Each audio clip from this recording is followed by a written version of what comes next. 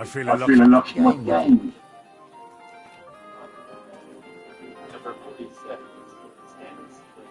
Empress, Empress, and nothing let's fly.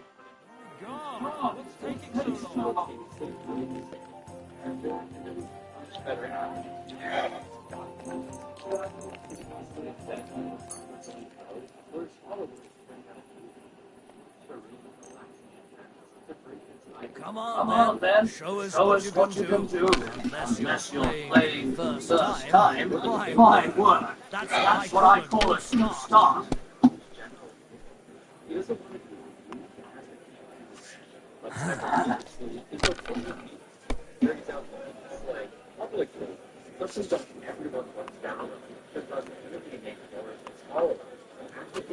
Finished. Your turn. Your turn.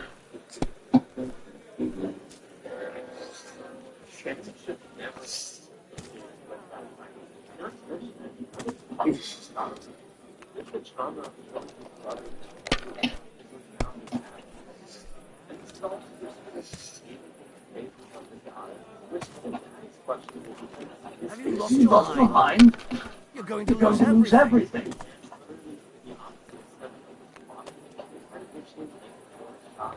If If I was you, I'd I'd take take it.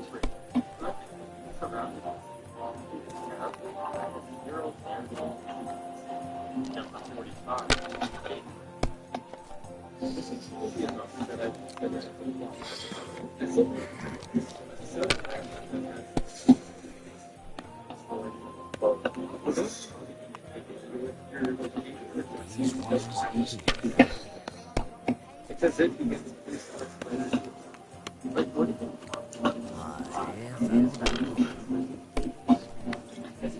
Oh Oh no, no, not good.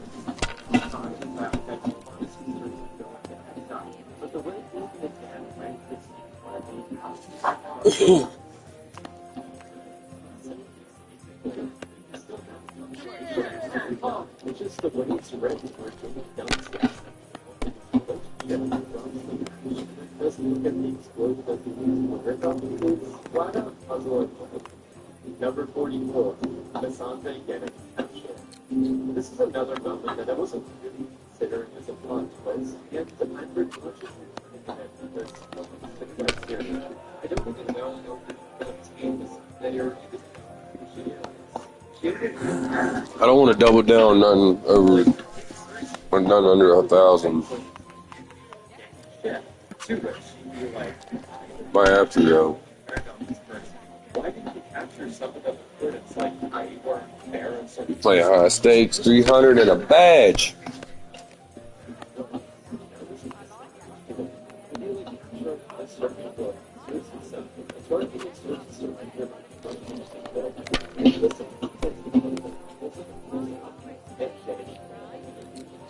Let's take a little break. Let's talk about this video Squarespace. I think Squarespace is very flexible. Let's people can trade something good services. I personally just know so I needed to make a website for my husband. So guys, while also having a more great website from their genuine the funding service on the website. And it's nice for me because what is there. So if you're a multi, make a website and pull the Squarespace out. If you have to design, I have a description. And by using my thanks again to Squarespace. Let's get back to the number 43. The Lauren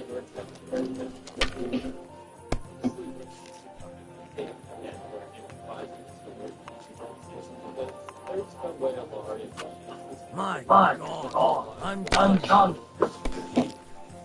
Despite having one deep oil, literally time, nothing happens to start. The stuff happening nothing. Alarm was just a reason that's insane. People want to work for a film. What's the one like tell canceled by the YouTube or something? You fucking guys. They're doing stuff on Well, you're not afraid of anything. John, space is relatively high, considered, but I think the general population is active and The so-called the first one,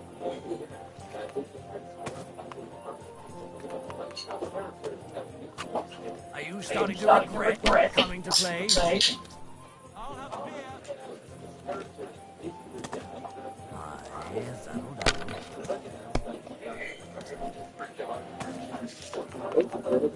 Oh man. These ones here.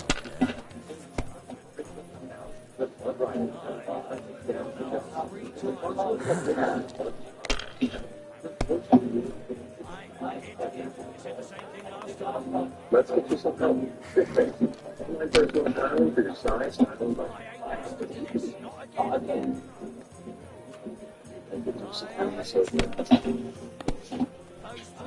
Oh, Yes! Dumbass. He had a run. Number 41. The trial for art. This is something deep and nonsense. I just don't know. He had a runner, boy.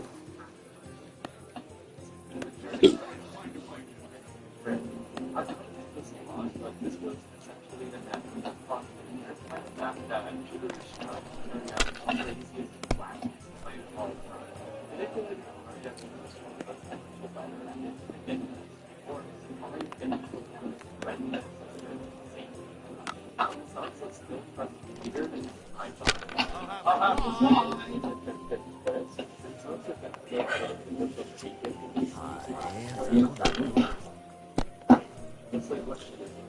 so like the confluence around this error, the idea of let's just talk about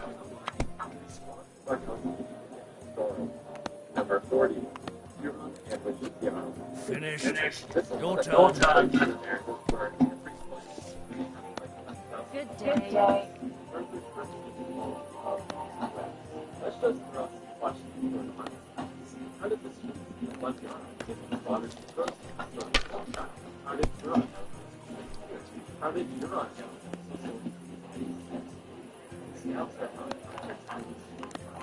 so Check your pal. they just ignored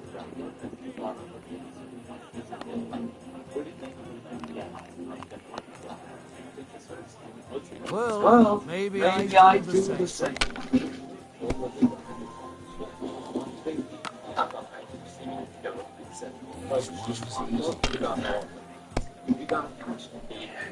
So give this episode a number. Number 39. Those that count would like. I think the plus was required. Great way for getting down.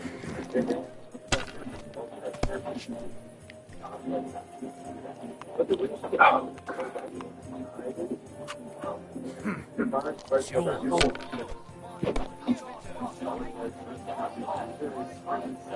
also, I wish they kind of find out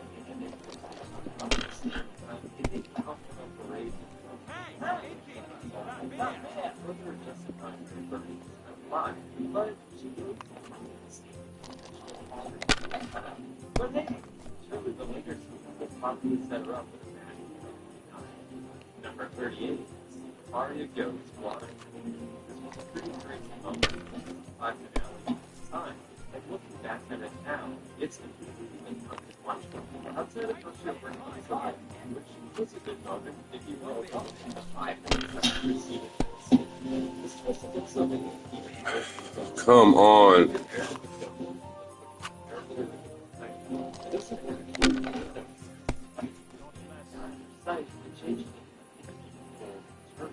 Literally the span of 2 scenes that take place over 5 minutes of screen time. Black and white, and then shortly thereafter, skip and recite that. All they do to test her after a one and hit her with a stick. Have you Have you lost your mind? You're You're going to lose everything. I think this process would be more elaborate than master. Like imagine the way masquerading as If I If I was was you, you, I'd take it. however, the way she tries to determine as far as actually composed herself in herself. And the second would be in a focus. Enjoy. It's twisted for her. Perfectly directed by four underdeveloped hands. You can essentially remove this syndrome that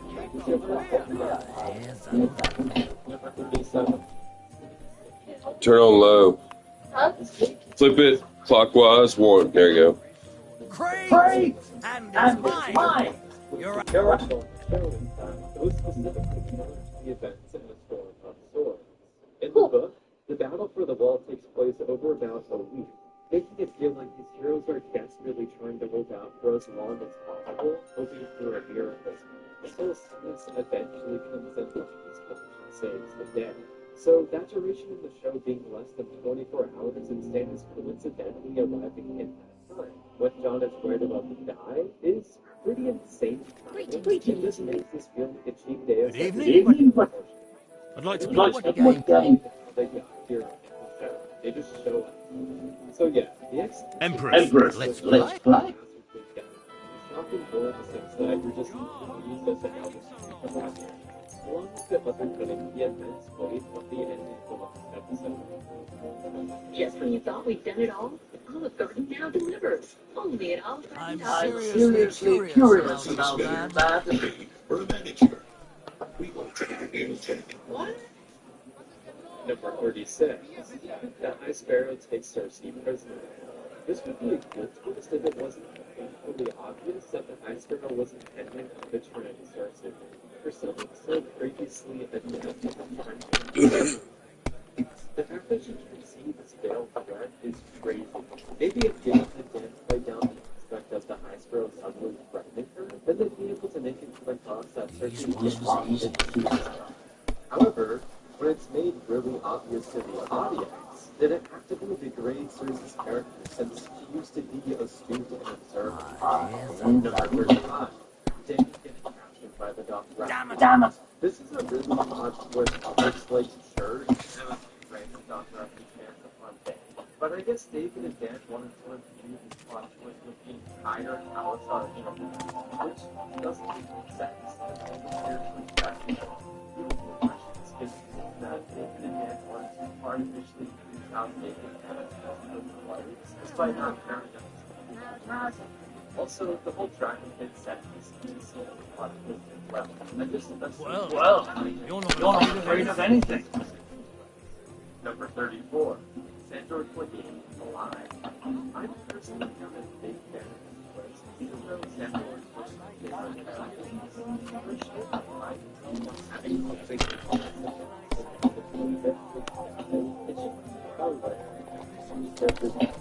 however, they already did that with Job, and he can also make them for others.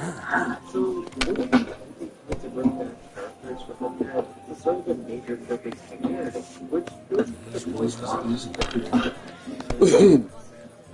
It's a rich standing up more pretty hard considering that the death is quite and final business. This smells like Dave Cannon forced. Finished. Your turn. If it's made into the story about this then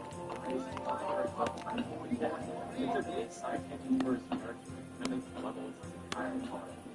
Number 33, Sir Jorah capturing. I will be honest, I think it's a little unique that Sir Jorah chances the character random brothel in a specific city at this specific time.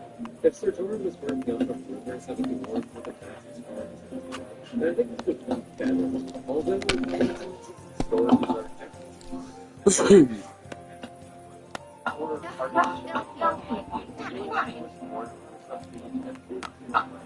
But regardless, I think this is a good character and apparently Sir Jorah has some strong Good evening, Henry. 32. Oh no. On retrospect, this isn't actually a plot twist. I wrote out 3/4 seconds of but it's really is. He's giving me the trouble. Like every other man. Are you starting to regret coming to play? like as becoming a brand running company house. Coincidentally though, it overlooked what's the rough quality lines, which is mentioned start being wide. Not a massive twist in the sense that was there, but it's really just a powerful moment. Although it overall felt like Jason didn't know what to do with this character. It makes you wait on a sense for that especially if the thread These ones. the way these shows seem like what the hell has been recording this whole time. I guess the reason to do this was so that Brand can get happy. However, no race Come on, man. It's yours.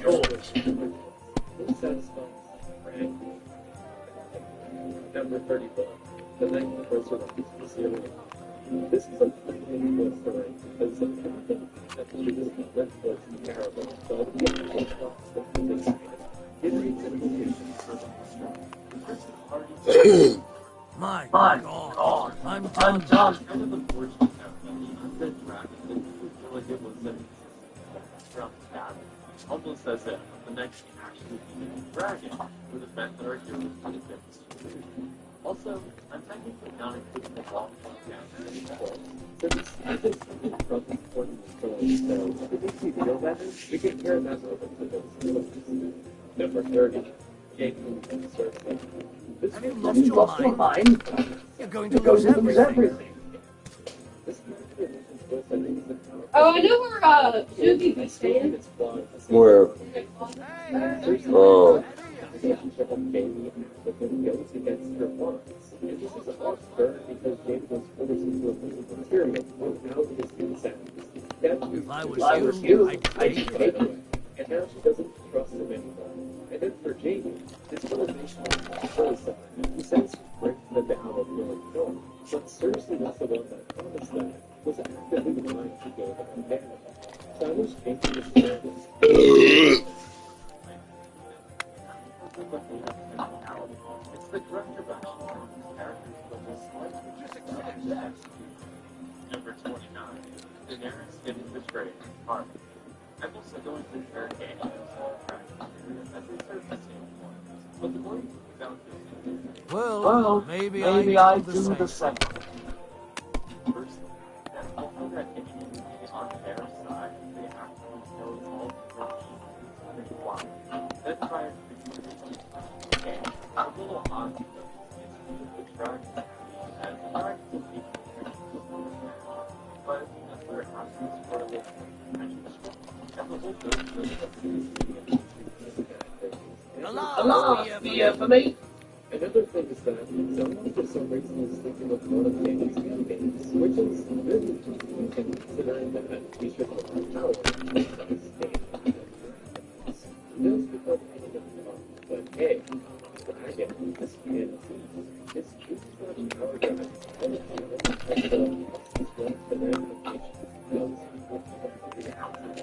I also feel the way the show was communicated in the show that would make Danny seem a bit obtuse. Because when it comes to I'm gonna win this son of a bitch. Damn it.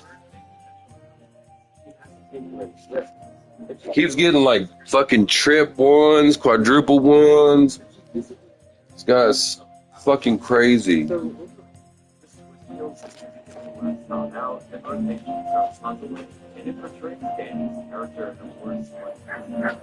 20. Jon Snow gets rid of it. Now, I'm doing a massive versus Alright, you motherfucker. Good evening, buddy. I'd like to play the game. Empress. Let's whenever the winter comes out, I assume that'll be much better than the one. I'm gonna try something a little different this time. And another big point is twist is that all the pieces are this twist really isn't that surprising. If we're going into a Jon Snow resurrection, Come on, then. Show us what you can do. Unless you'll play first time. it's also no, but this is still undoubtedly a strong satisfying. Number 27. Alan getting paid. This is a big scene that brings While also highlighting particular character flaws that she'll do to get her children back. If I was you, I'd The primary moment for fans started dating. So, I'd argue that flawed characters aren't the best type of characters. And for Jamie, this is the start of the great direction, which is arguably one of the best Greetings. Shut up. Greetings. And what this does for the intertemporal broad thread is it These ones It's an Number 26. Ramsey is not a The furry angels get a lifetime warranty because they're engineered to last a lifetime.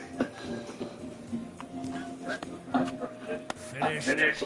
Your turn.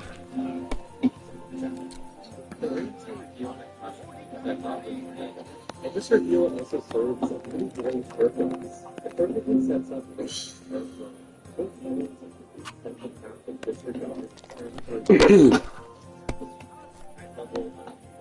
carrying out this mindful principle of the less even fun. Although Ramsey robbed that much for information, beyond Brand, when he starts talking about how being active is no brand curriculum, he doesn't badly get into it because he thinks this is I just especially like how tension is such strong themes of regret and character. True, it is more of a story than Rachel. It's significant expression Number 25. I reckon it was a storm. Technically, this is a plot. Yeah, judging that's surprising, but it's only what's not surprising because we're not right everyone for I saw your light the other day too. if you're somehow watching the show without that, then that means a pretty good Part about it is this dopey look. Mm. Straight to mind. But as you finish, I think it's outstanding. Number 24, the death of It's cold blooded. This is the better scene. This scene would have been called Well, you're not afraid of anything. Because prior to this, he had like a couple of scenes. However, this was surprisingly still appears to a strong movie. My daughter died at him. His father just learned that he was his identity and sharing things happening with the fourth country. It's a great message. Regardless of her Scoobin' Dooby. in terms of the actual plot twist and this isn't a crazy turning point for the narrative. It doesn't create any massive tsunamis or anything, but it's still a nice little bit of a with mediocrity of season 5. Number 23, Beyond Getting Straight. In terms of how this was written, either the version enough of this movie becomes a failure and it also distills kind of like the perfectly set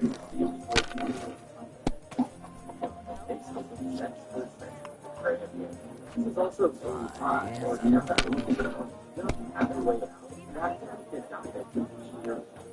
that's the point of it. My God, I'm done.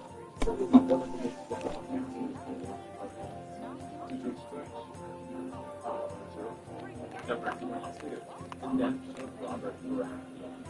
Narratively, this plot twist is essentially sometimes however, it's kind of still a relatively surprising because this presents the reveals that It's yours.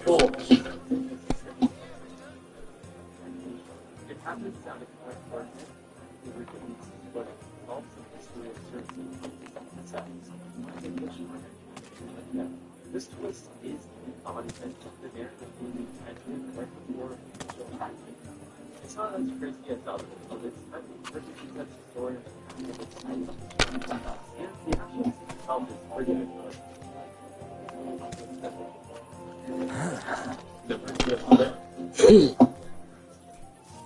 Starting to enter the film.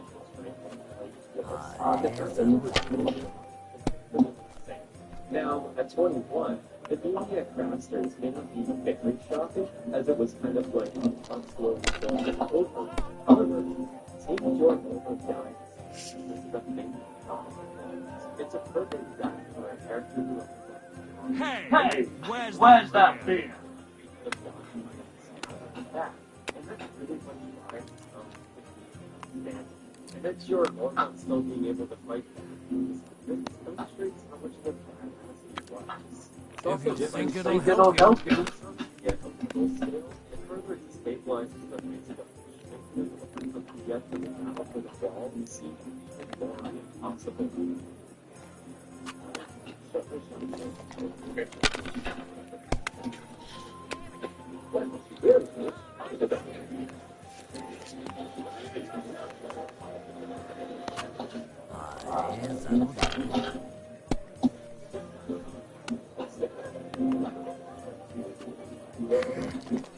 Number 7. Maybe a bit of surprise to you is this is a small quiet note, but I think it's especially what Tommy was right.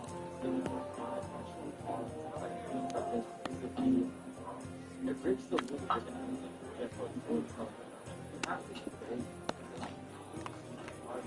and then it cuts.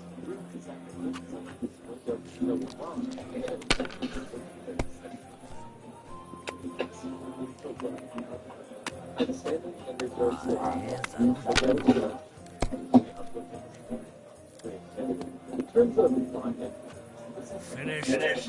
Your turn. it's not really this twist may not have the shock factor in this one, but I really respect this cover because it's kind of like an anti-twist.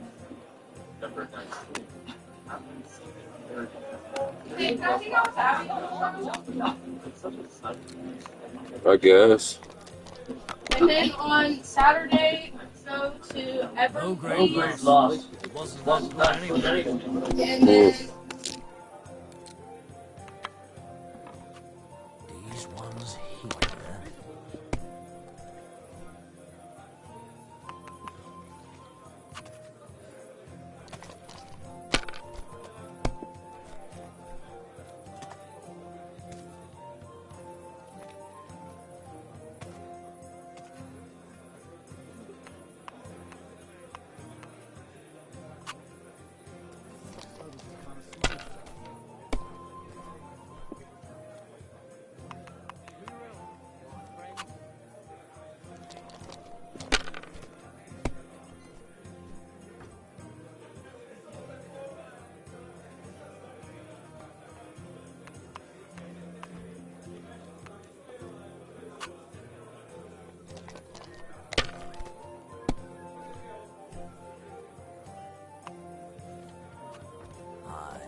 That'll do.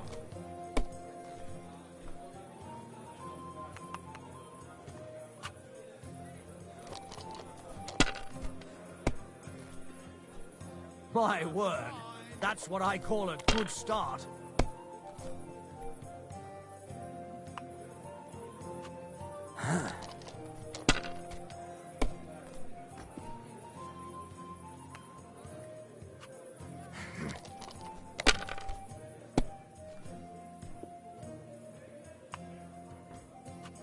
These ones here.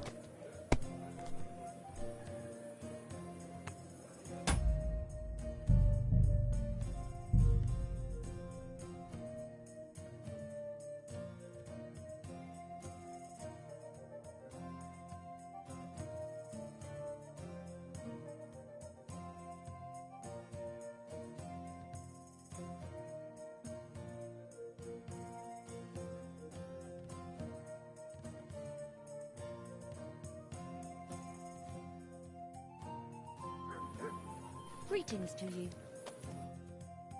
Greetings. Would you like to play? What game?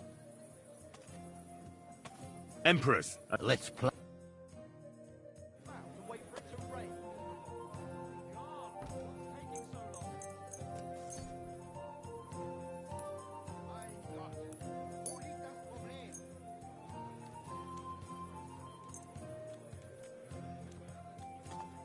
Maybe you're not playing for the first time, but you can't beat me.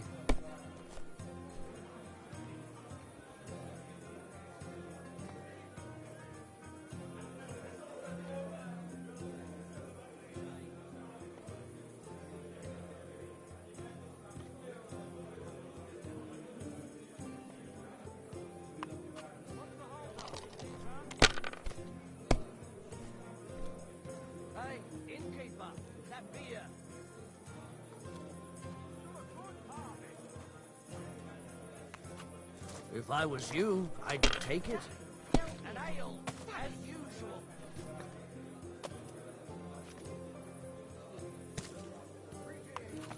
Well, you're not afraid of anything.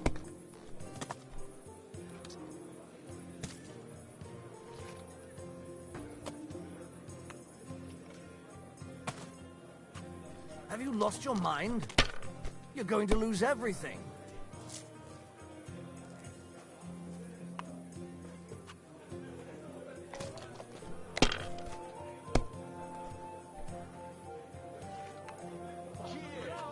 Aye, that'll do.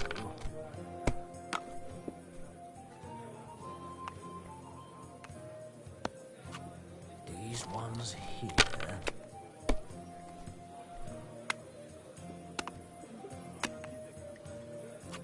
Finished. Your turn.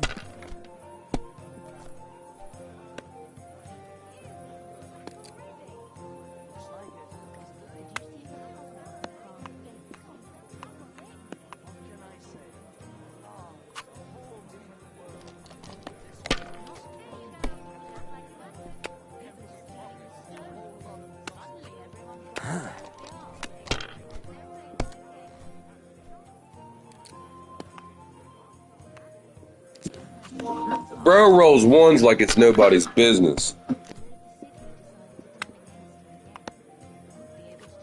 These ones here.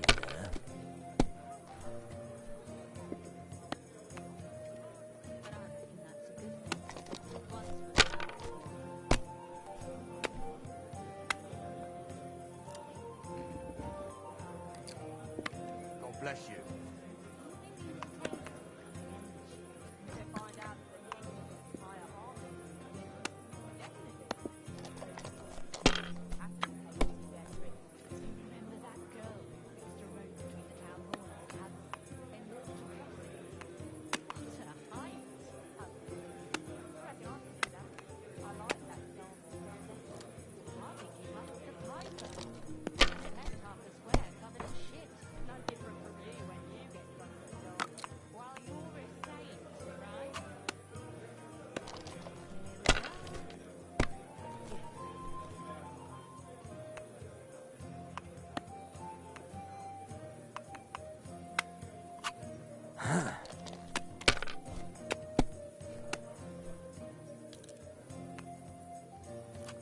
Aye, that'll do.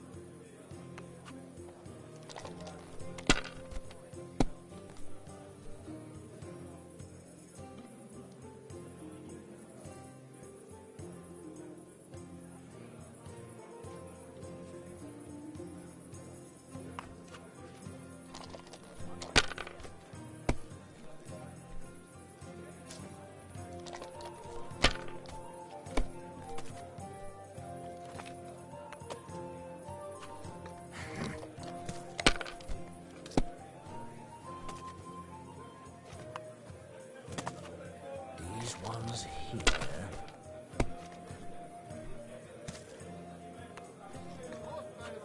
Aye, that'll do.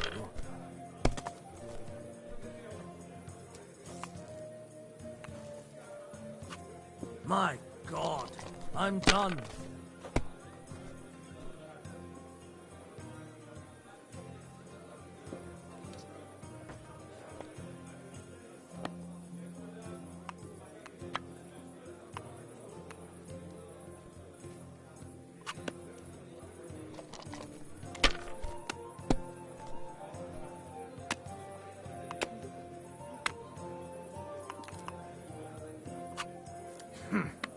It's yours.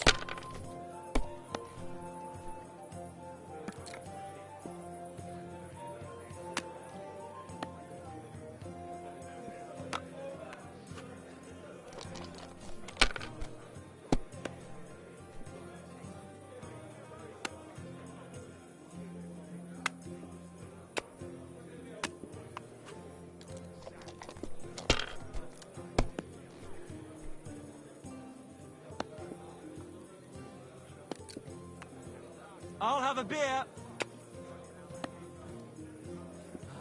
Greetings.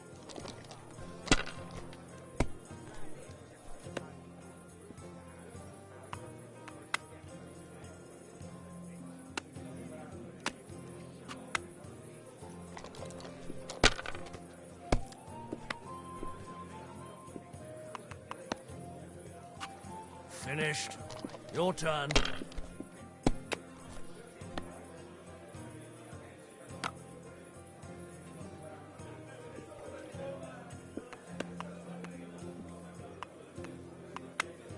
If you think it'll help you.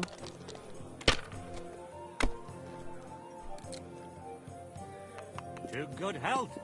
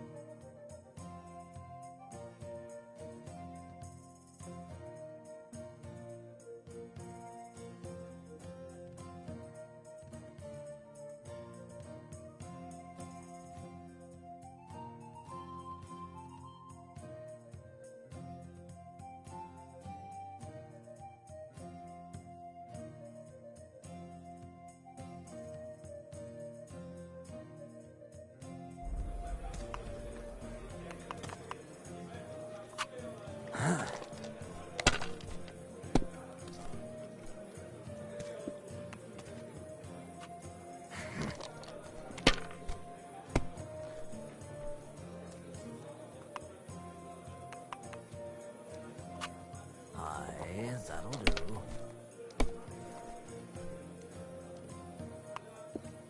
What? Come on, man. Come on.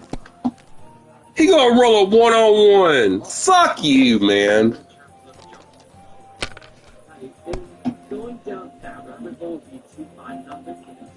This dude's gonna be lucky I don't kill him.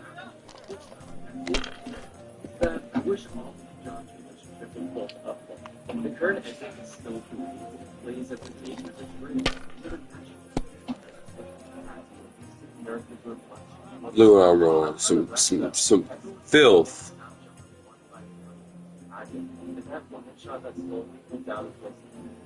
The perfect way to get my seat. Number 7. Getting pushed down the window. I'm probably putting this higher than I should.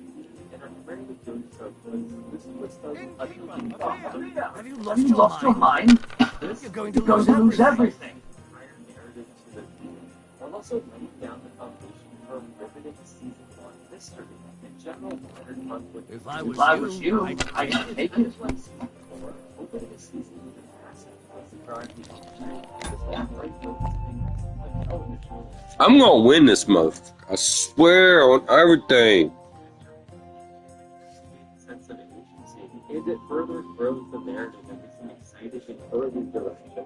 That, and this is the primary exciting incident of Game of Thrones, alongside John Aaron's death and focus. So I feel like it should also boost this twist to a pretty high point in my life. Excuse me. Cersei blows out the set. God bless. This twist is really carried by the Gelson. Would you like Would you like to play What what game? They decided that they wanted to Empress. A nutless flap. I'm gonna do this one more time, then I might choose a lesser one. Because I was winning against him earlier. However, that's made up for some so that the brand is playing it in its story. I'm Seriously curious about that. But with new Blizzard practice, one of these characters was people spend on work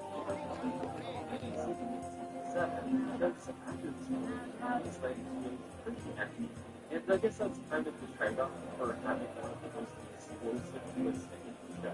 Never would you have imagined that we have another red-lighted area in which multiple major characters' lives. Then it's not just story aspects. The cinematography, the action, wardrobe, music, the effects, editing, everything comes together at the absolute height. And Have you Have you lost your mind? You're going You're to going lose to lose everything. everything. by far the last time Game of Thrones. Number 5, The Death of Joffrey. Even putting this to as a number 5 seems to bring the potential of this cast with the sanity of plot twists and Game of Thrones. This twist is actually right, so surely we're not going to have another massacre, right? Sure, but Joffrey's suddenly getting poisoned. Finished. Your turn. Your turn.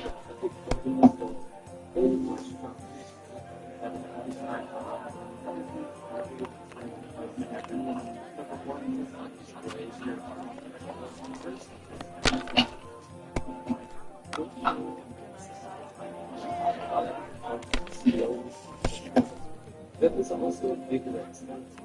That subplot with a dripping and exciting is better than this. This twist is really and you're just shocked at how the show keeps getting higher in terms of quality. Number 4, Littlefinger betrayal. The son of Bran getting pushed out of the window, this is the first time that a plot twist really is let go, setting the precedent. And it's like it's a great course, including character direction, etc. incredible, makes me immense conflict. The way it's including surprising, but also making complete sense, especially about the fact that this may seem like Littlefinger is the player here, but it's actually If I was you, I'd take it.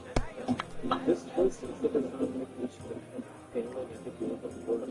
Both of them turning down the support of Franklin, in the name of Well, Well, you're not you're not afraid afraid of of anything. Got 200.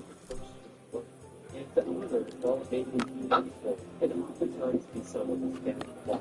This is essentially the conflict between the contrary point that illustrates it, but that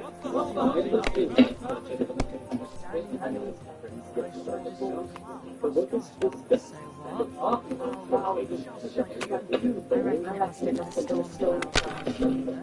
Number 3, the Mountain over. And based on the next 3 twists are early shown, possibly the set next 5. I saw you like this the other day too. Really? That can't hold this dopey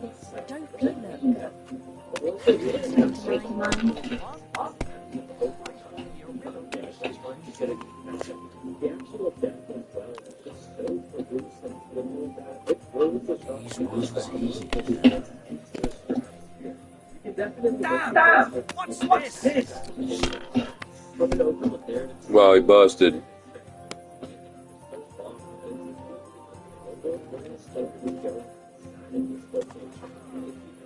Part of its identity. Or could have given the notion that there's no way to understand. Given the low number of possibilities for this, those are marked some marks to ending that no one could have foreseen. Number 2, the death of Ned Stark. I think it's great. And even then, it's trees that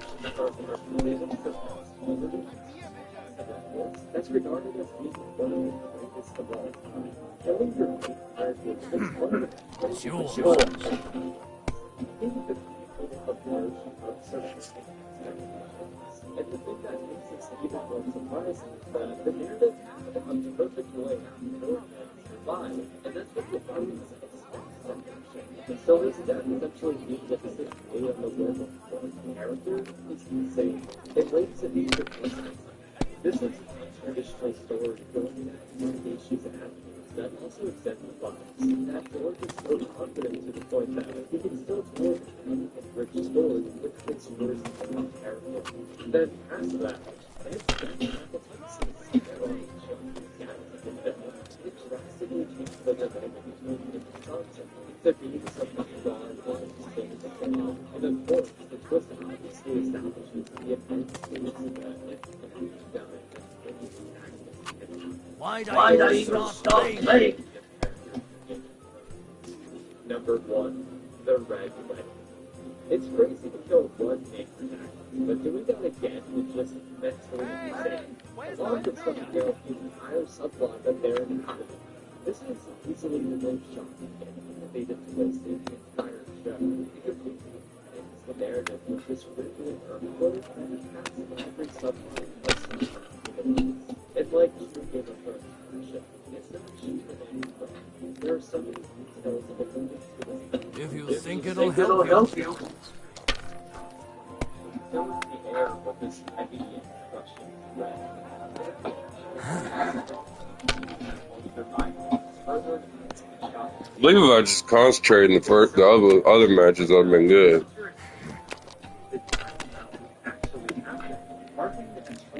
One of the best twists is how much you love these characters. The performance is on display at really traumatizing. Come on. This scene is probably why you recommend your friends to watch the show. You know comments were going up in the painful. But yeah, these are the most wholesome scenes in the show. You're desperately trying to convince my fiance cycle and play the role. That's it. Imagine there not being more. And this is also primarily focusing on the major plot twists, because there are a lot of micro plot twists that happen throughout the show. And one with some big moments that maybe ever going to happen if the veil arrives in the time of Thank you for watching. Leave in the comments what your top 10 or 5 twists are. Grandmother Barnes is going to description and have a nice day. Thank you incredibly to my top patrons who will be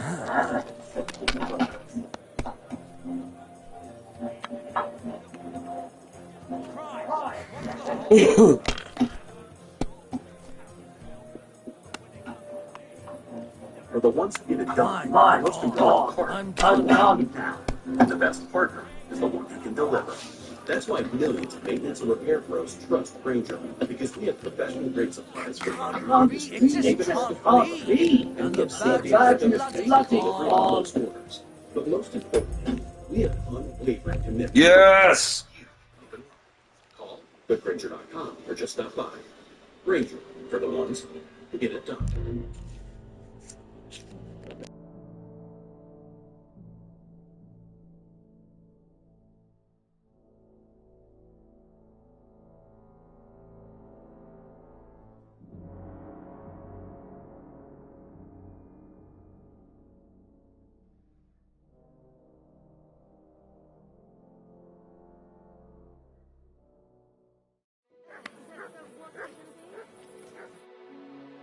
Greetings. Would you like to play? What game would you like?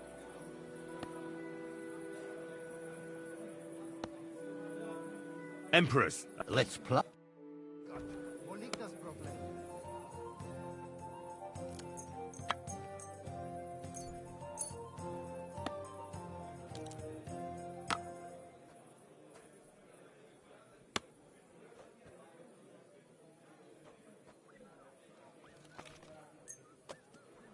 Come on then, show us what you can do. Unless you're playing for the first time.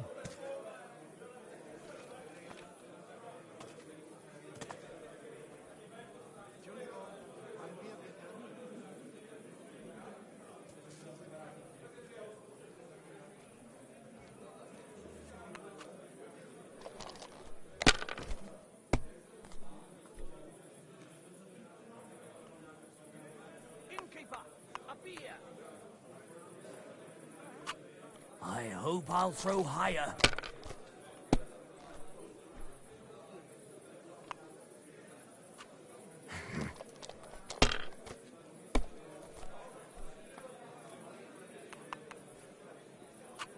Finished. Your turn.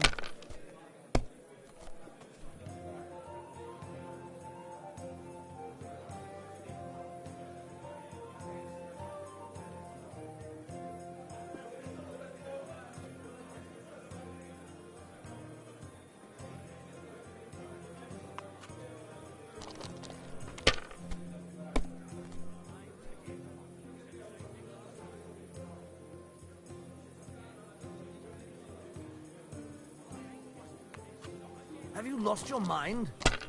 You're going to lose everything. That's still all right.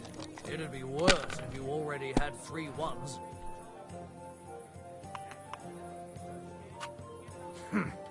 It's yours.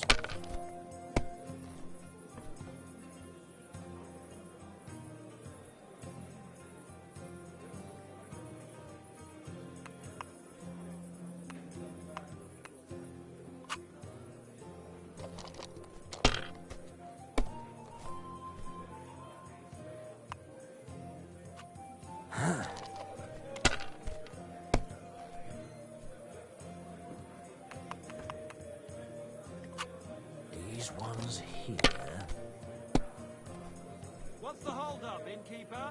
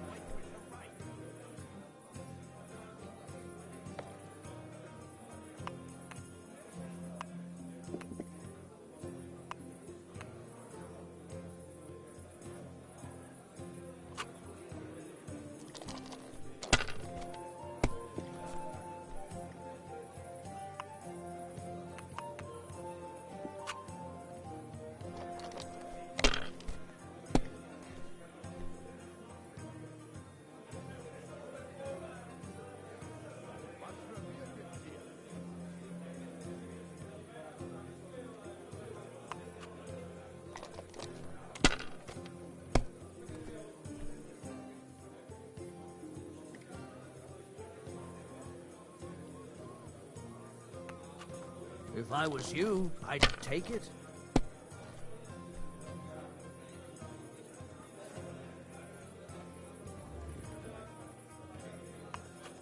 Well, you're not afraid of anything.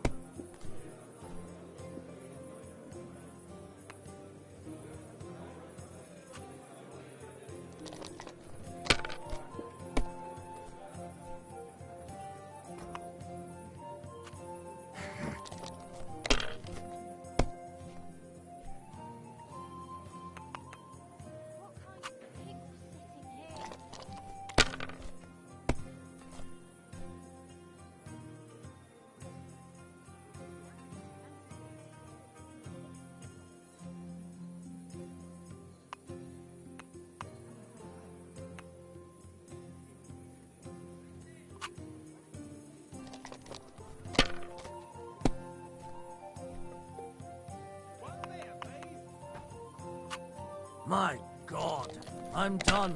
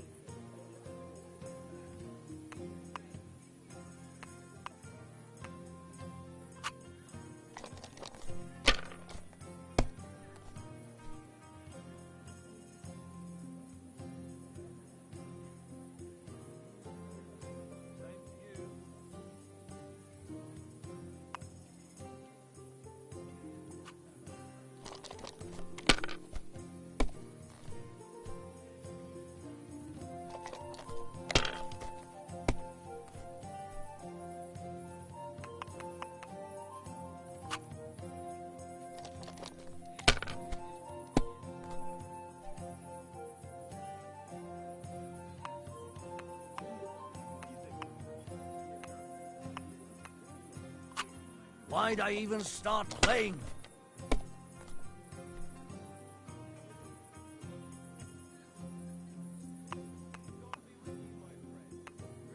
Fine then.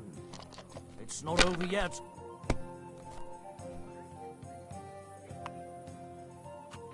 Aye, that'll do.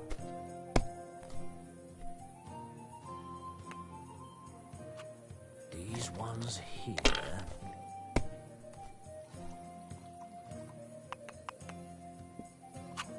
That's what I call a lucky hand.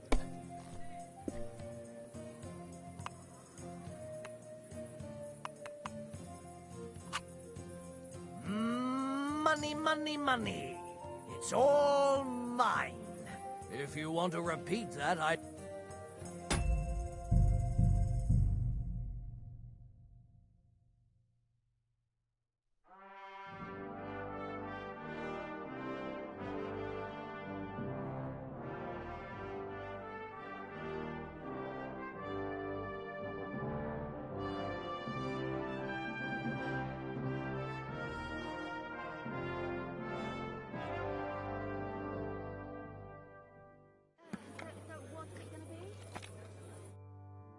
Greetings.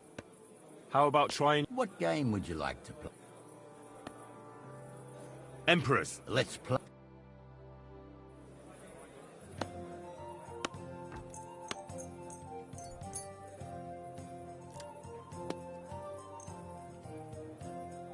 Come on, then. Show us what you can do.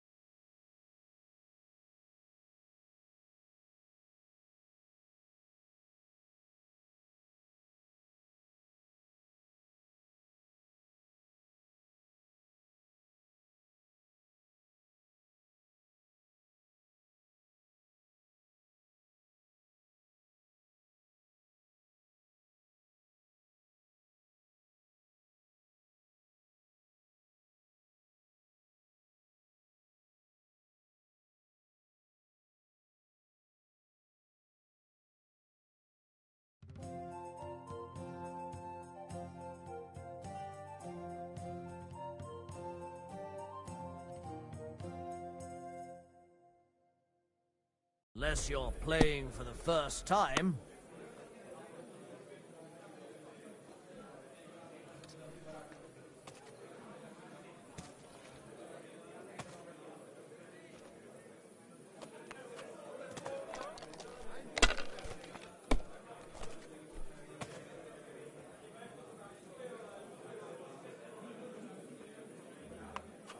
Have you lost your mind?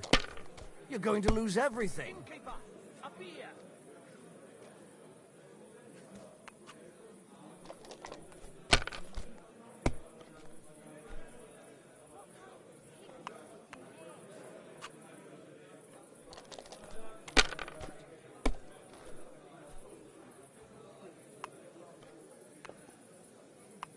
Hey, innkeeper, that beer. Finished. Your turn.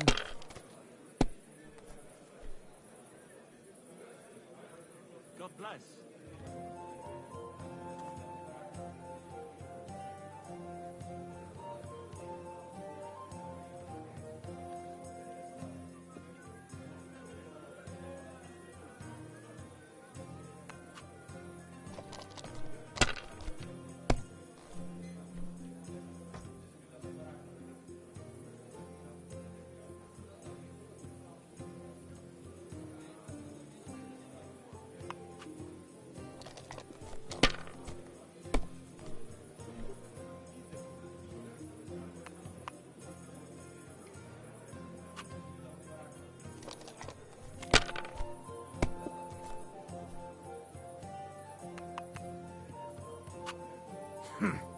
It's yours.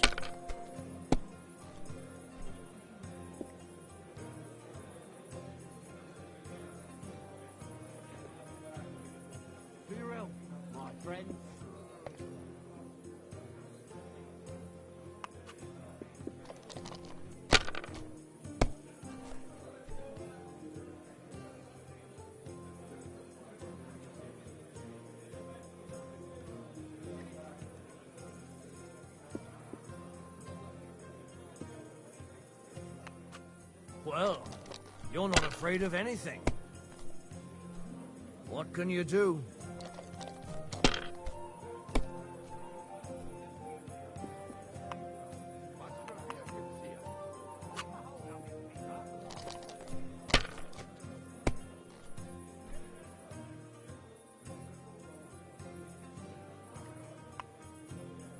Taking their time again.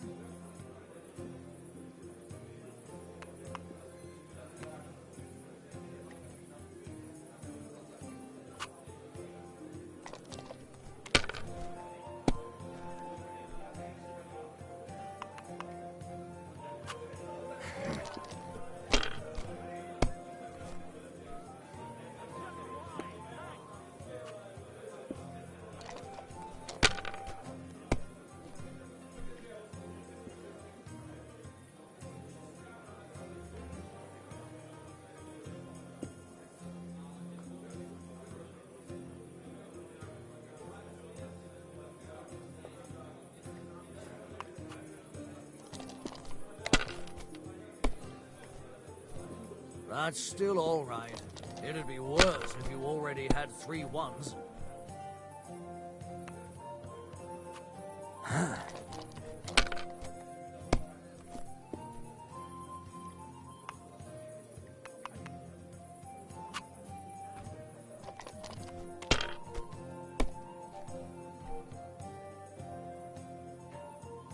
Pour me one.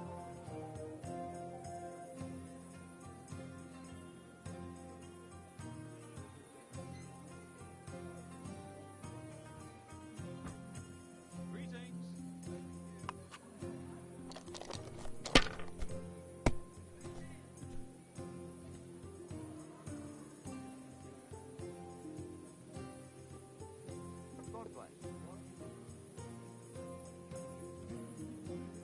An ale, as usual. If I was you, I'd take it. What can you do?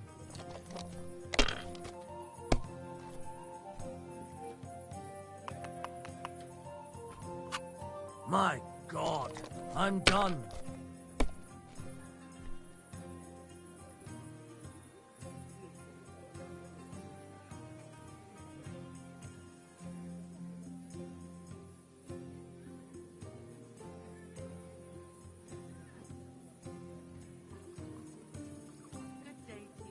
Good day.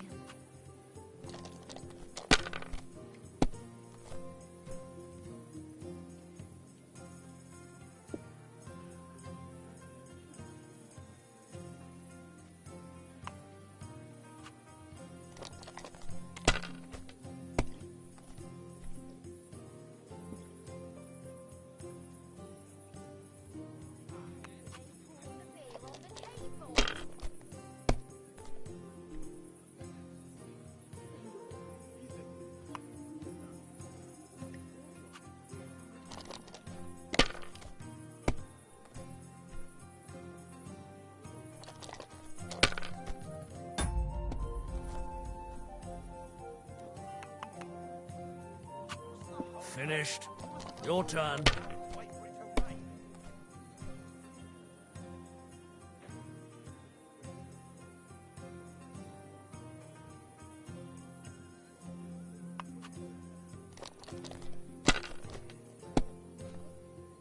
God be with you, my friend.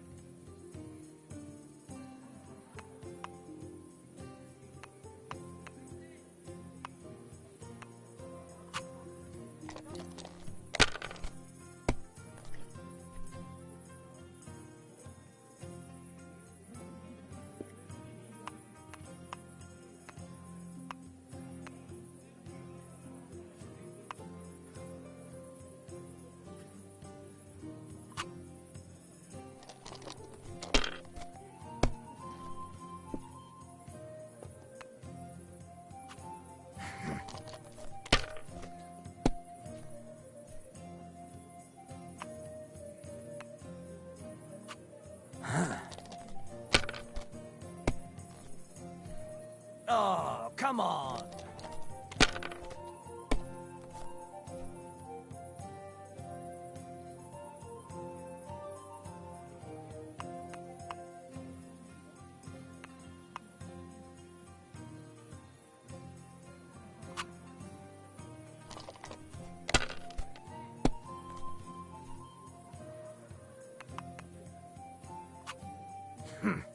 It's yours.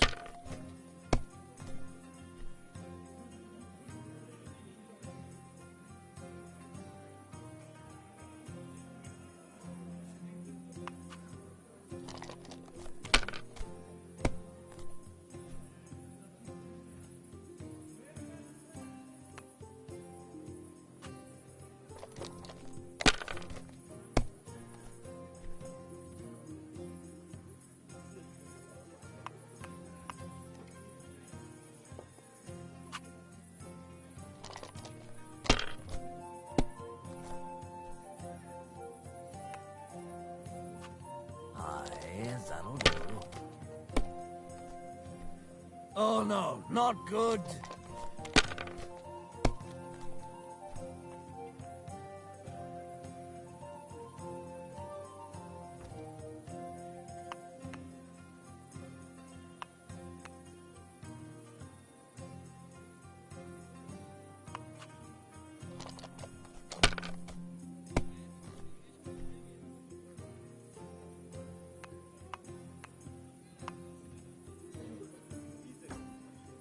Maybe you should have saved it.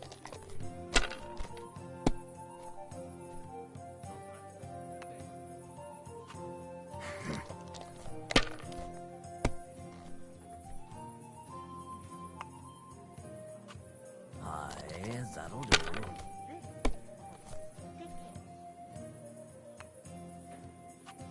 These ones here.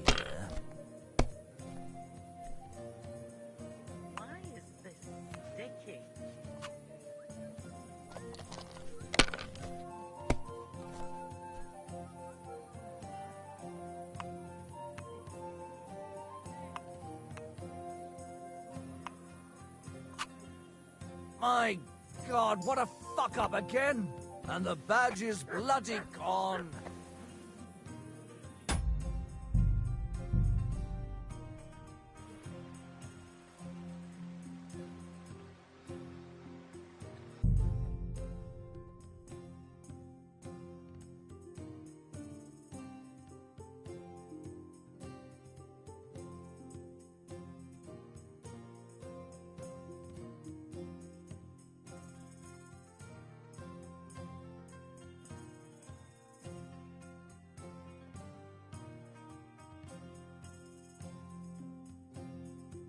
Greetings to you.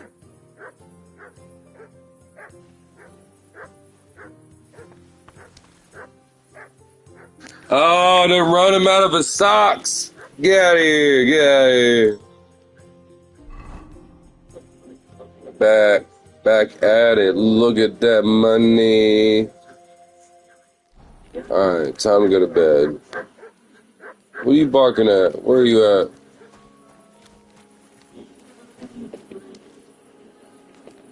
Here you go. Here you go. Take it. Take it.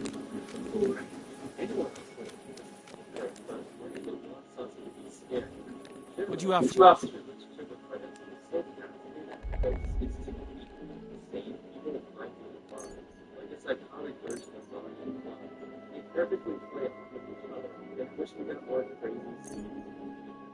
Number 17, Galen and Rachel. Galen and Rachel are pretty similar. The difference is that I think that image is Let's talk about the I. relationships. How's this? How's this? Look. Oh. That's some will convince me. Witness in real time. The unfortunate what people Galen showed up to the dynamic. I'm getting out of the puddle here. Look what I have for you.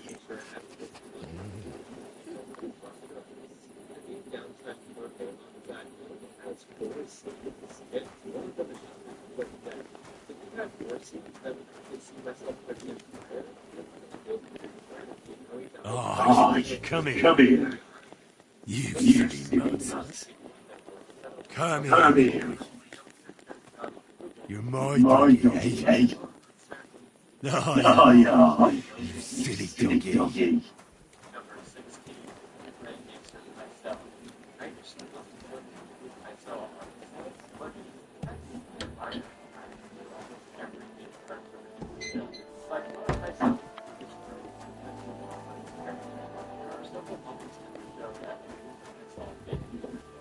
I apologize.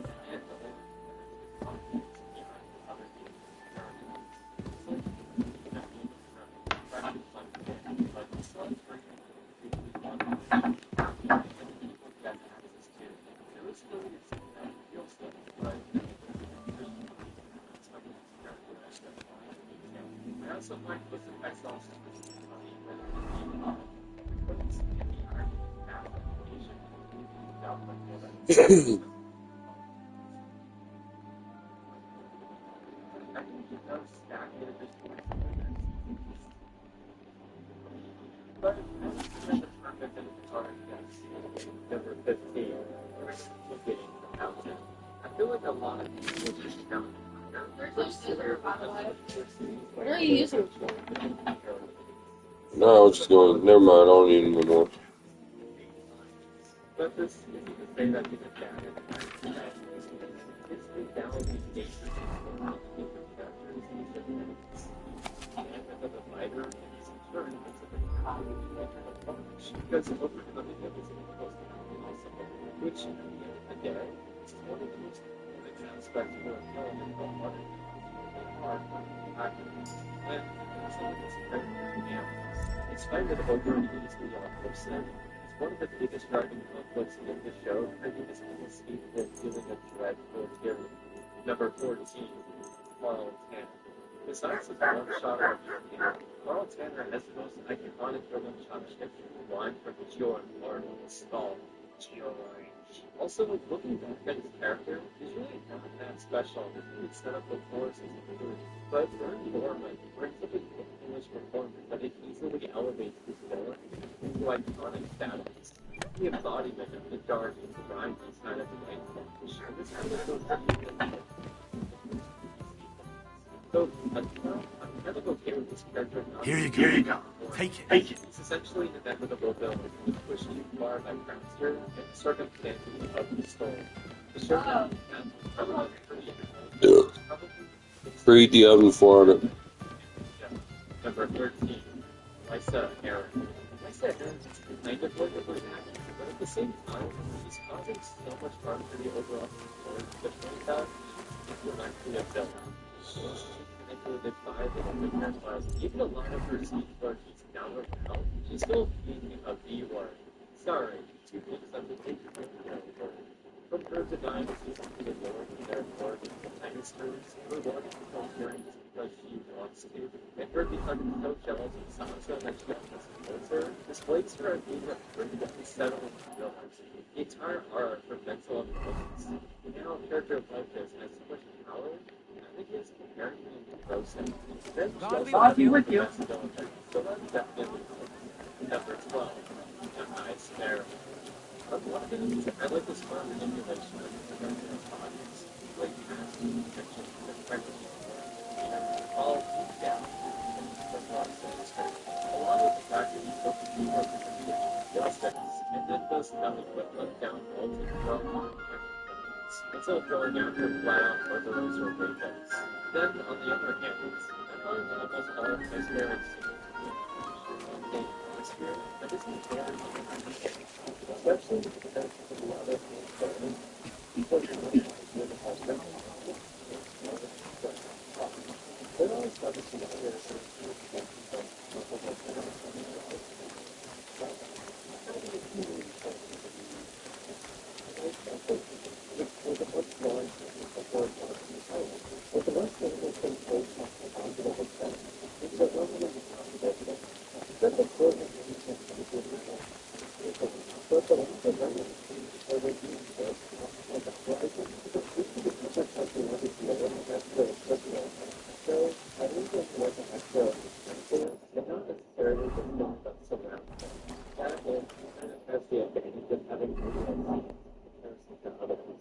Number 11, Bruce Thornton. I think the best aspect of it is that the quality of the filter is the good side of it. You can really go with it.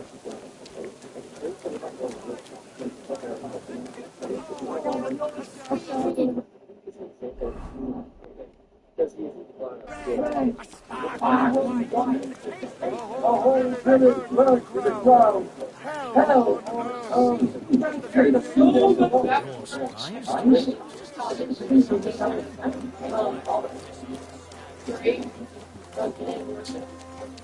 Where are you headed? Come back. Oh, really? We need to talk. What's the rush? You just stick your face in the dryer sheets? The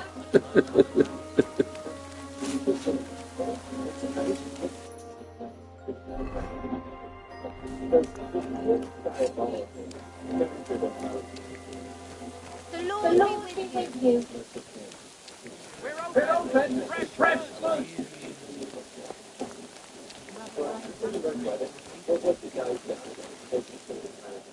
Which is fine there. I prefer the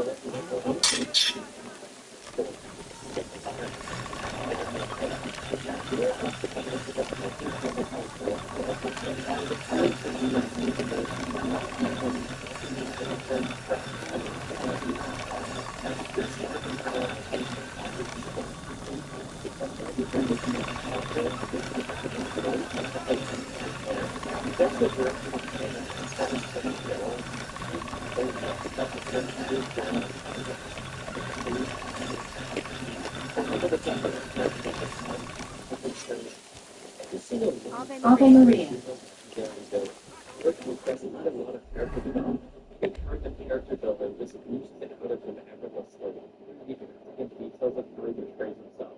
Overall, I think he's perfectly utilized. This is just the right amount of scenes. Number 9, Vance Raider. Vance is another character I didn't really consider as a villain because he truly is a protagonist. But what makes him so compelling as a villain is the way in which he wants to achieve his goal. This is a fundamental difference between him and John, because John wants some kind of unrealistic solution, while most heroes are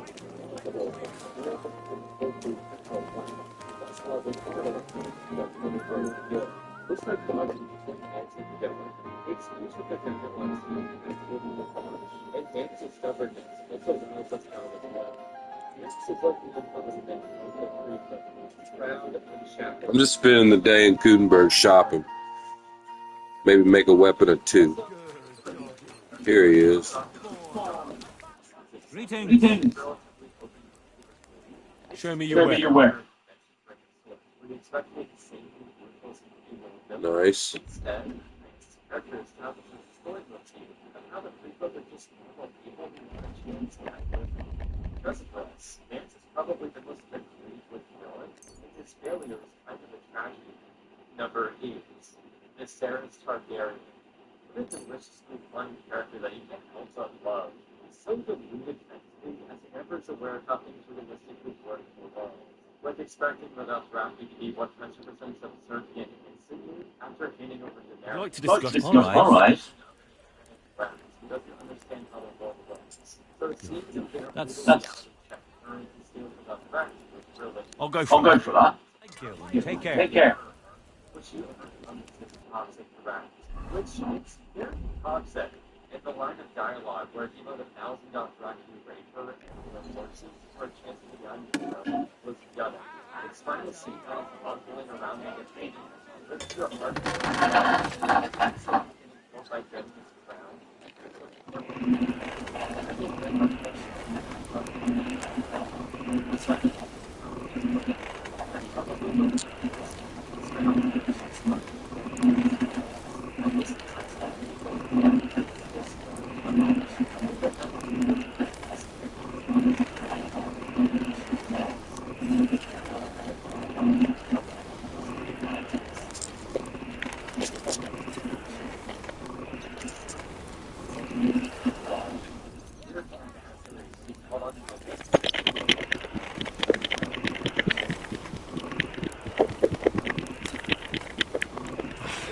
Burn. Sir Alistair is something else killing in the show. And you have a jump on where he admits that killing is gone. And that's like, no, he's gone. But his full character wasn't real. I have to move it.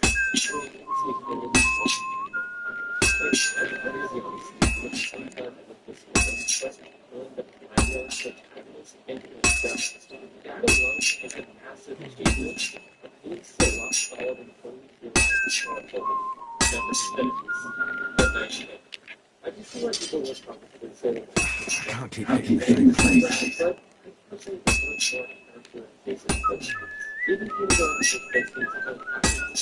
Good boy.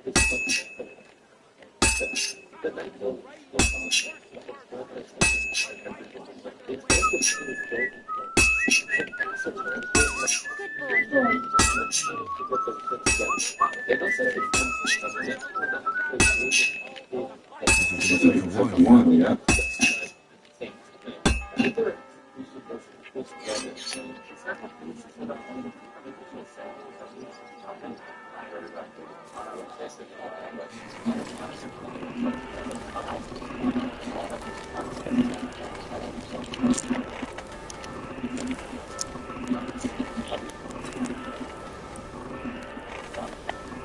God, that's not good. Oh, for fuck's sake.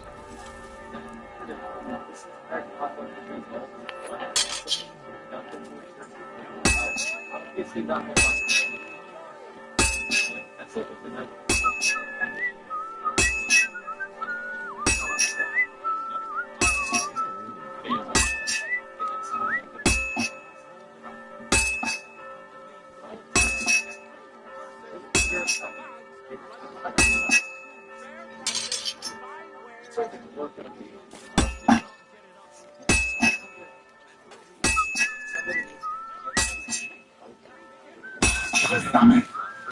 I have to be careful what to do with it.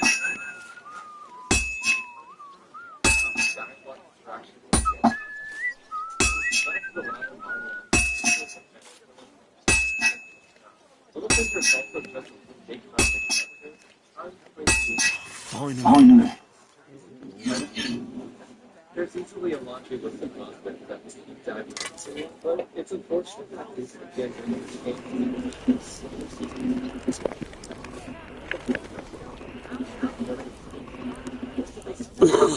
Nowhere. I made it myself.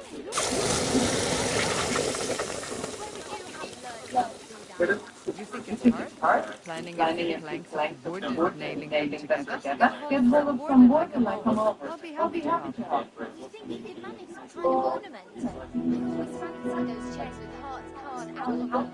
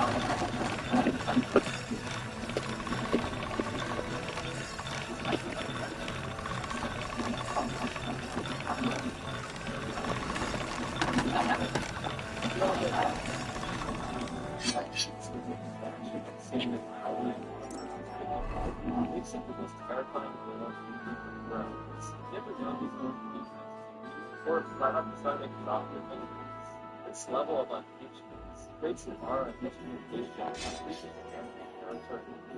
This is obviously very by laundry it's involved in the character.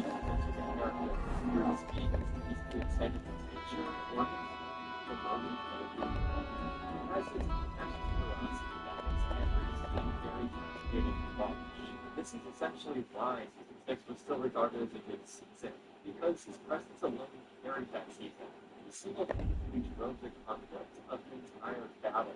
When he died, the drop-off of building quality was extremely staggering. Number 2, Joffrey Barati. Joffrey and Brandon are kind of debated as a huge community. I always felt like Joffrey was nowhere near any same threat. Joffrey was more of a slow Christian, covered his fingers with he would somehow have the conflict but it's looks like he is really wanting alongside his progression of power is outstanding. It slowly turns into a more and more damage show, and it all explodes at the end of the day. This is my job.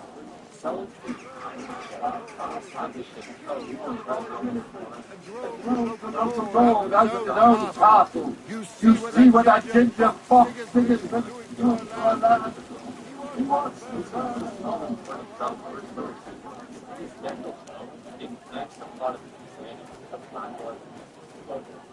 Number one, I went random. This shouldn't be a surprise, given that I made an entire video about why he's the best villain in the show. But to condense that down, he simultaneously does the every scene he's in. Who's Who's there? there? Leave that door alone. Will you? It's just Just you.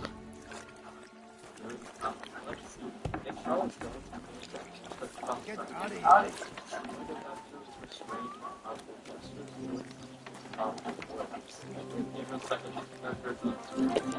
Was möchtest du? Would you repair it?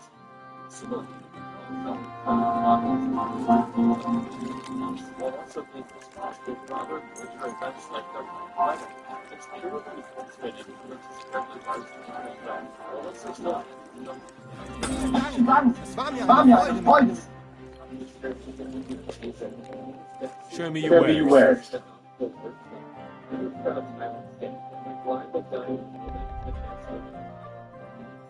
Thank you for watching, and sorry if this went a little too.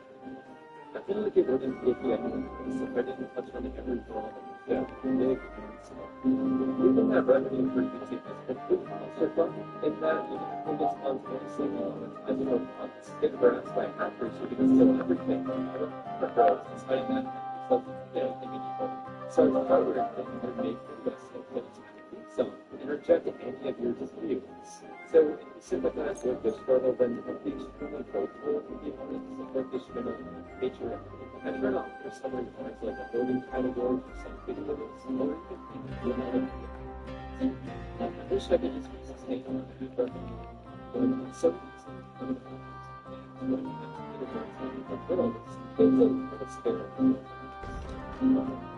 also, thank you to the local patron who's still paying the care.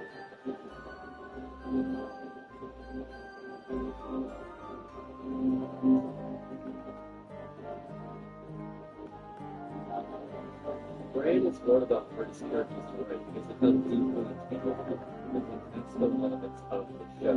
Not to mention that he's literally omniscient, so learning character with that kind of strength is very difficult. So doing it again humbling these characters is mostly not surprising. For this video, I'm going to come up with an original Season 5 narrative for Brain that has a proper turned out, which also needs some effectiveness, additional development in 6 and 7, some major focus battle and the more satisfactory. So this video is completely loaded. I'm going to try my best to fix Worried about the frogs. Let's go back. It's actually fill in the blanks for what happened to Brandon. What would you say to Well, if you across as David and Dan being two ways to get Yeah, Das ist finally a good Das war ein gutes gutes Geschäft.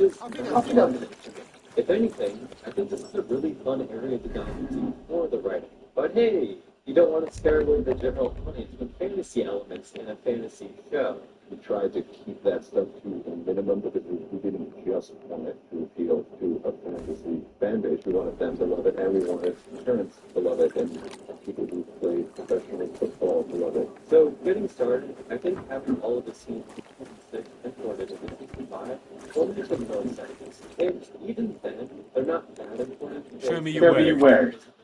Any kind of lesson in those scenes. Meaning that Rain doesn't change that much as a character. However, the two most important things that the Thread Raven says are these two lines. It is beautiful to Did you say who that? The cast is already written. These two lines are important because they actually contain something to learn from. And the second line about time will be more important since all the time travel aspect that plays in your part in Season 5. Now, this may be a major red flag too, but don't worry. Doing anything insane with this concept I hope you'll find the corner.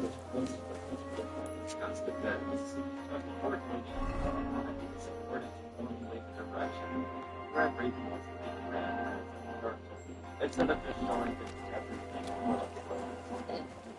So this critical Excuse me. this neutral brand that we can objectively view all the time without any extreme personal biases. The brand raven essentially has to mold the real brand to be like itself. Greetings to will accept brand the point of conflict for his character. This will be a major dilemma for the entirety of season 5 as Brand tries to hold on to what makes him human, while the Brand Raven slowly pulls him away. And the way this will be done is the Brand Raven showing Brand the construct history that showcases how blind people can come through their emotions. The biggest one being the sort of Robert rebellion. Here we see young Robert Brown is actually becoming outraged by the things that beyond ratings. This will act as a critical lesson which you can boost yourself or else thousands of people will suffer. Not to mention that regardless of what's going on, so this event will also teach Brand that situation is deeper complex like this. Now, teaching Brand to be more empathetic overall is a good lesson because great movies are also extra. But the Brand is a flawed What do you have? Also, seeing these set of events playing out, which we find out John's true identity, will have an actual story purpose. Instead of David and Dan just using the Dry Raven as a plot device, the show selects past events without the usage of flashbacks. When we started working on the show, we did not want to do flashbacks because oftentimes it seems like a hallmark of kind of lazy storytelling. But my change would have needed this plotline and character arc for Brand, and from here, there could be more discussion between Hanson and Fred Raven. Another major thing that Brand needs to learn during this time period is how to properly use his powers. Because surprisingly, in the show, the Red Raven doesn't teach him anything about the complex mechanics of wargame. Here, he could properly teach him how to warg into people quite efficiently, and also warg into the larger creatures. And some of those creatures would be dragons. This could be really easy to do without messing up the past history because they can simply encounter some wild dragons in the past and warg into them for his effectiveness. During this time period, you'll notice that when it's and that work as sort of fighting at the same time. Brand also knows has the biggest smart possession is that it's one of the best figures in the world. Like the big section right back where that's the moments with Sir Barry himself. So it's currently obsessed with the man, at least in the books. But in general, I think it would be really cool to be able to go to any past events and learn critical skills that can be used in the future. Then for the practicality, maybe Brand uses Hodor's body to practice it, which could be a point of conflict if you're getting mad at him for that, and Hodor not really being okay with it. There's different ways you can achieve this story beat, but I think this unlocks an interesting dynamic with conflict, of Brand taking advantage of Hodor. So this would also lead to Brand developing more of a God complex, because rightfully so, he's basically becoming a god. And to combat this, the Dread Raven would try to whip him into shape, and remind Brand that the Dread Raven has a greater purpose than just being a great lord or warrior, but someone who can be the keeper of all past events of the world move forward.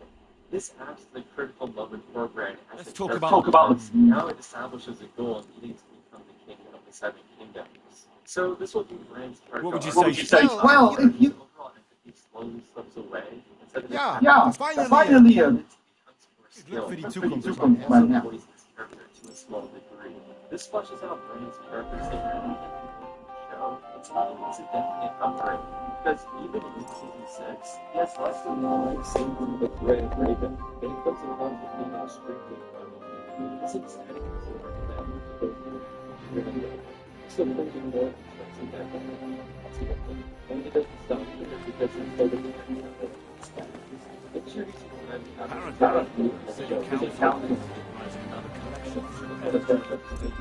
classifications, set records, so for Game of Thrones, I think you need to establish clear consequences and stakes for time travel. I don't want to call out David that's perfect is what David and Jordan did. That's like setting up that Brandon and he never decides to use them. Since Brandon initially discovers the ability of time travel after the death of Red Raven, it doesn't really allow him to look at anything like someone with lower expertise. In that sense, there's not even to reflect what he so at first, I didn't say I wouldn't.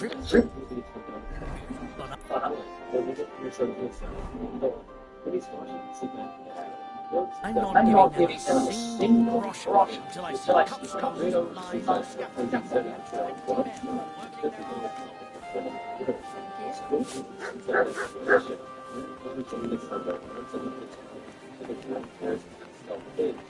Saves himself. This Good. Show me you.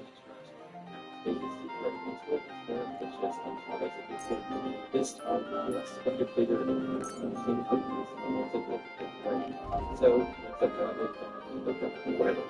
however, when he discovers that it's not part of the version's people, he said it's much easier to work into his dialogue thing, given that was not thinking to the spiritual. Sometimes it's had a constant portal, but it was really relatively become close proximity to the so really working into a common quarantine,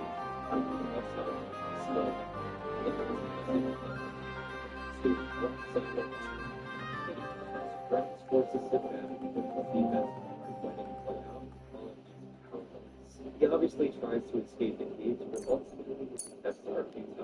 This adds to the double tragedy because just like Arya, Rohan now also has to sit by as his family gets massacred. And to add an even deeper layer to this moment, Arya actually comes to him right away, not knowing that she's also come to date Rohan. This makes an already tragic scene even more heartbreaking, while also not breaking the past with time travel. Then before Greywind dies while Bran is in his body, which can be very traumatic history for Bran, the three Raven intervenes and pulls us out. This leads to an explosive confrontation in which Bran Raven condemns trying to influence the past, and he also reveals that if you try to work into a human mind in the past, you can permanently damage their mind. That, and this could be where the Dread Raven uses the line of the past already being written and living in it throughout. However, this looks great, as he knows that that is actually a lie due to his first instance of connecting with past. He doesn't tell the Dread Raven about his first instance and opts to keep it a secret. So this makes Bran question the fact as if the Dread Raven is hiding something, because if Bran discovered that affecting the past is possible, then surely his teacher can also know that. So later on in the season, Bran becomes more confident and gets closer to his non-contact status and becoming stronger, and then confronts the Dread Raven about why. Initially, the Dread Raven Let's talk about the Bran tells the Dread Raven. Is this enough? That's more. This leads the Dread Raven to Why? which is You found what you were looking for. 300 years ago, who affected the past in a terrible way. They tried to go all the way back to when the Night was created and worked into the body of the captured human, and tried to convince the children of the Forest not to create the Night King. They didn't listen. Before the people could get out of his body mentally, he became trapped and became the Night King. Thus, the Night King's origin is related to the lineage of Dread Ravens, given that the current Dread Raven has been around for 1,000 years. So this explains a lot about the Night King, why he was able to see while he was rinsing in Season 6. This means that the Night King is also the Prince here, and has the ability to ward and control anything, which explains how he's able to control the army of the dead. Also, through the Children of the Forest, the Dread Raven says that the Night King lost his ability to visit past events, and has no way of escaping. Now, this is really similar to the theory of Bran being the Night King, but personally, I always thought that that theory was flawed because if Bran were to become stuck in the Night King's body, then how would his mental well-being be present if he was stuck in the Night King for thousands of years? His mind was essentially giggles. So the only way to get around that would be to Bran, which would obviously come from okay. That was a major logic in terms of Bran in 1,000 years. However, largely rectified but also still being similar. So this culture will be in season 9 finale. Narratively, 10,000 is satisfactory and going back to the living. Then when season 6 picks up, there will be one more major instance of time travel before the final revelation. This event starts by Bran and the Terry's arguing to glory or its destruction. To Bran, it seemed at this point it's turning at fingerprints at Targaryen, because that was a major coincidence. And it also happens that Targaryen would be extremely significant in the overall long-running fight against the dragons. So naturally, Bran goes back to the past to investigate and possibly intervene if he needs to. points the passage in the right direction.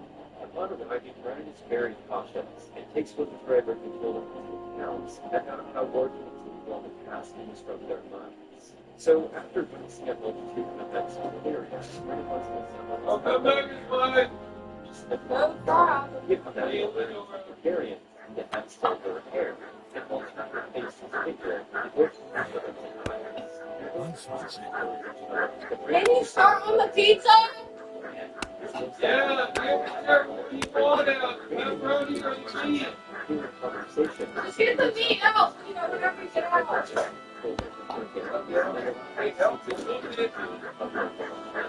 So this essentially explains how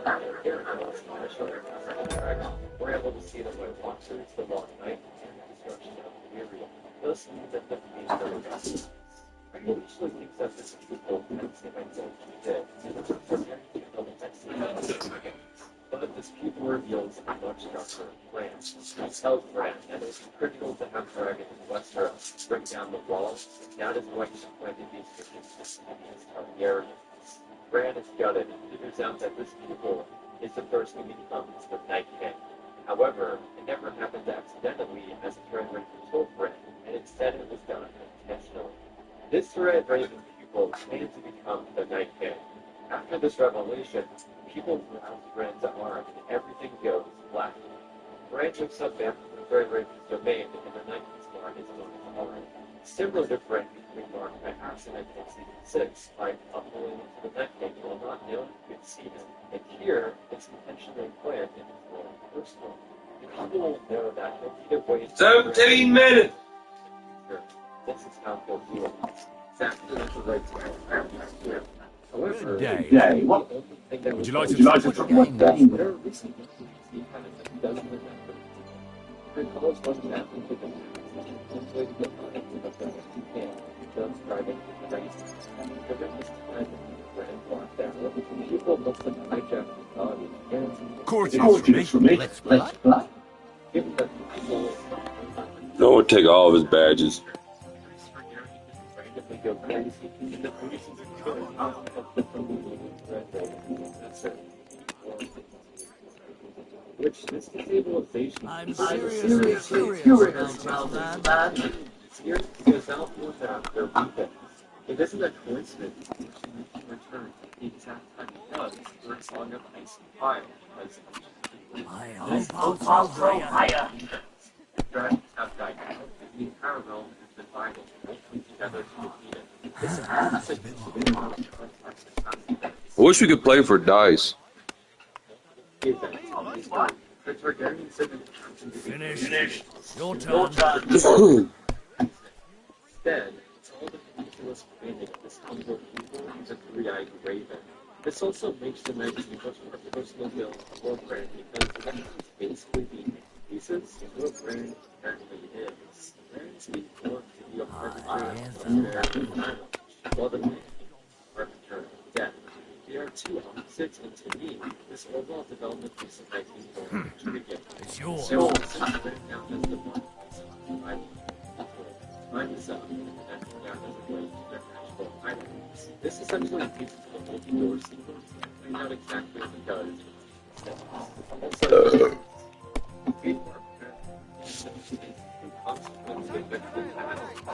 My God. I'm done. From this point on, Red becomes traveling down into the past with the intention of changing the end because it's too dangerous. This is a turning condition with nature overall Red's journey. But actually completely ignoring that peace and this one people capture them together with no real purpose. Hopefully this is Money. could push the ground and face the body, while also being consistent with how characters would act.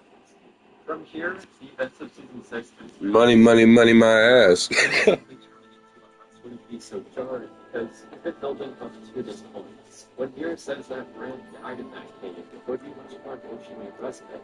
It could even have more build-up, like Mira arguing with the Red Raven, that would be teaching Bran as well.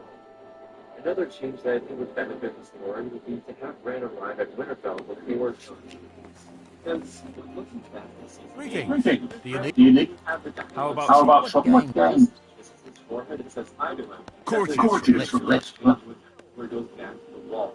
They literally only exchange bullet pieces of dialogue between these two moments. That's Maybe great. you're not playing the first time, but you can't be. Or at least the books. Those extended material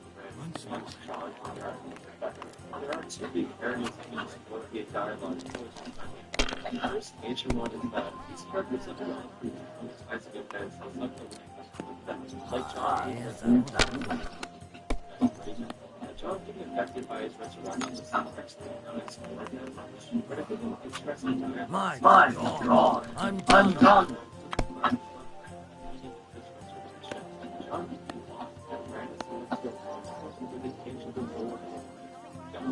or even John trying to reflect on their loves and shutting that shit down. There are numerous attempts for dialogue with these two characters. It just feels odd that Francis Eagle is more in the show. David and Tim kind of just shove them into the background and don't acknowledge them. Even the dialogue is one minute, it's like the constant thing ran into a plot device, but you should also be more smart. That's one thing is musical, give more interaction with the characters. Like another example of actual story. I really hope the event of Prince, but see Prince's reaction to Prince along with his added commentary on conclusion traits. This imagine the identity of the naked, that represents attack. Maybe then it would actually make sense that he turned his was an interesting story. Because from a perspective of the show, this quote-unquote interesting... Have you lost your mind? You're going to lose everything. Around by Google and Zero. And then he just sits around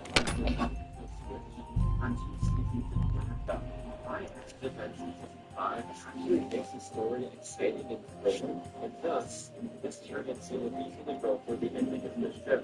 Assuming Tyrion still uses the argument that stories make a great game. But hey, I'm just trying to fix Bran and not Tyrion. Although a simple fix for that would be Tyrion focusing the argument on the fact that Bran's events know enough of the past and the present, leads to making interesting perfect decisions for the realm. But this is getting into the big, and there's one more major out for the middle. Good day. What would you like to play the game? Nice. Let's play. She doesn't look at the idiotic planet finding itself in so that Brand does not just enter and expose him. In general, Brand keeps looking for real life. He actually looks like a drive-taking man, which is inherently what Brand knows as an individual because he lets him know. Maybe he even uses the knowledge he learned from the evil people about driving Aries or carrying that, and applies the same thing to the Aries. So now, on top of everything else, she's literally starting to hear footsteps. But for the sake of not overcomplicating the narrative, I incorporated Maybe you're not playing the first time, but you can't be. But if you watch that video, then Frank's character can finish the Apple's story as well. I just don't want to release that entire harmony is entirely chosen for Brand. So moving past Brand over the people figure, we have the Battle of Winterfell. For this battle, my two biggest changes will be Brand being more involved in the fight in the battle, and two towards the Red King. For the first one, since the Battle of Winterfell is complete chaos for all Brand's training, and they set you up to escape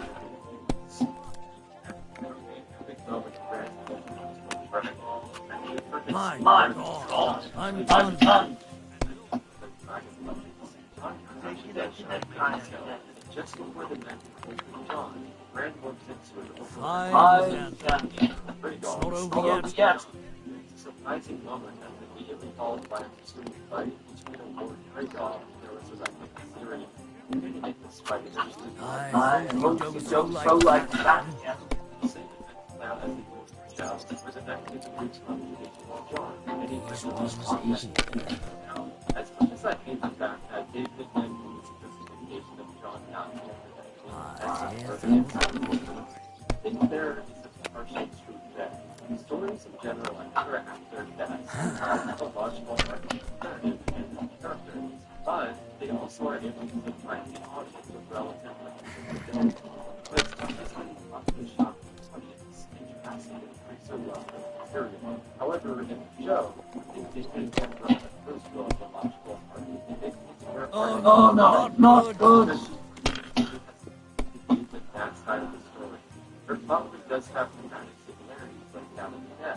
she doesn't have a tangible connection to the back of the story. So her So that's your plan, is it? but it's likely a satisfying narrative. To completely fix this, I think it needs to get better at these depths. As the expectation brand has been beyond, there is no one who can reach the same as. Just before the night, while flying on the brand, the lyrics still swords talk with the play. It is Have you lost your mind?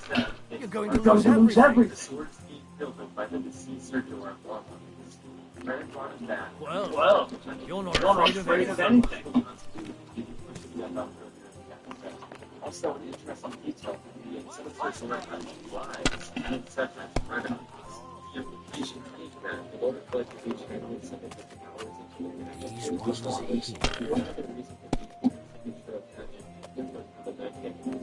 so thematically, the stays true to the overall story. Finished. Your turn. The search over or Brennan says, lights the sword on fire. This leads to an every door, so his brain is actually arguably one of the skills swordsman in history. Given that he's learned from this past events with the bearing of his helmet, surrounding the game, and even The dice are falling my the way today. the greatest sword fighters of history, and the whole It's yours. and it may be easy, but initially, it may be able to show through each individual sword or to emphasize initially to a different fighter than Brand learned from. And maybe that's also because of the pornography, but for instance, stances and techniques to counter the night. That obviously isn't required to be closely involved. But it's fine once keep it as circular as possible. Ultimately, though, that's the best that's releasing the control of the undead. Very among the night, especially given the fact and personal would make no sense. They really have a rivalry given their similar paths. And it's also logical for Brand because everyone powerful enough to overcome it. And not Arya flying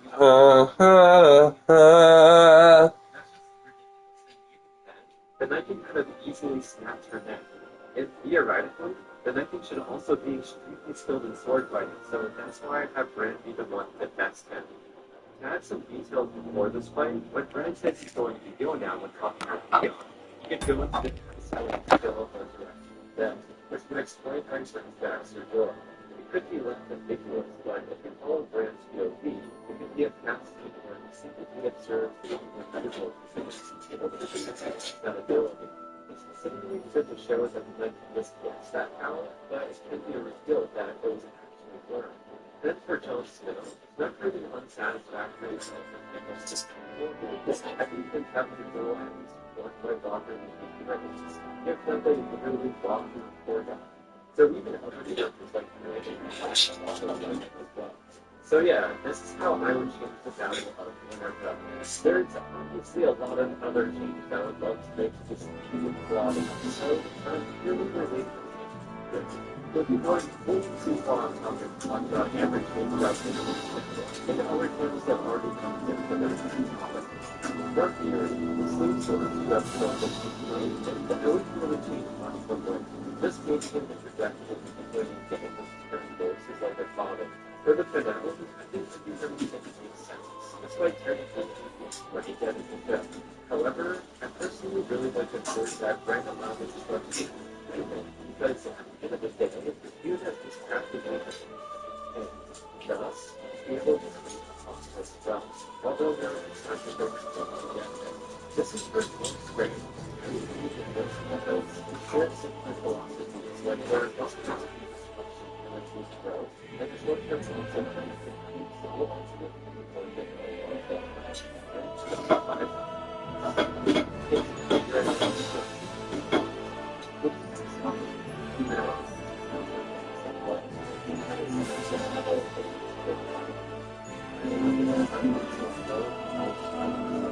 There's also church stuff like that's a different a great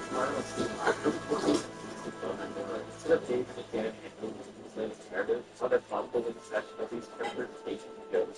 If you enjoy Peter patience for him, Tyrion knows Bran is essentially on the ship. This is story better than the people because of this. Questions Bran about why he considered these for the fall of these legends. Tyrion, the observer, is able to put together that Bran wanted to sell the things that happened. This disgusts Tyrion, but ultimately, Bran convinces Tyrion to do something that is Tyrion's knowledge, because he knows that Bran will make his reputation. So Tyrion, alongside Bran, buries this truth for the greater good of the realm. This creates a much more satisfying ending than the plot that has a lot of depth and weight to it. This has darker undertones than the show. But you believe the future conflicts with Bran using certain events, which would most likely be a problem for Tyrion in the future. Happily ever outcome for the realm seems to be standard for the local realms. This is for better than you could obviously take this sort of further, but as the show does, we'll end it here. Thank you for watching, and my letterbox is as always, my Game of Thrones videos are voted on my Patreon. Let me know in the comments what you thought about major characters for and also, thank you for investing in the Logan Farm. Great take. I'll have a look at it.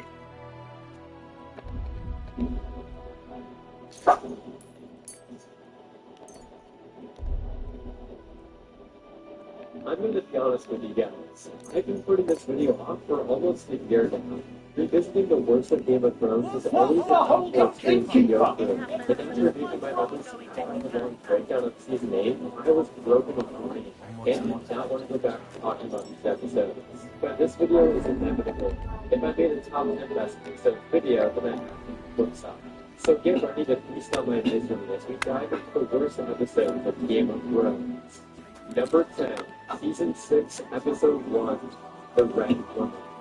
This might be a bit surprising to some people that Season 6 is leaping onto this list, but after listening to this episode during my Season 6 before the laundry videos, I learned how bad this episode was. Almost every scene here is a glaring writing issue that doesn't make any sense. But the whole situation where Alistair allowed him to take John's body and then getting mad about it, or with him openly admitting that she killed John.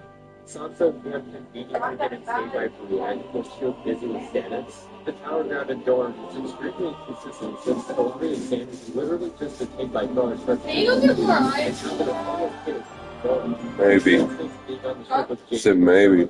And if it's unreasonable to let Jamie go, despite them being willing to stay, the Sons of the Harpy being able to burn Dany's entirely without anyone noticing, the Dothraki going out of their way to capture Dany when they didn't know who she was. Welcome, sir. Would you like to try some dog? I'm not surprised that we were so blind to this when it first came out. Nice. Like, there's nothing to be enjoyed here. Even the dialogue is at an all-time low. I was considering putting an episode from the beginning of Season 7 here, but at least there's a scene or two that are at least entertaining within those episodes. Then the Red Woman ends in the most scarringly disgusting way possible, and it was most I'm really surprised. I don't like to lose. We really need to see this. Not to mention that this is also inconsistent with past scenes, in which she didn't have her necklace on, she didn't turn into the old lady from SpongeBob. This is a prime early example of David and Dan struggling to write an episode from scratch. Number 9, Season 5, Episode 6. Turn the oven off real quick. Despite the terrible scenes that transpire within this episode, we'll talk about in a second, 45% of the episode is made up of thoroughly using scenes of Arya doing chores. This is a point where I'm sure this whole development is way better in the books, because you can have Arya's internal monologue make sense of thought process while in the House of Black and White. But in the show, you obviously can't do that, and she doesn't have another character for her to talk to and express what she's thinking. That's why, to me, this whole development with her here is so boring. Along with Jack seemingly jumping the gun, it immediately showing Arya the great role with all the bases, even though she's still failing her tests. So that's a big chunk of the episode that most people will probably skip altogether. The crazy thing is that the episode gets progressively worse as it goes on. Like we then do an experience in Ser Jorah getting captured by pirates, and they consider chopping up Tyrion's heart, which is just such a jarringly weird dialogue scene where we can go down Sparty Mount. is such a massive difference in quality.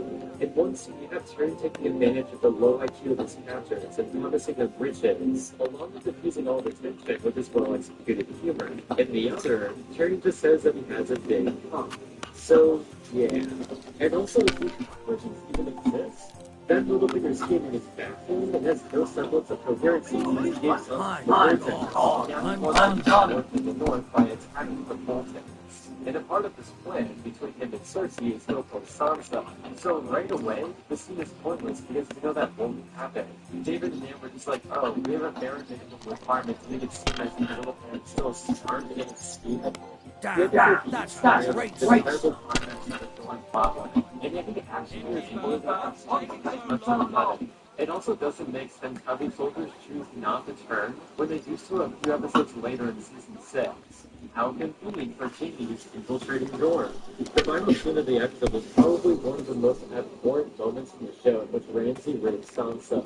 We really didn't need to see this. It felt more like David had been injecting shock value to try to increase ratings. Number 8. Season 7, Episode 5, East Watch. Oh boy, I love opening an episode by getting smacked in the face with a big schlong and plot armor. Ron must be an Olympic freediver. He was able to swim Jamie while he was in full armor across an entire lake. It's very clear that David and Dan loaded themselves into a corner by including Jamie. Who's that for? Cats? So they'll dig in the damn toilet. And they didn't even try to make it make sense. And then Dagon randomly just kills himself, and I feel like David and Neil were probably thinking, I don't know what to do with this character, let's just kill him, screw it. And then they try to play this off as Daenerys being unreasonable, like, okay, one of the main reasons why I'm including this episode within my list is because of how absurdly fast each character was able to travel along the Westeros. Well, This you're not afraid of anything. This general area of Dragonstone. No great loss. Landing. Back to Dragonstone. And then from Dragonstone all the way to the goddamn wall. This destroys all settlements. Destroys all logic how long it would take to travel to these locations. The main way to make it faster was to have to be seen during the episodes. Not that time. But David and Dan gave up and trimmed up the pace. It's also funny to me how Daniel used the Dragonstone at Drogon, but somehow the Dothraki made it back forward because these people were present during the Blue Training Camp. The other big reason why this episode is here is because of Tyrion's brilliant plan to snap White and then Cersei to help them. I don't think I need to dive into why this mashed potatoes logic is coming out of young Sheldon, because obviously it'll get everyone killed, and Cersei would gladly go to death to winning at this point.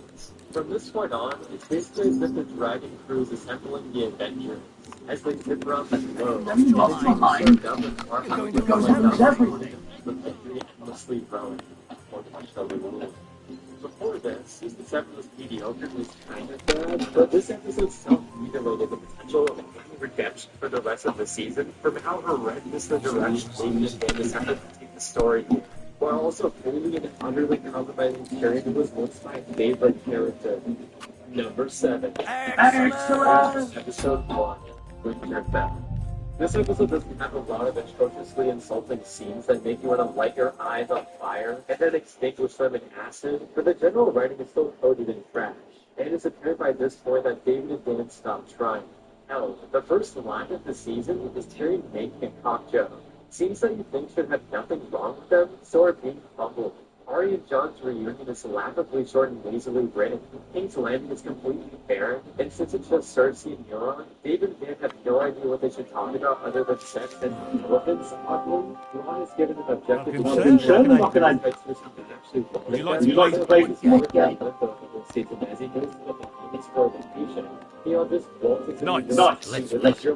And saves Yara, rendering that whole plot as anticlimactic. Jon and Daenerys riding dragons shockingly reduced the so-called satire, which should have been I'm really surprised. Challenge. I don't like to lose. Alright, tie that up good. Try to squeeze all the air out of it first before you tie it too, if you can. Tie like a balloon. During the grand reveal, Johnson leaving Aegon's Targaryen, he just Here, let me do it. Not to mention that the scene ends in less than a minute after Sam told John the big news. If David and Dan were rushing through these scenes as fast as possible, then they could have easily written 10 episodes worth. This is kind of a larger issue than season 7 and 8. I was supposed to clean out when you're supposed to clean the begging. Well, it's in the hurry, so I thought it You're supposed to form any attention to these scenes when you're quickly ending them with very little resolution and proper development. It feels like you're just going down a checklist of plot points to set up before getting to the big action set pieces. Instead of having any semblance of being like the earlier seasons where each dialogue scene was fully explored and engaged the audience. Well, Riveting you're not afraid of anything. Just thinking about the notion of Sansa and Bum having a scene together arguing makes me sick to my stomach at this point in the story. Number 6, Season 7, Episode 7, The Dragon and the Wolf.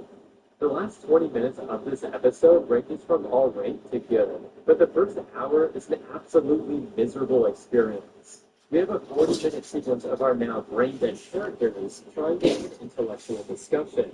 Starting off this 40-minute long nightmare, we have Ron talking about Unsullied who don't have cocks. Ah, yes, I sure do love the topics that David and Dan decide to explore in their dialogue scenes. Then for the actual general reunion, it never heard anything the Game Boy typical attitude on ranges and trying to make jokes. How about This is just terrible. For the amount of characters here, it's really Nice. David and Dan weren't able to come up with a single memorable or even decent interaction. There's also been mentioning how this entire scene has no point to the overall story. Yeah, give me just a second. Let it cool down a little bit. He cares about helping. What are John and Danny going I'm to do about seriously curious about your lad. What's the point of being bamboozling everyone here? And he's going to help. It literally serves no purpose and it just wastes time. If you were to remove this scene and look right into season 8, almost nothing changes. So that's your plan, is it? Changes involvement, but you can still easily write it away for him to get upset and to help go live it. If anything, after part of Arthur King realizes how control starts Why to don't you start playing? the way he switches sides. Not because she lied. Given that Jamie's overall arc is basically the opposite of Cersei's, and that he's becoming more honorable and more good, while Cersei's becoming more wicked, and this pushed further instead of this 37 going cold. Do you think that Finish. your turn within their relationship because Cersei was partially responsible, but that the aspect goes unexplored, or even just acknowledging the fact that she grew up in seconds? The King's Landing narrative in this season was so bare bones that this can't develop that follow Cersei and Jamie was much needed. Although Jamie's arc works here in this episode, I think it could have been done better.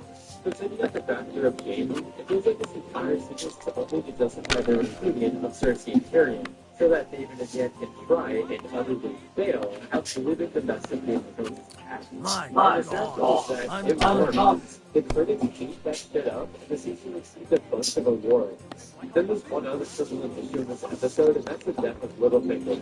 Saying that David and Dan committed a character assassination would be characters. This made it become so dirty at the beginning of season 5. The more you think about anything Littlefinger does, the less it makes sense. you're And not then afraid of anything. Bran just walks around and he doesn't bother with telling anyone that Littlefinger's a menace to society.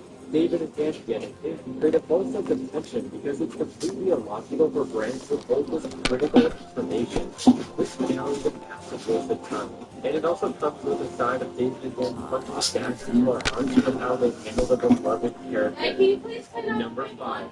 Season 7, Episode 6, Beyond the Wall. If you just dump it, I'll put the cat litter in it. Was still a good show. Because before the walls were there, but they were I can't handle the smell. Terms of terrible writing. The inherent goal that David and Dan created where John and company have to go beyond the wall and steal away is single-handedly one of the most stupid directions in the story. I still don't know why they didn't have Jamie at least fly them in and out for this mission instead of what transpired. Or even Jamie flying in to scoop up some lights through those claws and bringing them back down. The fact that you can immediately with very little combat with a Yeah. in the show is just how relentless the whole episode is. Then the As soon as I'm done with this dice game, doesn't take but a minute.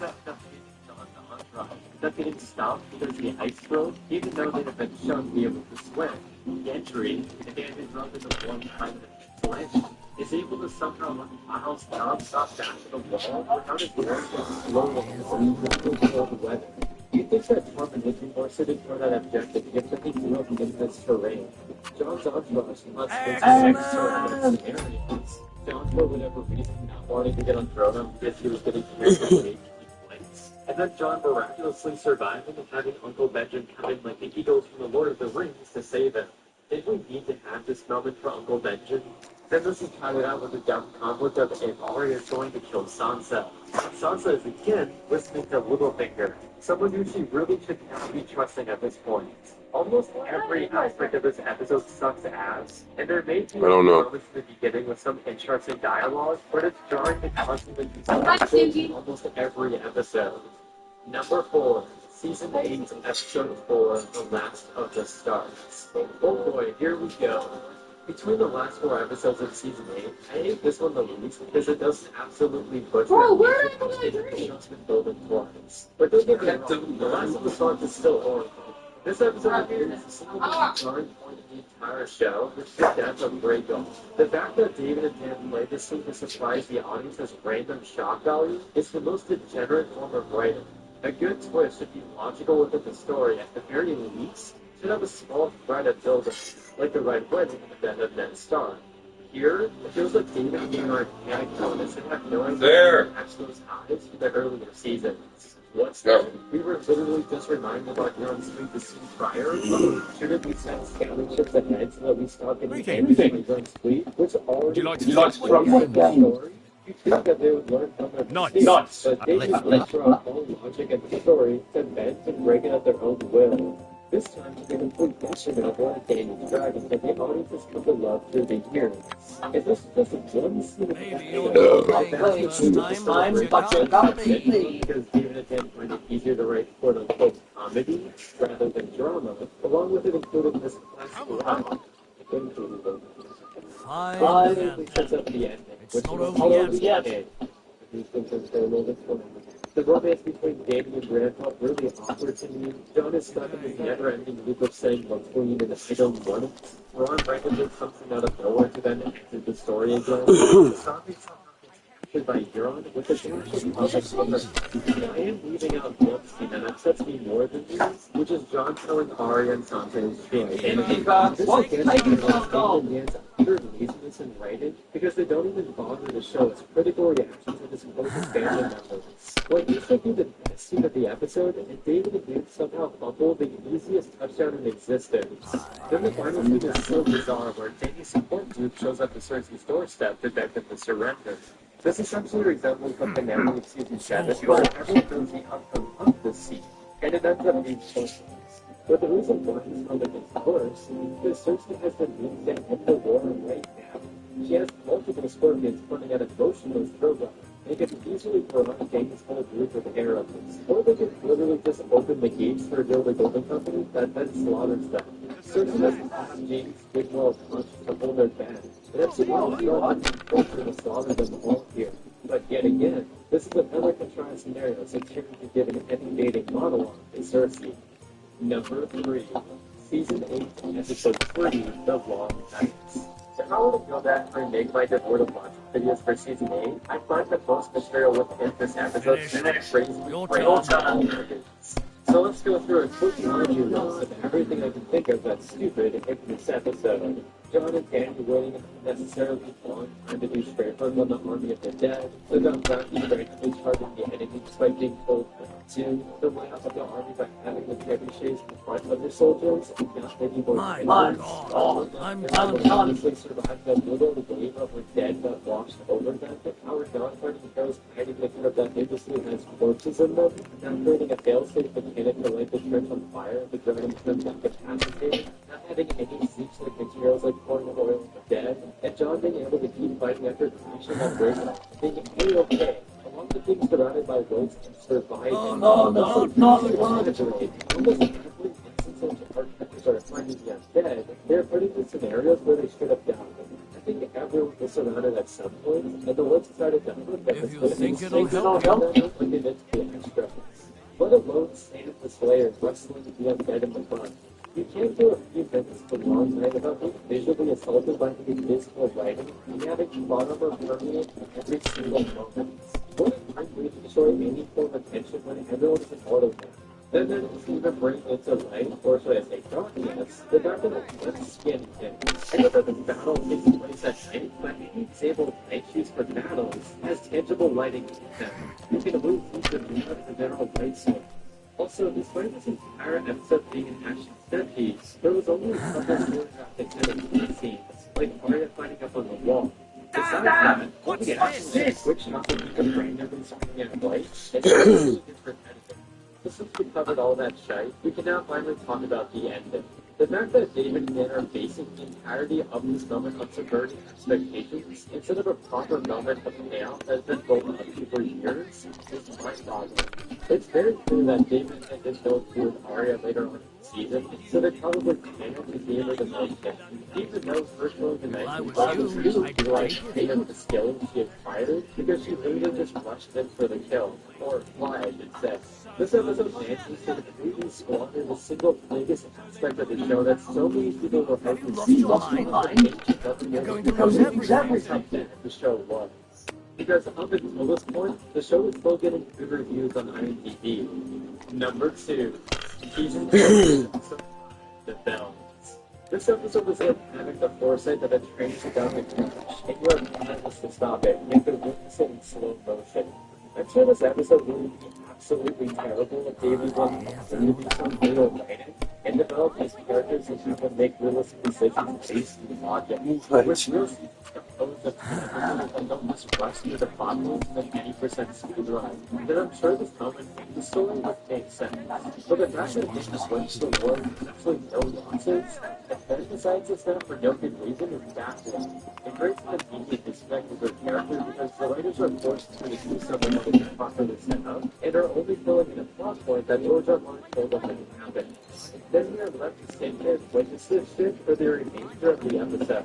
It's really hard to enjoy this spectacle where it doesn't feel earned and that's Why do I play? Kurva! That's my favorite concept of this working something not working.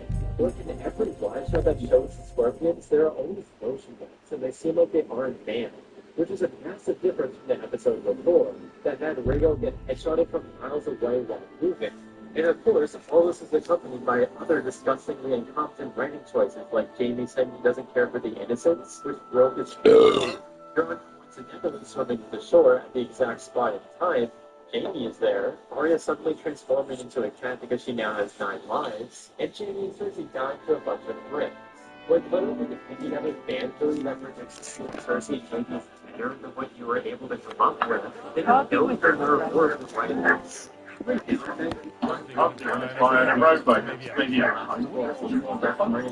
Multiple times and didn't sense, but you're bringing the stakes at that caliber. I'd like to play double game. But even that feels like fan service in a way. I feel really bad for the actual production side of things because it's a complete Masters. Let's play. That's bring to life an atrocious scripts. Number 1, Season 8, Episode 6, The Iron Throne. I'm seriously curious about that. I feel like a lifeless husk, as I've witnessed my favorite shows succumb to some of the worst writing I've ever witnessed. So, does it get better from here? Absolutely not. Not only does this episode have a plethora of god-awful moments, it's also overly drawn out with filler. You have to watch every character slowly walk through the landing as if this is some deeply moving material. And Tyrion moves chairs around You're not afraid of anything. They are in full crisis mode as HBO and the audience expects that the output episodes over an hour long. So they just give you rules and scenes that don't engage the audience in any way. Like, what was the point of this scene where Greyman was executing soldiers, and clearly was so far gone that he didn't care anymore? Tyrion was be setting up a showdown between Greyworm and Jon after Jon kills Dany, since Greyworm clearly wouldn't let Jon live after doing that. It seems like this scene was on the cutting room floor because David and Dan didn't even bother with the notion of Greyworm teleporting to the entrance of the Red Keep, but Jon was walking there the whole time. And I'm sure the death of Daenerys would have been enjoyable at this point, but the audience is so emotionally detached from the insane rollercoaster of dreadful writing that the scene comes across as soulless. Oh, hey, Drogon. Are you here to give Jon some consequences for killing your mother? Oh, you're not? Well, okay then. This leads into what I consider the worst scene of the show, which is the election of the new king. Everyone knows what's wrong here, but it's still hilarious to me that David and Lee try to pass off stories like the good king as if it's not a big revelation, where it just comes across as absurdly stupid. Then somehow David again face-planting with the writing in regards to the Iron Islands not wanting independence, Brain was allowing Turner to give a monologue, Brain actually wanting it. This included the now sadly normal flair of sitcom comedy, and an incomprehensibly worse method of electing a king. Do you realize how much more corrupt this process will be if it's an election process between the elites? You'll have to deal with intimidation, bribery, and flat-out assassination attempts in order to gain votes to become king. The system is so much worse to the point that it's disrespectful to Dany's memory. Even though she wanted to break the wheel by essentially making a bigger wheel, I guess? So, I don't know. The Irish Romans finished with the king in season 8, and now they want to continue the story with Harry Hill. I wish the best of luck to those players because there's lots of obstacle ahead. Those are my top 10 worst episodes of Game of Thrones. I hope you enjoyed my personal appalling memories and excellence. But yeah, thank you for watching and let me know what your top 10 worst episodes are.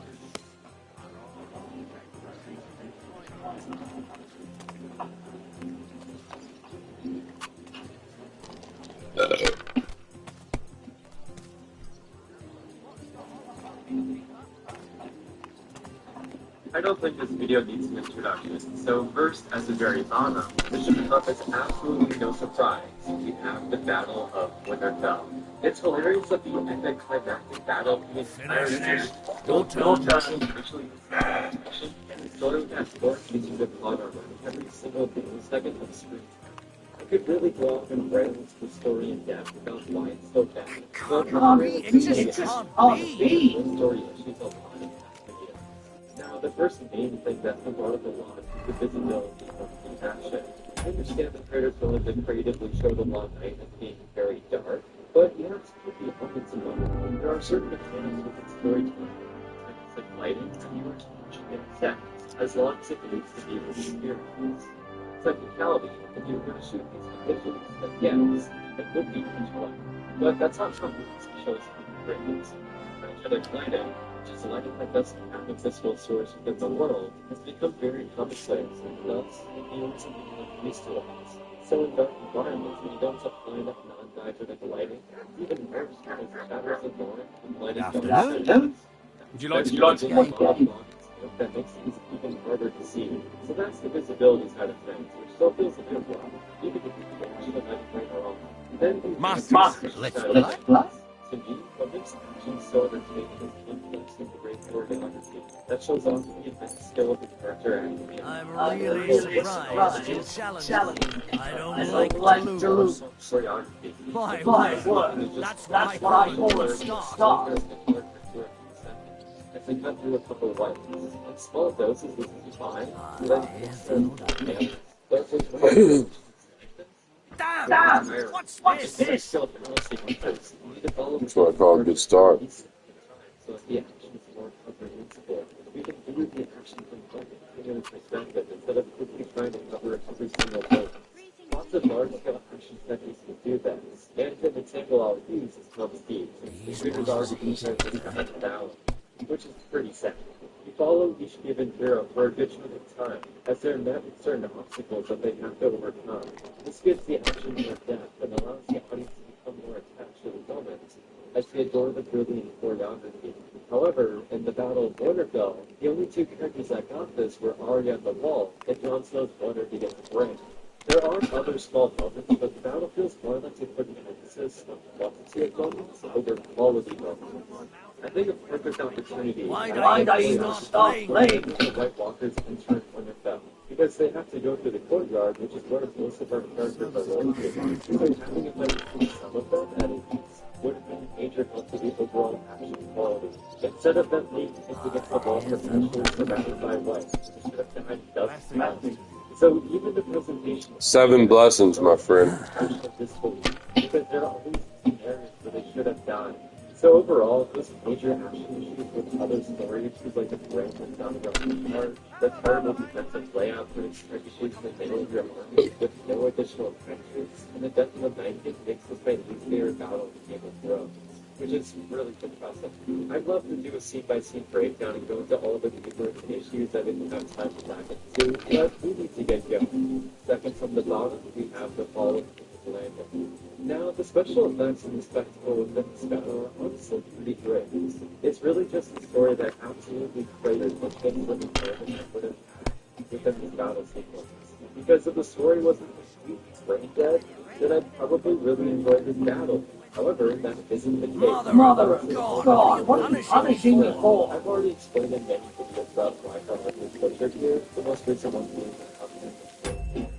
so I don't want to spend a lot of time going over that again. Outside of Danny's art, there's your usual flair of contrived writing and plot. The contrived aspect that really drives me up a wall whenever I watch this episode is the fact that the scorpions turn into incompetent weapons being managed by people who are mentally AFK.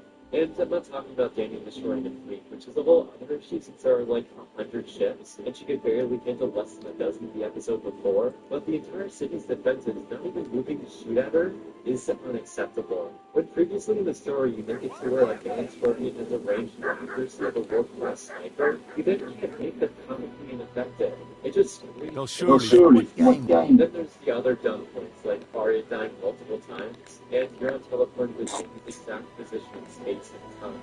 And so it's How about farmers? Let's this battle. Instead, it's a constant stream of dumb writing beats that seem this battle lower and lower. Then I said the spectacle was pretty great, but the action within the spectacle is really special. It's at times pretty bad. Like the fight between Jamie and Euron is flat out. Maybe you're not playing for the first time, but you can't from the tree. In their fight scenes, besides the down versus the hound, which is really the only saving grace in the battle sequence. So in essence, there may be some gorgeous spectacle within this battle that is value, but it feels pointless because of how much is involved by the writing. At number 8, we have the Siege of Marine. Initially, I wasn't even thinking about counting this as a battle because of how fast and anticlimactic it was, but it technically counts. It's pretty crazy that this battle is smushed into the Battle of the Bastards episode. Like, you can really tell about the last statement going around and resolving everything in order, so that Danny can head to Westeros. If anything, it feels like this battle should have had at least a short on its own, because it's literally the climax of a novel that lasted almost 3 seasons. Let that sink in. David again resolved a major climactic point in less than 10 minutes. This is probably the biggest example of rushing along the story. Now, from a technical standpoint, they can easily smash the master initiative fragments into separate large armies. So it made me think that it's super controlling. The battle is so fast because the Daenerys takes legwork and takes on the master. But why the hell did they do this? Your Really result by just using the army because past numbers within Marine. Like, Tyrion generally didn't know how to stop what was happening. As you can see in the beginning of season 6, Marine is basically a ghost town entrenched in misery and fear. I gotta get it good. Life and social prosperity. So the question is, do you have any answers that and watch the city slowly die and wither away? Especially since I know that the national community Westeros soon, which is less like a reason as to why she destroyed her fleet. And instead they decided to use the army for just regular people with no violence as a No, it's not. I'm gonna like 3-piece slice ain't gonna do me, man. I'll save the leftovers. Hey, are you saving your crusts? Damn. Depriving Luna some crusts. Watching her torture ship with her three dragons is satisfying.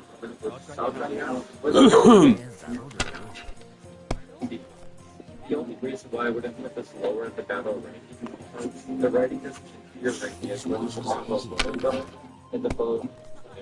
It's just here, blended into the corner, and you forget about it. Since My the God, I'm done. For number 7, we have the Iron Surprise Attack. This is again another small battle that I would count because of its large scale on its actual scene. Unlike the Assault on Castle of the Brothers. kind of missing the plot on. The leaders kind of putting this battle low on this list because it's really short now and kind of with nothing expects it down. If I It's was you, I'd take it. Asia gets the job done. Then there's one satisfying choreographed skateboard during 12 and Samuel. This feels kind of dancers because of the fan nature towards it, but it's still good. My God, what a fuck fuck up up again. again! Then there's a few minor breaks. Would you like to play What game? So easily, and then kind of just leaving Leon Gregor behind the way. I was generally thinking of so Leon's the opportunity. How about Let's since the scene is fine, there's not a ton of fine, so yeah. On to number 6, I'm kind of cheating a little bit, but it's a battle of the step. The video does say Game of Thrones, but I'm really I'm seriously curious about you, lad. This may seem relatively low, but keep in mind, it's kind of hard to compete against the battles that are much bigger and more awkward. Because that's the main downside of this battle, that it only lasts for 3 minutes excluding the main battle. Which, going into that, I still see a lot of people talking about it in the bottom, and I still stand by the fact that it's believable. The archers are very far away from the targeted force strengths, keeping a rapid of radiation. So the fact that they hit 3 arrows at my back, since people act like they get hit once, is fine. Then that how they manage problems, that's the game of the that is the really hated my but each of audience sometimes the scene is melting swirl that explodes simultaneously in my feet. I really love the production of that scene. Just realize the people of this right stuff. Makes it one of the causes such a big mess and thus makes it even cooler. This paired with the short battle should have been the nice places in the middle of my ring. There are some shots with some blocking field effects like the blood effect everything bad, but like usual, this battle was a lot of chaotic energy. It was cool though to see more coils of really people and gave the action with from the perspective of following the main. At number 5, it's just Coils of War, or the Lieutenant. Despite this battle taking place in a rather bad season of the show, it still manages to be pretty good. It does have its flaws, obviously, but it has some high points for action. The initial breach of Daniel ending up over a dozen people with their full sets, psychotic levels of deep battle sequence. It just gives you an orgasmic rush of satisfaction, and you've been waiting for this kind of event for 6 seasons.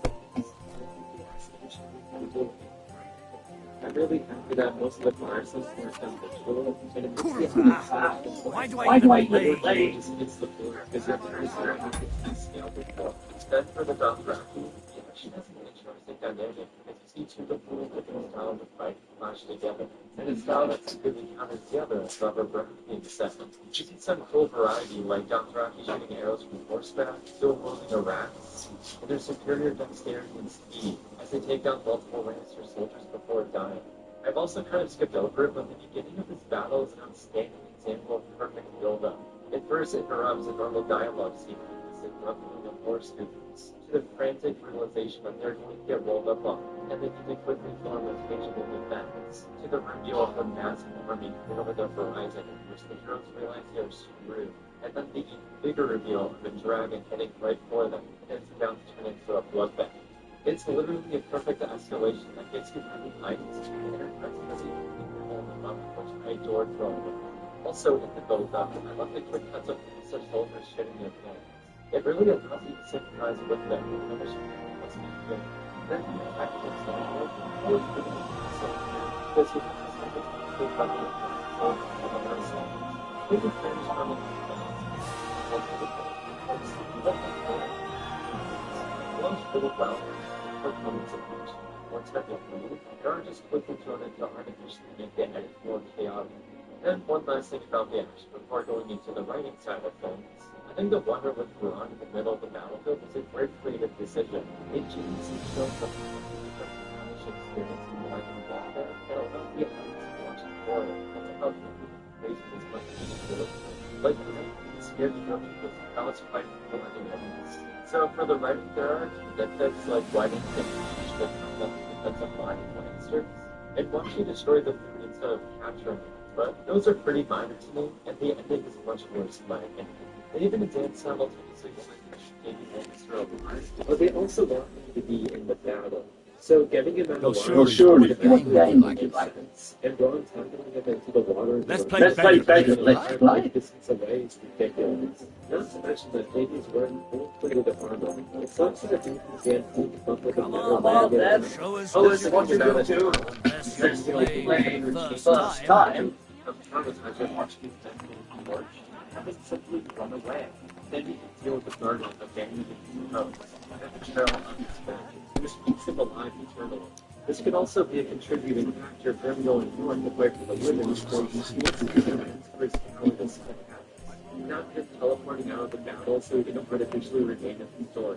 So it's pretty unfortunate that the enemy sucks, because if that wasn't the case, then Come on. Put your plate to the side, man. I'll use it. Now, this would seem like heresy, but it was regarded as the best battle of the show ever before, but yeah, if it was just from the perspective of action, this battle would have been a little higher. However, I took every dime this motherfucker had.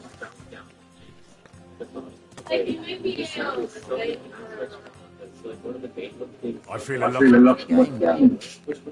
Let's play What? beggars. Let's play. There's another thing about I reckon. some of the times earlier that she had these explosions, and most of the modern conflicts was most likely I'm really surprised. It's challenging. Yeah, I reckon. I don't like to lose. tribes such of an underdog conflict for Rom. The girl magically arrived at the exact I have no clue where the temple is from off of. surprise to the gold centers. Is there no such thing anymore as scouts reporting at like what happened to the time when received what time and law, what they cost the details of the arms. Hell, even the escort and people across the country got spotted by our peasants. But hell, armies are teleporting around with literally no strategic or geographical depth. Then there's your obvious instances of plot armor beyond becoming a god, surviving dozens of barrages and capital targets. Let us critique them technically, but instead, it's a fancy kind of feature montage. If you survive this, then you ruin realism and the My God, God, I'm done. There are some other minor issues like what we're basically doing for war and no weapons, most idiotic military strategy. They're not really being purposed to go inside fighting that you care about. Within 2 minutes of the battle, there are things that tell you to be confusing as to why it's so tense whenever we start out. If you don't understand the context, that's not going to be straight line. But hey, now that we have passed that acid tsunami of dog shit, we can finally appreciate the gorgeous action on display. This cinematography is breathtaking, establishing some of the most iconic shots. The entire movie is entire charge. The juxtaposing scenes with God and Ranch, the feel you can one that was covered with amazing techniques. And a really countdown shot of the on-man market.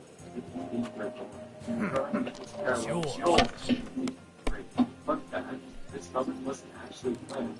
It was something that Miguel Safashi came up with the night before shooting.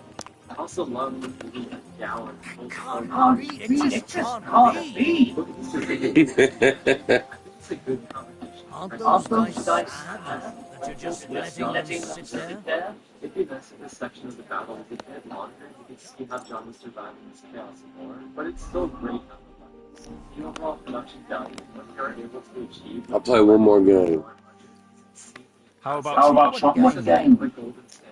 let's play Let's play beggars. beggars. Let's play. How to pause this frame? To tell what's real and fake. But yeah, the entire battle Maybe on you're not playing for the first time, but you can't found by the shoddy writing. At number 3, Don't. I'm not turning off any of Lovely the bounce for this. I honestly can't see the big flaws of a terrifying environment like this. It completely comes out of nowhere. Your excitement you feel to being this surprised by a sudden battle was truly a special experience. What rotten luck. Gorgeous. All the characters are extremely vulnerable. Miguel Sapochnik, perfect. But not while I was. Never mind. I was going to feed Luna the scraps and then so, but never mind. I'll get her anyway. Night. Love you. Now, the action is done on the side but I think that's much Would you like to try one game? Let's play Let's play beggars. beggars. Let's play. I love the tracking shot of John running through the battle and takes a 360 shot of the West. We also get to see one absolutely obliterated foes for the first time, which is amazing too. Then besides most of this chaos, we get a duel between John and the White Walker. The introduction of the White Walker in particular was so badass and perfectly framed. A lot of it having to manage certificates of fire and flames. But besides this opening shot, the White Walker destroying this seemingly powerful character basically goes through to the fight. And it pretty much is. Kind of blends into a bunch and that he talked about 8 hours was expecting to How about striking this game? year, but handful of Let's Let's play play Bakelite. I'm gonna play till I lose. our heroes working together and that great trio shots, and our wall falling down just like not to mention the cast battles and response of the iconic resurrection scene. So yeah, I came really close to putting this battle at number 2, but I feel like the next 2 have more to offer than Marco. For number 2, we have Blackwater. Before going into the action, I want to point out how actually Lost your mind? this battle was. You're going to You're lose going to lose everything. everything. This constant threat in the air that Iceland will essentially be hopeless if If I was you, I'd I'd take it. even leading right up to the battle, there's this nauseating feeling of helplessness, accentuated by different characters. And it's already used by the other action made by characters. It's an aspect of more emotional beauty that the mentality. Watching this moment makes me jaw-dropping. Except the visuals, the effects are. It kind of reminds me of the visual stories that the American films, but this moment has way more build-up and story significance. This moment leads to a more Hold on. flow of going from a winning and losing mentality. Because even though this explosion even the odds of it, there's still a daunting task in front of them, as they still have another half of Samson's army to repel. This makes the battle story-wise feel a lot more dynamic and unpredictable, as if you would think will win. Even though sound is then for the action, there's technically not a lot of it, and this is probably a bit of a very thing. But the action is still good. They infused it with enough quantity of carnage to capture the essence of a crazy battle, interspersed with the hound absolutely obliterating people. I honestly could just watch that Great! video. You got me. You're out for luck. Every major character here essentially has an arc of sorts between the Hound finally defending and leaving, Joffrey winning out and showing how much of a coward he is, and Tyrion rising to the occasion, becoming the savior of the land, essentially dismantling all the hateful emotions people made towards him. That kind of emotional rush for the character is so deep that you can't help but feel incredibly excited. There is some more character growth with Sansa and Cersei, but I also found that their scenes towards the pacing of the battle. Their scenes are good, but an unfortunate side effect is the antsy feeling of wanting to get back to the action. It kind of feels like these interjected scenes were more of a way to cut out the length of the battle because of the relatively small budget. Then the scale was still impressive with so many wonderful wide shots of rushing the beat, scaling the walls. And hey, a character actually sustains a kind of major injury. And they didn't even make a complete blunder like Jon Snow. It still pisses me off that he faces no consequences for his mistake of falling into Ramsay's trap. But yeah, the Blackwater is an outstanding battle. It's the first time in which we get to witness an action scene on this kind of witnessing scale. Finally, at number 1, we have the Watchers on the Wall. This really shouldn't be a surprise because this was also my favorite episode. The Watchers on the Wall is perfect from every single aspect, whether it be scale, characters, action, choreography, story beats, acting, dialogue, the great setting, and cinematography. It's all flawless. From a story perspective, the following characters are incredibly invested because this has been building up for multiple seasons. There are so much emotional for each character, more than that need for Sir Alistair desperately defending his home and not wanting to be the first to follow the Wildlands. The conflicted nature of Rose, that she's angry at John, but still constant, or John being targeted the enemy. It just feels like a tragedy for him that he gets to defend his brothers from people who should be their allies. So the story and characters in this battle make every scene thoroughly engaging because both sides are considered as the good guys. This creates a lot more emotional and story depth because the conflict isn't black and white. It's very complex, and I like it more than future battles that are essentially just good versus evil. Then, of course, the action is hard peaking here. like the iconic one of the entire courtyard, and longer take duels between different characters. The watchers on the walls are also having the first and only battle when it comes to damage that has character goals, where we have Tom versus Sir Alistair and John versus Sir. The only other duels that has a character goal is in the battles between Jamie and Bill, It happens. Let's watch and how then it goes Battle of the next time. Bastards with Tom and Phil Smalljock, who really didn't have any character goals. Taking your time again. It's just more of a butcher. I think character goals is crazy. So when So you when see you my see what brother, it's up Both sides of the we'll to. and for John they can stir. Instead of the generic going down of random unnamed enemies, it actually creates an enhancement for this action scene.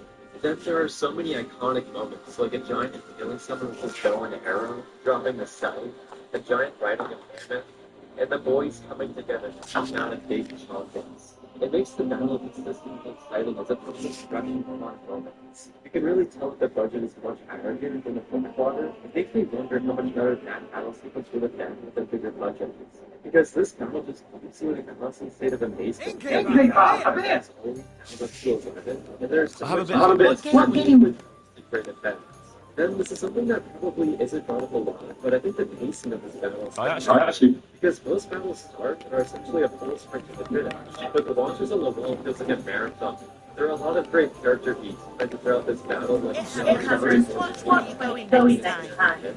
John Strahalster's delightful conversation. The different characters get to take Sean, which essentially Would you like would you like to throw some dice? What game would you? I actually don't work. fucking amazing. She ain't offering no money. Also, I haven't even touched on the tragic ending of John losing Rose. The battle ends with such a dramatic gut punch.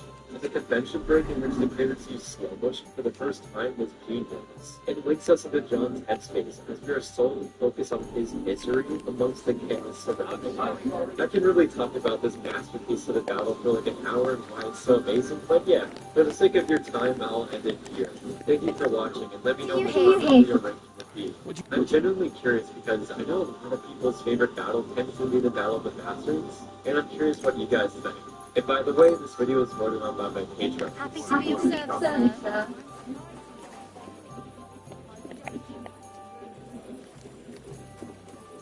Look what I have for you. Now, just a closer.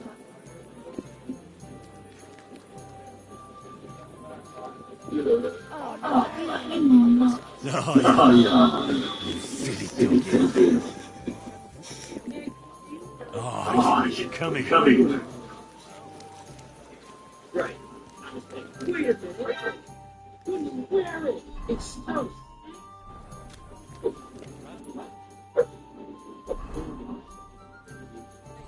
Do you guys want to look as sexy as Nicolas Cage?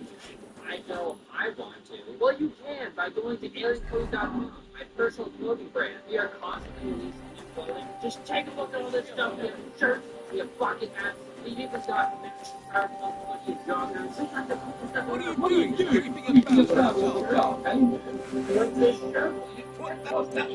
No way. Hey, you're right there. Shut up. That's right, use code PAGE at checkout and look as sexy as with code PAGE, you'll that's right. Those pages. Only code.com. Get something. They will tell you that is how to check out the code. I'm going to get to you for a long time, and I'm not looking at that like this video, and more to do with PAGE posters. Have you done Ghost Rider? And there have been no posters. So, why to keep it in case yes, I'm doing Ghost Rider right now. It's free too. I know lots of people doing money on doing stuff because nobody has the time to actually put it just on the camera. The original Ghost Rider was written and directed by Archie Johnson, the same guy responsible for one of the worst movies ever made. Daredevil starring Ben Affleck. So I guess Archie Johnson is like this big, bad, early superhero movies. So don't get me wrong, I still really enjoy Ghost Rider. I think this movie is great. It's easy. And back in 2007, superhero movies were not. They released massive projects with kind of high-profile celebrities involved. They were seen as goofy and dumb superhero movies, and that's exactly what they are. The market is taking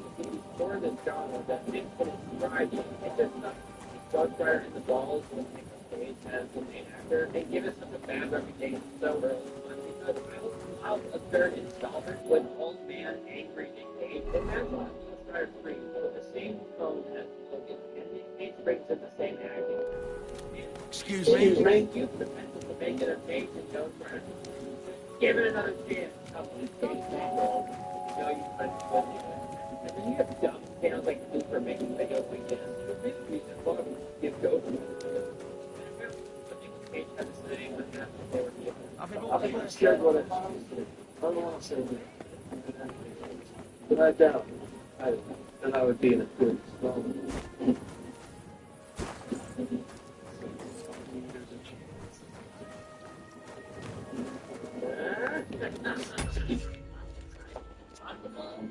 Okay then.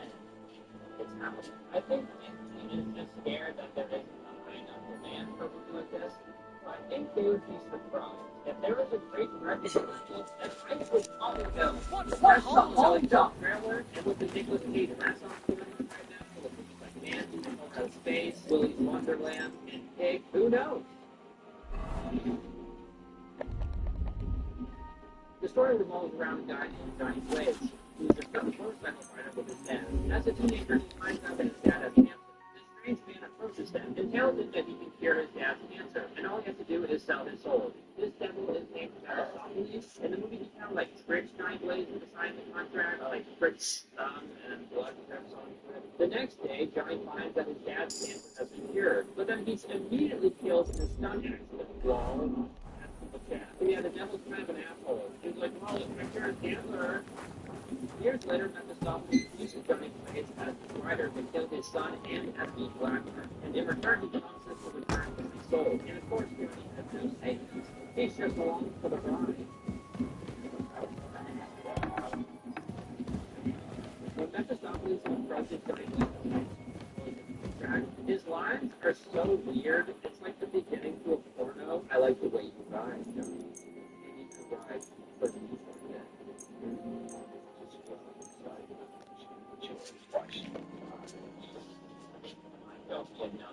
Sign the contract, bonehead.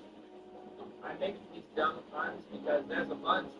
They're all over the place. I love how you hear Nick Cage looks nothing like older Nick Cage. And you're telling me this guy's supposed to be a teenager? He doesn't look like a teenager to me. Here's a picture of young Nick Cage next to this guy. Who they wanted to believe is young Nick Cage. Yeah, stand up anything you like. So let me fast forward this way. We learned that he loves candy tea, races, a wine glass, and a beer. Maybe that's what they you have a bigger flesh than me. No alcohol gives me nightmares. They're all watching TV. They switch the channel and they get really upset. And we're back to the actors. How we're going to what the hell? Go back to the hell. Later on, another one.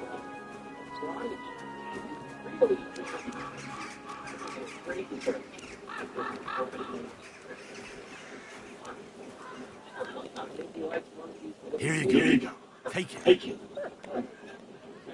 I want the YouTube video. And most of the stuff in the movie is faithful to the original. The Johnny Blaze without the stage stuff. But before he does it, You might behave. You Come here. Come here. The scene where Mephistopheles activates Ghost Rider within Johnny was hilarious. He shoots down a tree and Johnny so fast that parked cars explode as he passes them, and trees just burst into flames. It's probably like his devil energy doing it or something, but I still thought it was fun. The main antagonist in this movie is Blackbird. He's Mephistopheles' son. He's the guy that Johnny had to kill in order to save his soul. So Blackbird has this whole plan with me, I think, it's like the version of Captain Planet, almost all these things that they control, one of them controls air, one of them controls earth, gas, like never does you. Another one controls water, because he's already ready. Because he's the water guy.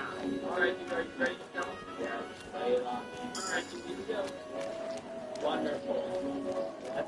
They had to like completely soak themselves up or no famous and stuff. Then he gets this big Ghost Rider. Most people are familiar with the scene, even if they haven't seen it, because it's been memed so much. He's screaming and laughing like a maniac. I honestly love how he amps it up. The CGI isn't the best, but maybe it was fine for the time. The first demon in Blackheart's band of goons that Ghost Rider kills is Dry Skin Man. I think he controls Earth, but he never does anything, so I'm not sure. All I know is that he should definitely use some moisturizer. He should make love to the Puddle Man. Yeah, he tries to run over Ghost Rider with a truck. Ghost Rider just like gets up and he's like, okay. And he wraps the chain around this guy and he burns him. Drying out his already dry skin from how pathetic his skin is. That's right. Meister from Frankfurt, I challenge all of you. You are right. Wait, you're not No man in Kuttenberg is as good as Menhard. All right, I'll challenge him. Good. Good. Menhard Lennart is over there,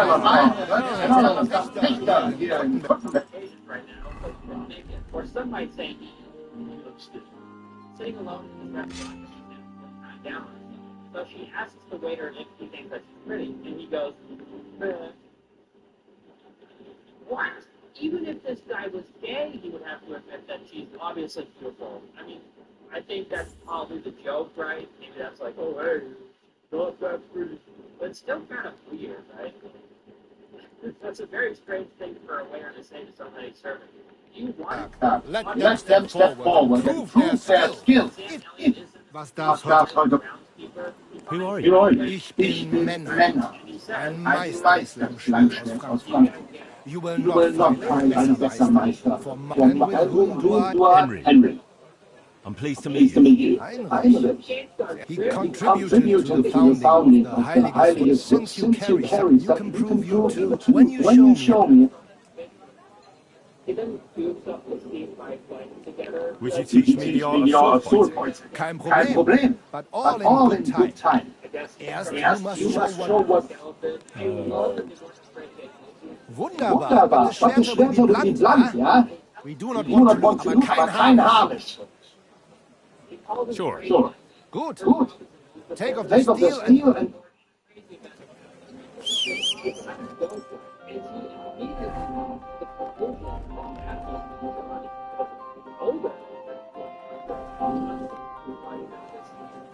All right, Menhard. I'm ready for a duel. Good, Heinrich. How about eine Wette? Wie sagt man das? A bet for some groschen, ja? If you believe in yourself.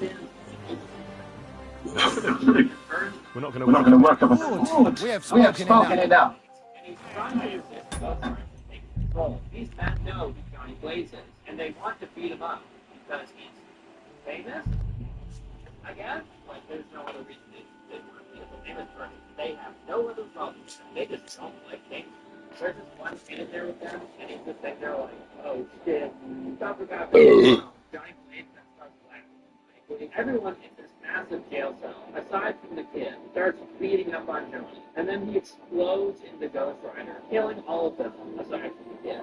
I like how the sprinklers activate. It's a nice practice. Are you ready?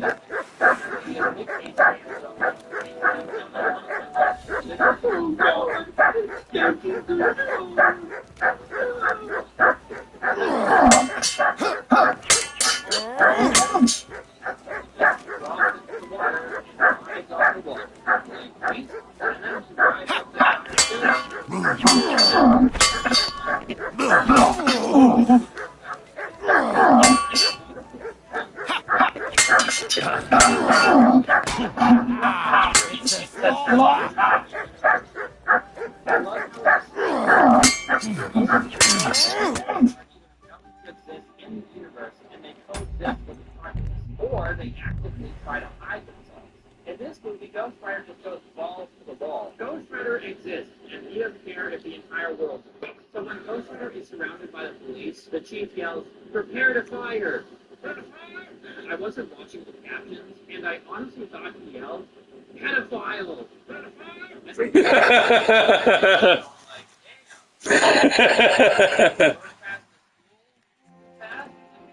What? So, Heinrich, are you ready? The original Ghostbusters. He's like, one last transformation to ride off.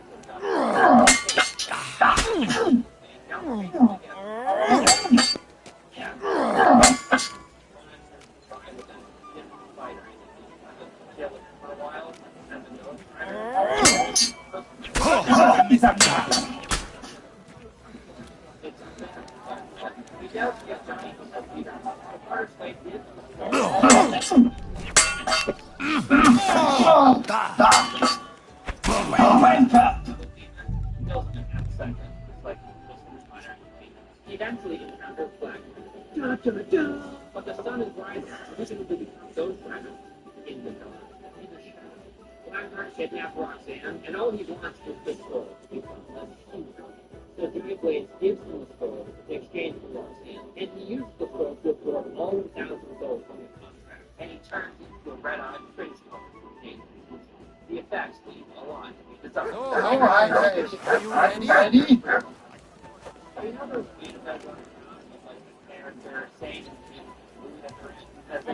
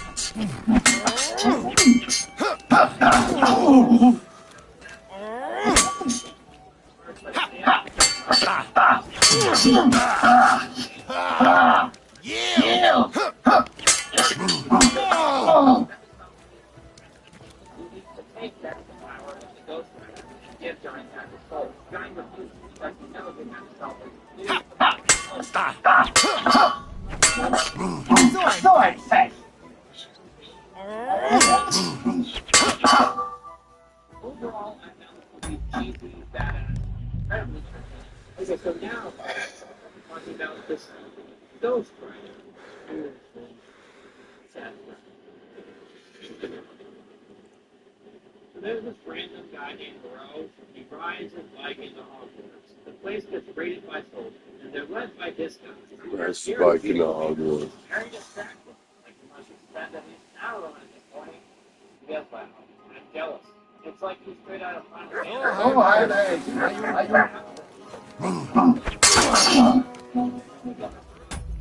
He's explaining his backstory as Johnny goes. And in this version of the story, he deliberately smears his blood on his cheesy devil contract. In the original, he gets kind of like a strict society. I think it's worth evidence, but this works too. You'll see that they really This movie was directed by Mark Gallagher, the same two men who wrote and directed it. So you know they So, Heinrich, are you ready? Yeah, you guys probably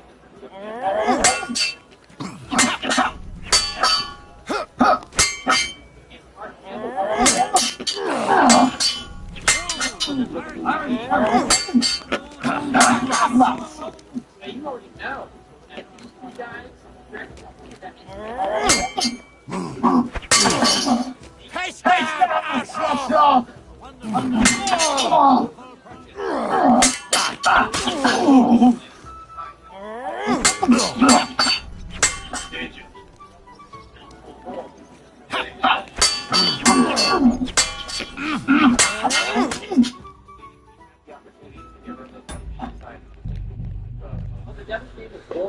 God damn it, man.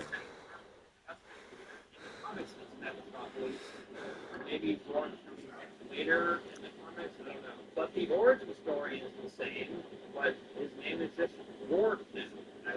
name Mephistopheles more, but more for two, I guess. And then there's a scene of a woman and child. Their names are Nadia and Dan. These guys, from the beginning of the movie, they're down, final from them, and are in the middle of So high there. it's like this should be a film. You guys don't have to think that's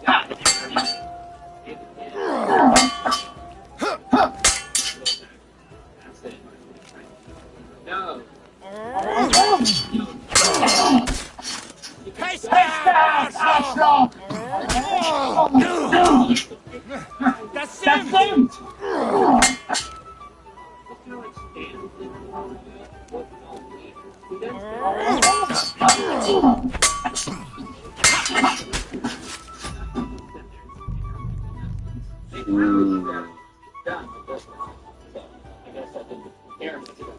They should have moved grenades to keep the kids. Still good counter me, man. Aaron's trained. The nurse starts learning with her like immediately. I thought it was. He like just woke up and he immediately starts learning. So, hi, are you ready? He like briefly follows Nadia instead of just like yelling out to her.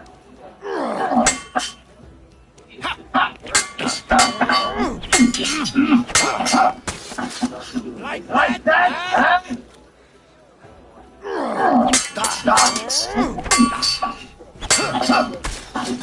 Sliding frames are so distracting. Look at this one frame, and the lines aren't any better. The dwarf whispers some devil words into the kid's ear with the phone, and it makes him freak out. This is how it describes what he just did to the kid. You know, computer tried to.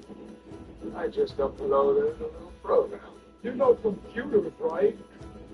No, never heard of him. Please explain. Heard of him?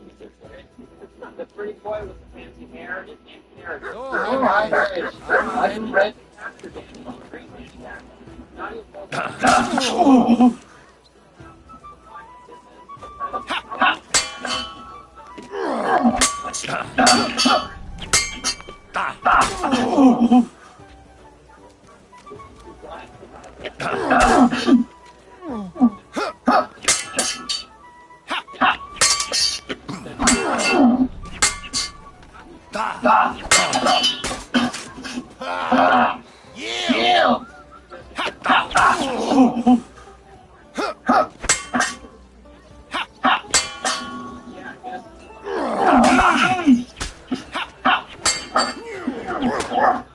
his ear, he kind of like deactivated him, so the Ghost Rider couldn't track him anymore, but he didn't deactivate the ear anymore, and just his scars. I think they tracked them to the dead. You know, I'm kind of getting ahead of myself, but Danny is the devil's son, so maybe he deactivated him because Ghost Rider couldn't track other demons or something. So Joni tells Nadia that he can't track him. He tries to tell her that he can't send the kid anymore. But doesn't mean the kid's dead. It's just erased. It's just gone. The tracking system. So, hi, are you ready? Johnny and Nadia.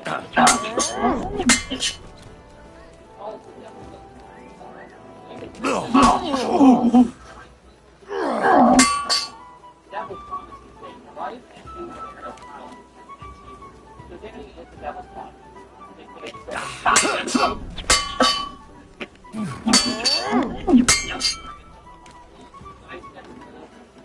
Like in some Borderlands video game. Giant is fried with the devil's shadow inside, and it displays one. Scheiße!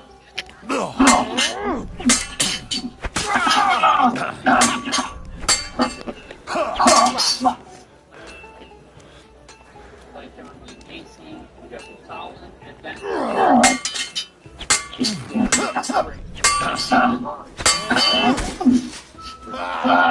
Yeah!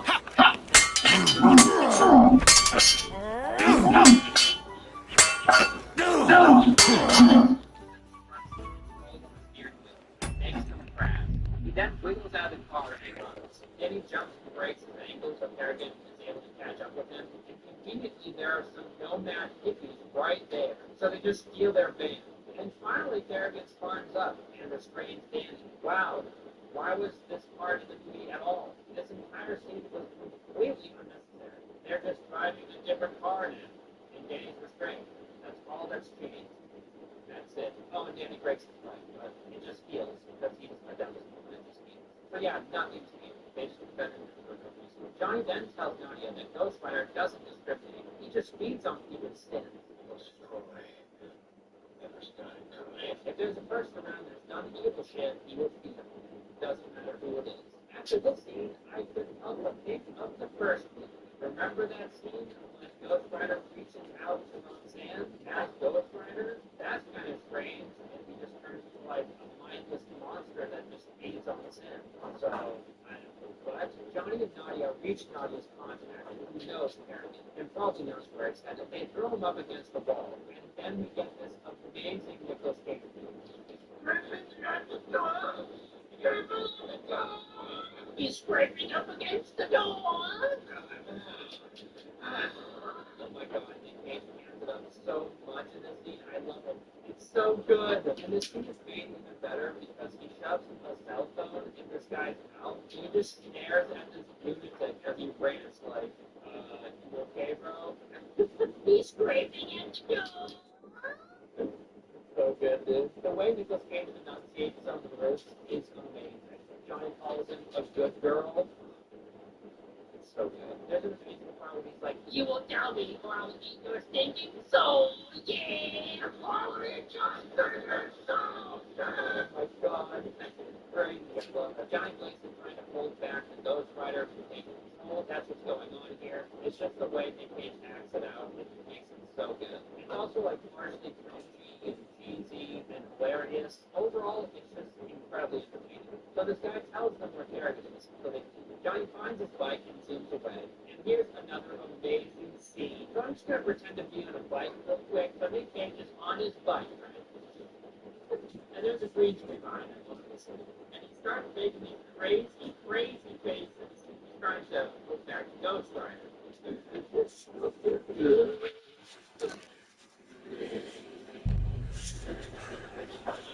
Oh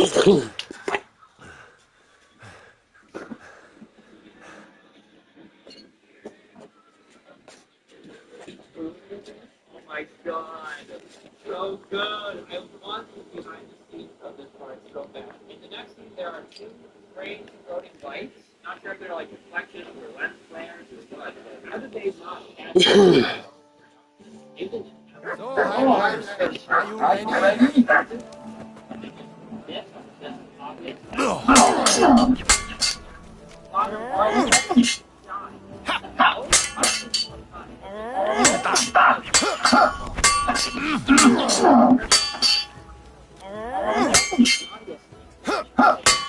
Ghost Rider arrives and Kerrigan fires the rocket. Of course,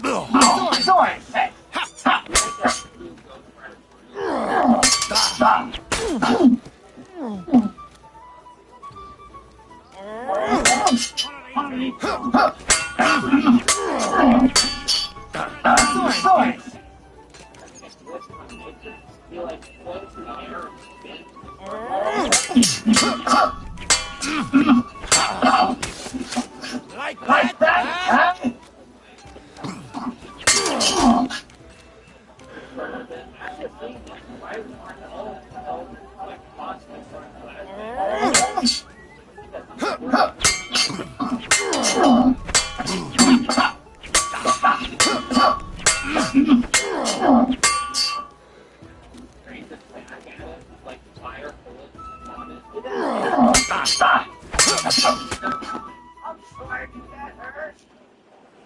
I'm not sure why the men are running their lives. That's it, no.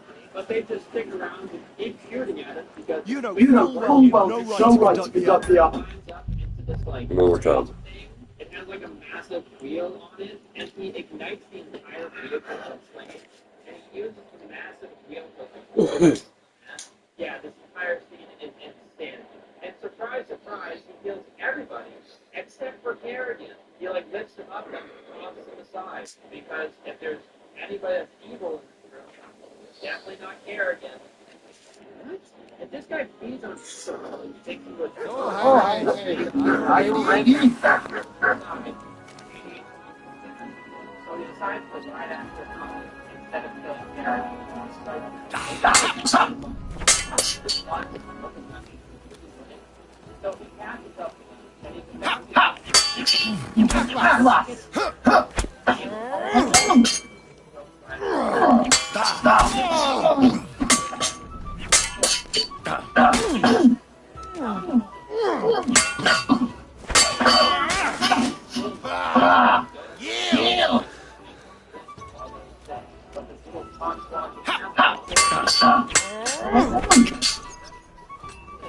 I expect this stuff, man.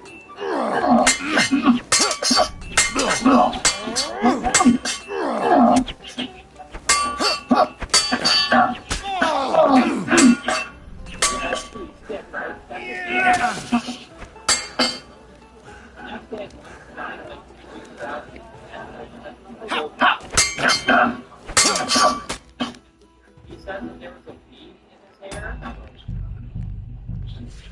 but there wasn't. So, was just trying to cut it. I mean, we all know how much Nicholas Cage hates, right?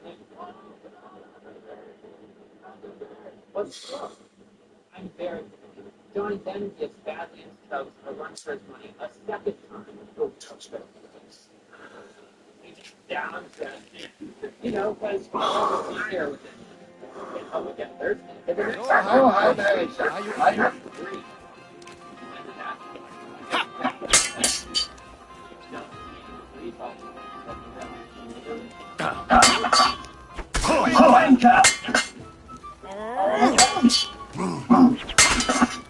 Like that?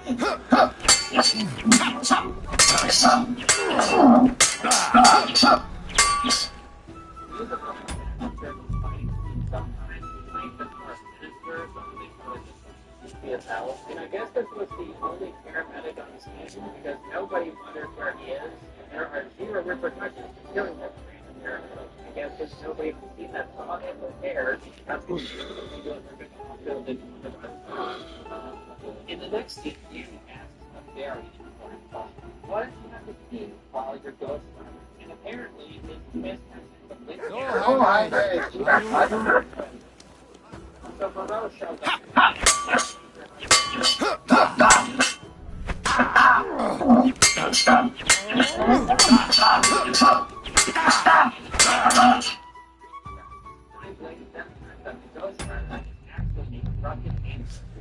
Originally protect the innocent, but now it's just feeds on it.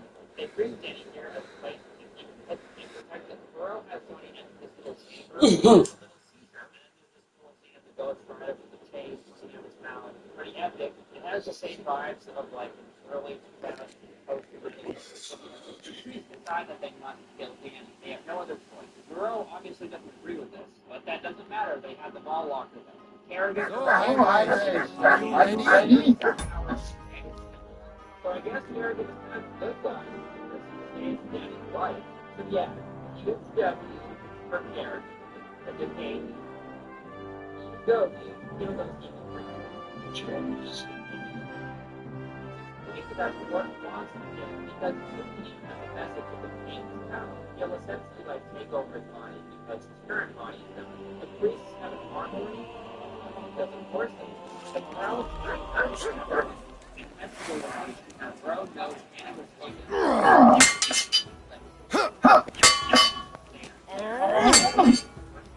he's got to have an audience.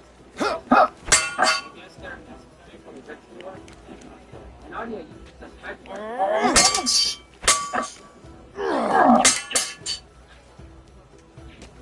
takes out the garden.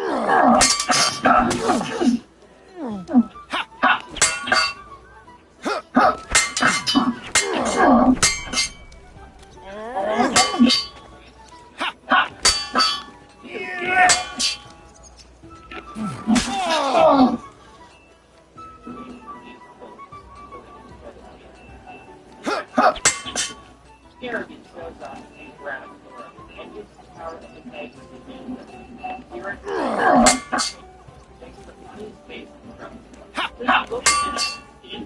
what is he doing? Kerrigan gets his hand, but he doesn't want to kill him.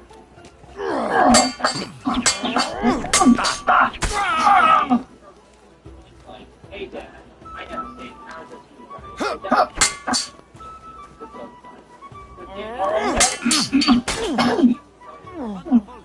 fun.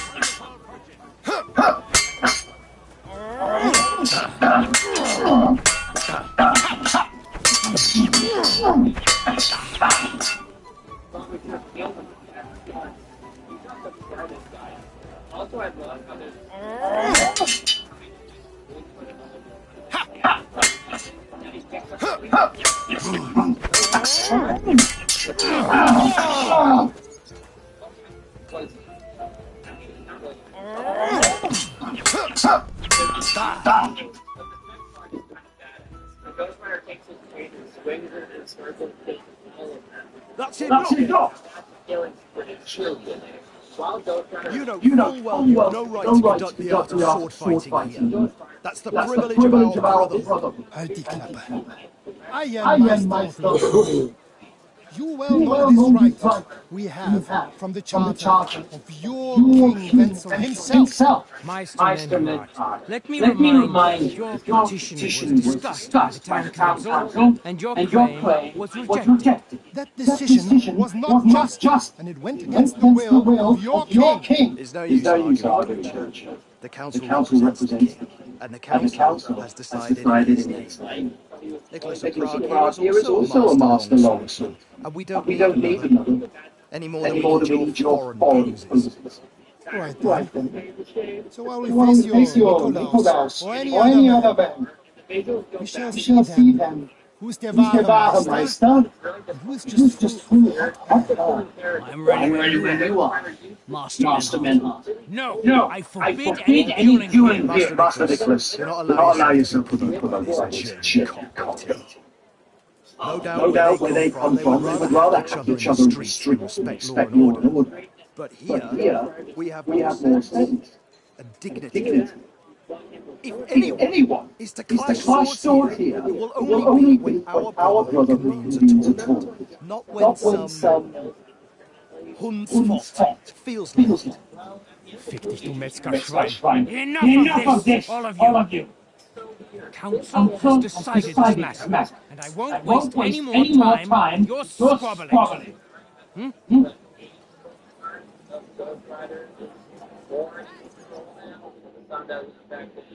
You've You've infringed on our regulations, regulation, and it's and not it's the not the first time. first time. You'll pay You'll a pay a fine. fine. I I say. said.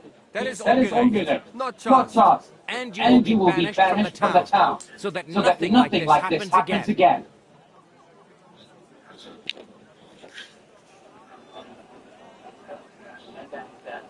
Councillor Councillor Menhard and Menhard and Arn Arn are are friends of our friends of good our King good King Wenceslas. Wenceslas. That's why That's why they have a charter, isn't it? isn't it? I I wonder wonder what what His His Majesty the King would say about the way his friends are being treated by a by a councillor of councillor of Cuttenberg. Cuttenberg. I I suppose he'd suppose have he'd something have to something to say. say If he if was he was here. here. Aye. And next time I see His Majesty, I'll be very happy to tell him about them. Easy, Master Butcher. Kindly leave Kindly his leave his affairs affairs to to me. me. King King Wenceslas is Wenceslas not is not here. here. Do you Do not you not agree, agree, Meister Meister Menhard? Menhard? I do I do not not agree. agree.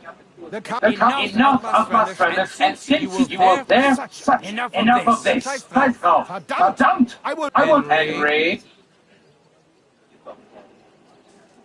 I I understand. understand. Here are the Here is the groschen I owe groschen I owe you. you. Excellent. Excellent. So, So, the the matter is I just resolved. went back at the dice If anything, table. If anything like this happens again, it will be the pillory for you. Alles Alles klar? klar? Ja, ja, Ja, ja, ich ich verstehe. verstehe. Komm, Komm, Heinrich. Heinrich. We still We have still have business to business to attend to. attend to. Aber Aber zuerst, we have zuerst, we have to leave the town. We are We are going to going to Gasthaus Gasthaus zur zur Eiche. Eiche. The The Oak Oak Inn, Inn, as you as you call call it. it. It is Cool. It's outside the town walls. By the road road leading leading from from the the Durham Durham Gate. Gate. We will We will discuss our discuss our business business there. there. Luckily, I had the groschen on me. You would not treat us in this manner. That's stimmt. The king, The king gave us his word. And this And is this not is not over over yet. yet. Vertrau mir. Vertrau mir. Scheiße. Aber Aber danke, follow us to the Oak. We will We will exchange exchange wood wood oder oder komm mit uns. I'll I'll accompany you. accompany you.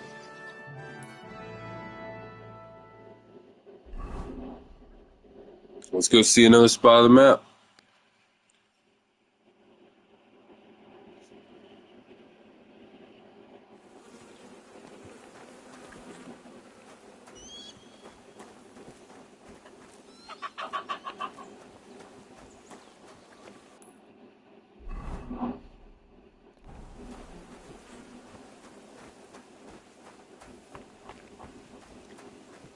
Dice. Dice that, and you just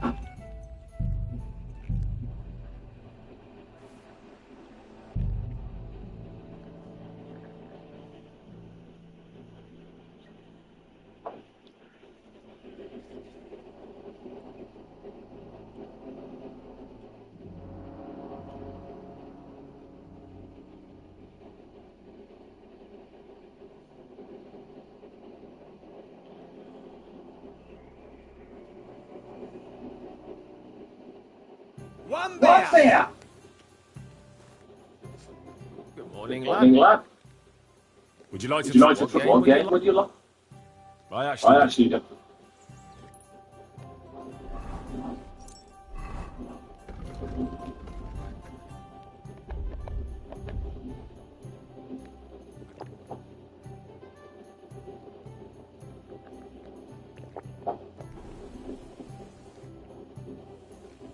I feel I feel a lucky football game. Would you?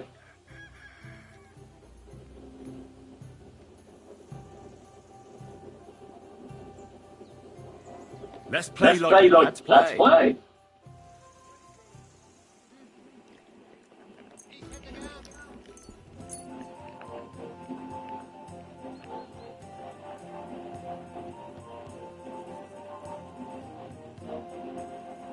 Christ, Right, what's the what's the hold up? hold up?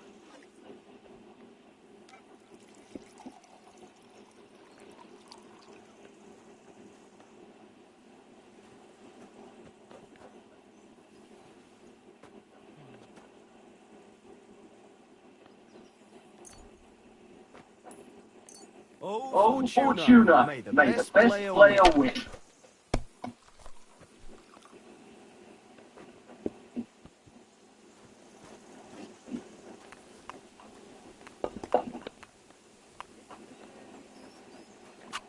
Was für Was ein für ein Scheiß. Scheiß.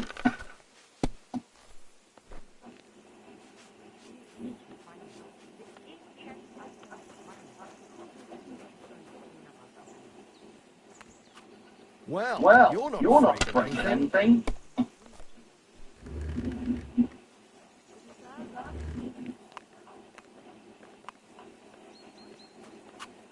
See, you See, can you do can it. do it. Keep it Keep up. it up.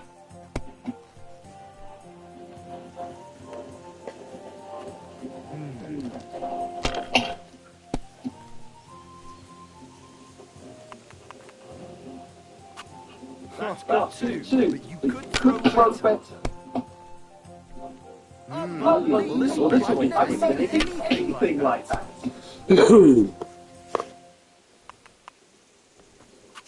That's If enough that's enough to to start start getting getting interested. interested. I'm I'm going to go somewhere else.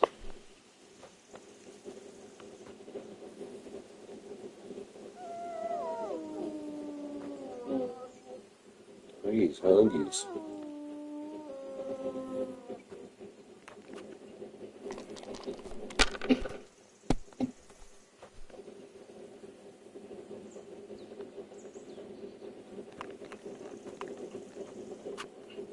Even a fool gets lucky sometimes. sometimes. What's your name, Pooch?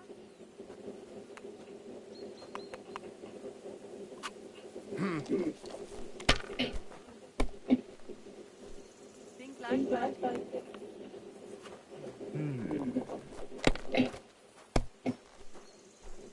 Damn it! Damn it. Good. I I said as said as much. much.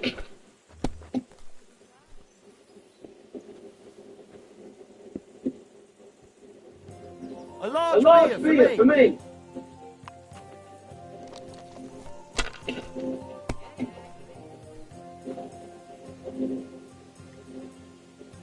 Service Service is kind of slow today. today.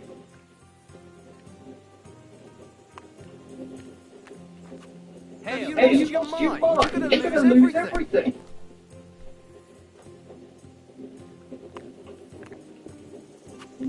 You might You even might win even with win with that. that.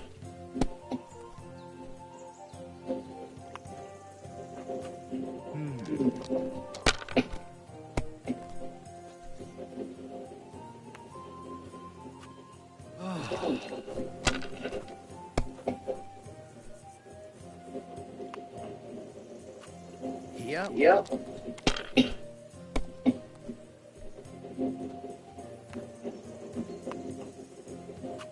That's as That's far as as far I as can I find, can so find, it's so it's yours. yours. I just pick them Pick them up up and throw and throw them. them. Then I pick Then them I pick up them up and throw them throw them again. again. That's all That's there all is there to is it. to it.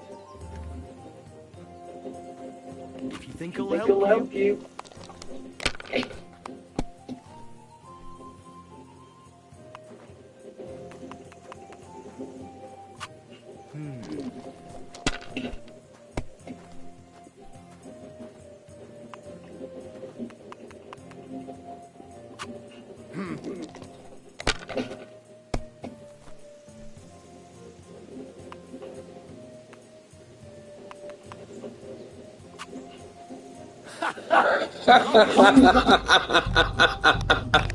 Fuck you, you piece of shit. What? What was that?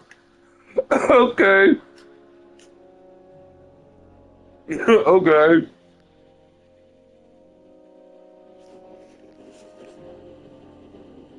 Wow. Insanity.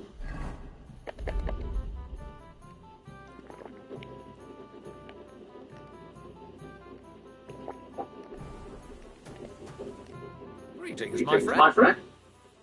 Would you like to start one game with you? Nice. Let's play.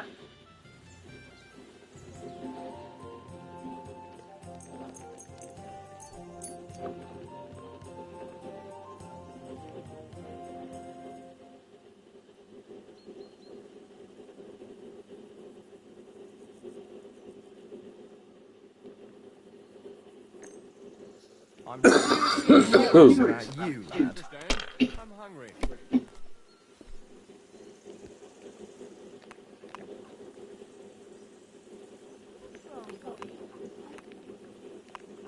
Maybe you should have saved it.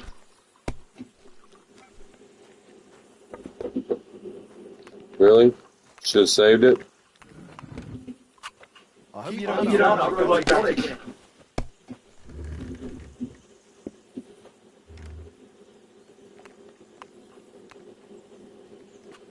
Well, you're not afraid of anything.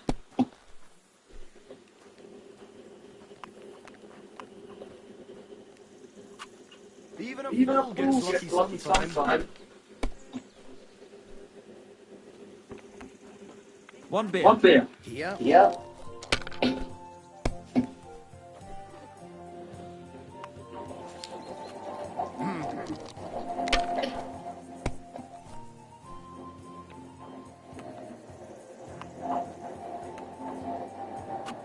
That's as far as I can find yours. I just pick them up and throw them. Then I pick them up and throw them again. That's all there is to it.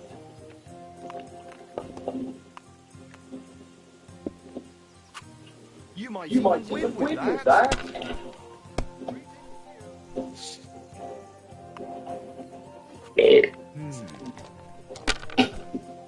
I'm hungry.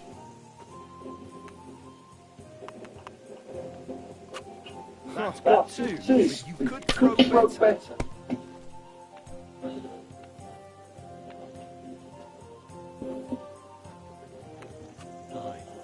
Good old beer.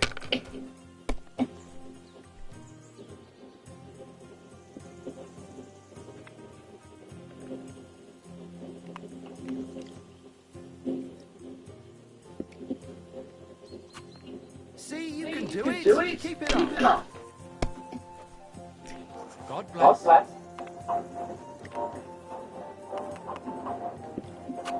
That's enough to start yours off. I'm gonna go somewhere else.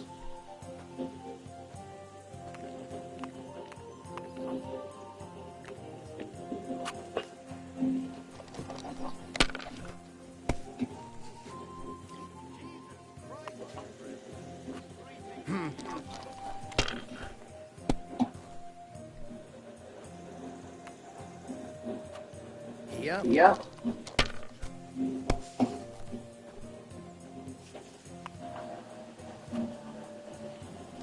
I'm not too happy with you. I'm sorry, bro.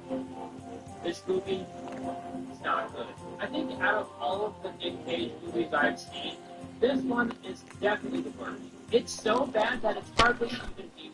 And the weird thing is that it seems like this movie should be like a really amazing. If you're making a movie about aliens, Let it now. I'm gonna play two. Nicolas Cage wearing a long wig and him doing backflips and being all goofy. It seems like a no-brainer. Damn it! That's how it's done. That's the way. That one back. The worst thing I've ever seen. It sucks to say this, Dick, because I love your movies, man, but god damn it, this one is just so bad. It's so unbelievably terrible.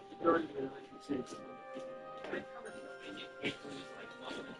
And even the weird ones, like the it had great scenes. They were fun to watch.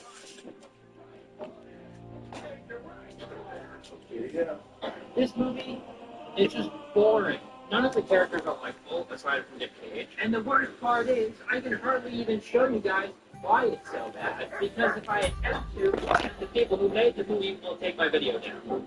Angry Joe made a review of this movie, and they were manually taken down twice by Lasso. It's like a company that represents Paramount or something, I don't know. But they forced him to revise his review 3 times. They weren't even claiming the video, they just straight up removed it. What are they trying to do? Are they trying to convince everybody that this movie, Jiu-Jitsu, is good? Even the people that haven't seen it, they have a good idea, you know? Like, this movie, it's not great. Who are you trying to fool by taking these videos down? In fact, you're losing money by taking these videos down. These videos are free promotion for your product. I know they're trash talking your product, but some people might be curious enough to go out and watch it because of these videos. Get a one-year maker together, including their dollars. Good day, sir. They'll surely What game would you? Yeah. I guess Last of Us doesn't like Nice. nuts. Let's play. I'm not sure what they're trying to do. I mean, this movie's lost. I just Paramount made money so much. I don't get it. What's going on? And the worst part is that Angry Joe's first review was fair use. In his 3rd revision of his video, he felt the need to recite on my side. and describe fair use to these people so they can get it through their thick skulls. Like, you're being idiots. These videos are helping you. I know it looks like they're not helping you because, you know, it's mean. These are mean videos. They're being mean to you.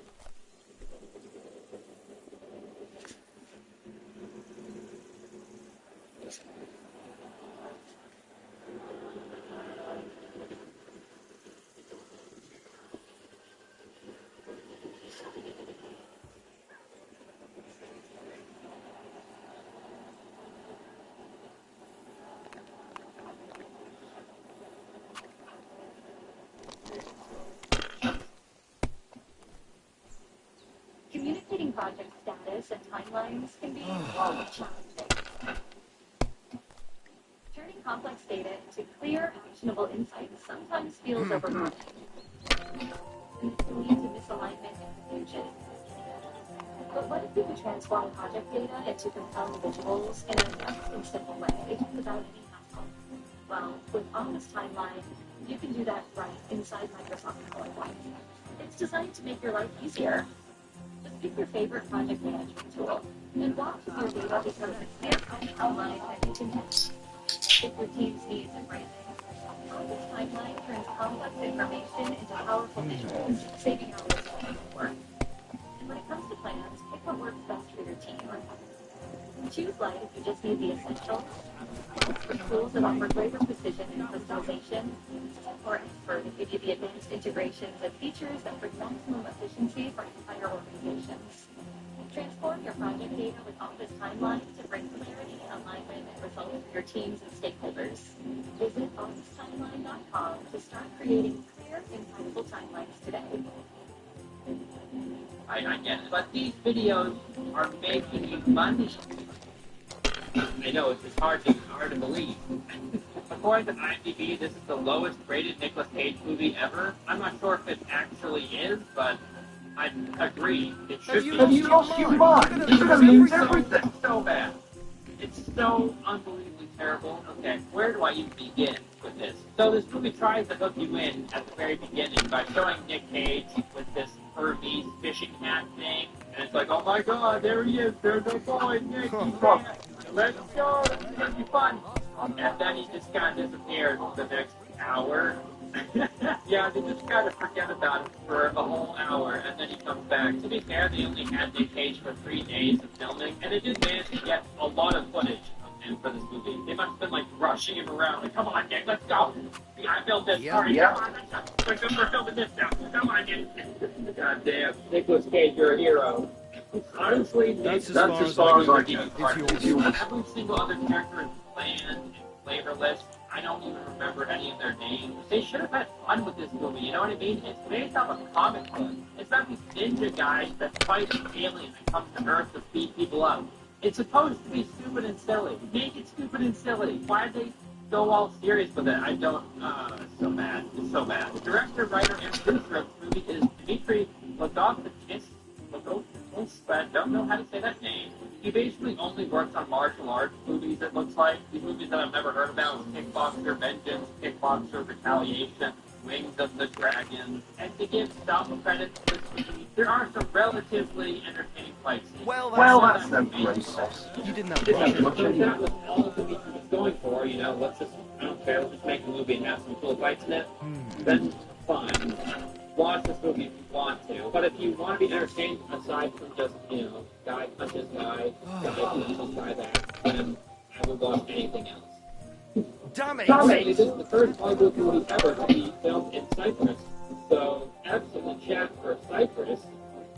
The first Hollywood movie ever is an absolute train wreck. And guess what, guys? Nicolas Cage's role was supposed to be for Bruce Willis.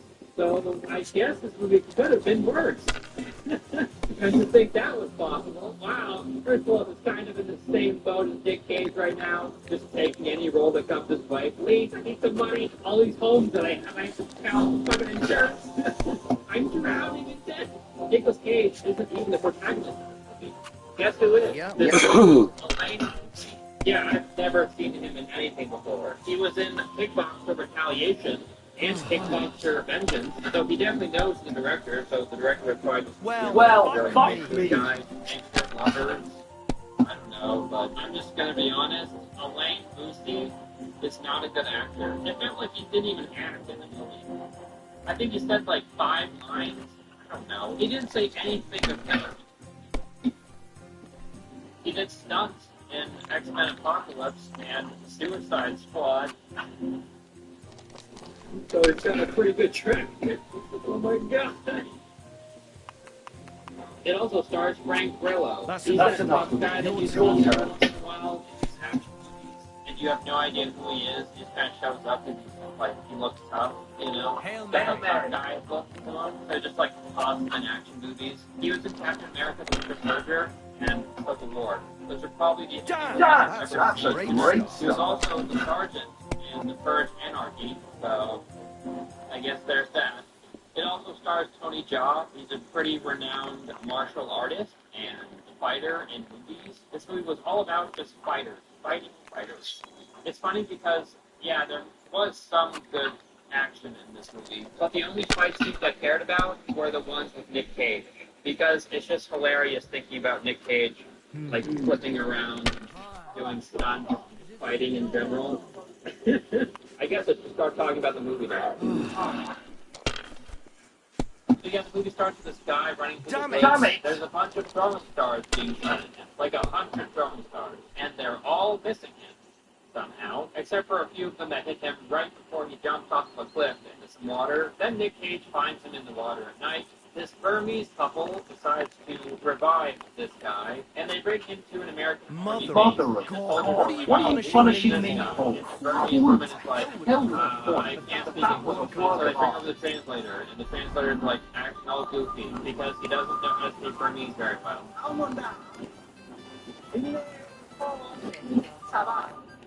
Look here, Bernhard. There's That's so right. many other scenes in this movie. Honestly, Didn't the help. translator guy is the second best. Now we are in a big mess. At least But he we has some appreciate that at least Try try to to stand up for us. It's fun to watch. Danke. You know, Auf jeden Fall. It is not over with those that that punch. We we must must somehow convince convince them them to preserve honor honor and and glory. glory. Interrogated by It is the not American possible soldiers, like, oh, that boy. the Meister, Meister, such such as as I, Tony can Jaa be character rejected nowhere. and humiliated. Humiliated.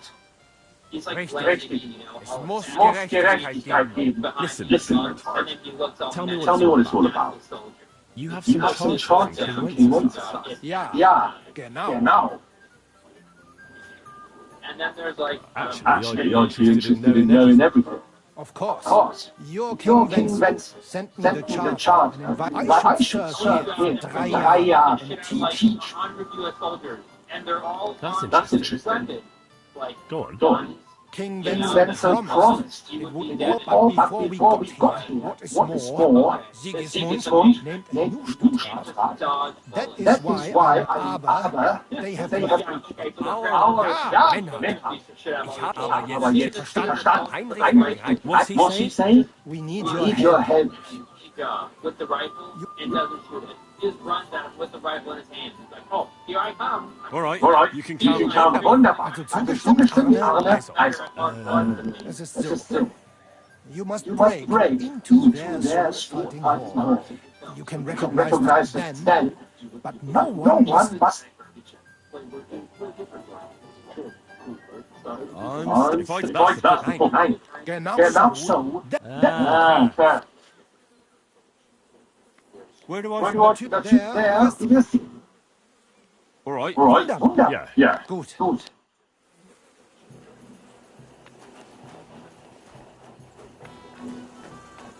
Instead of using the weapon that is in my hand to move in, yeah, he stays Elaine Moosey's character, and they both start fighting any soldiers. They're both like insane martial artists. The sound effects are so bad.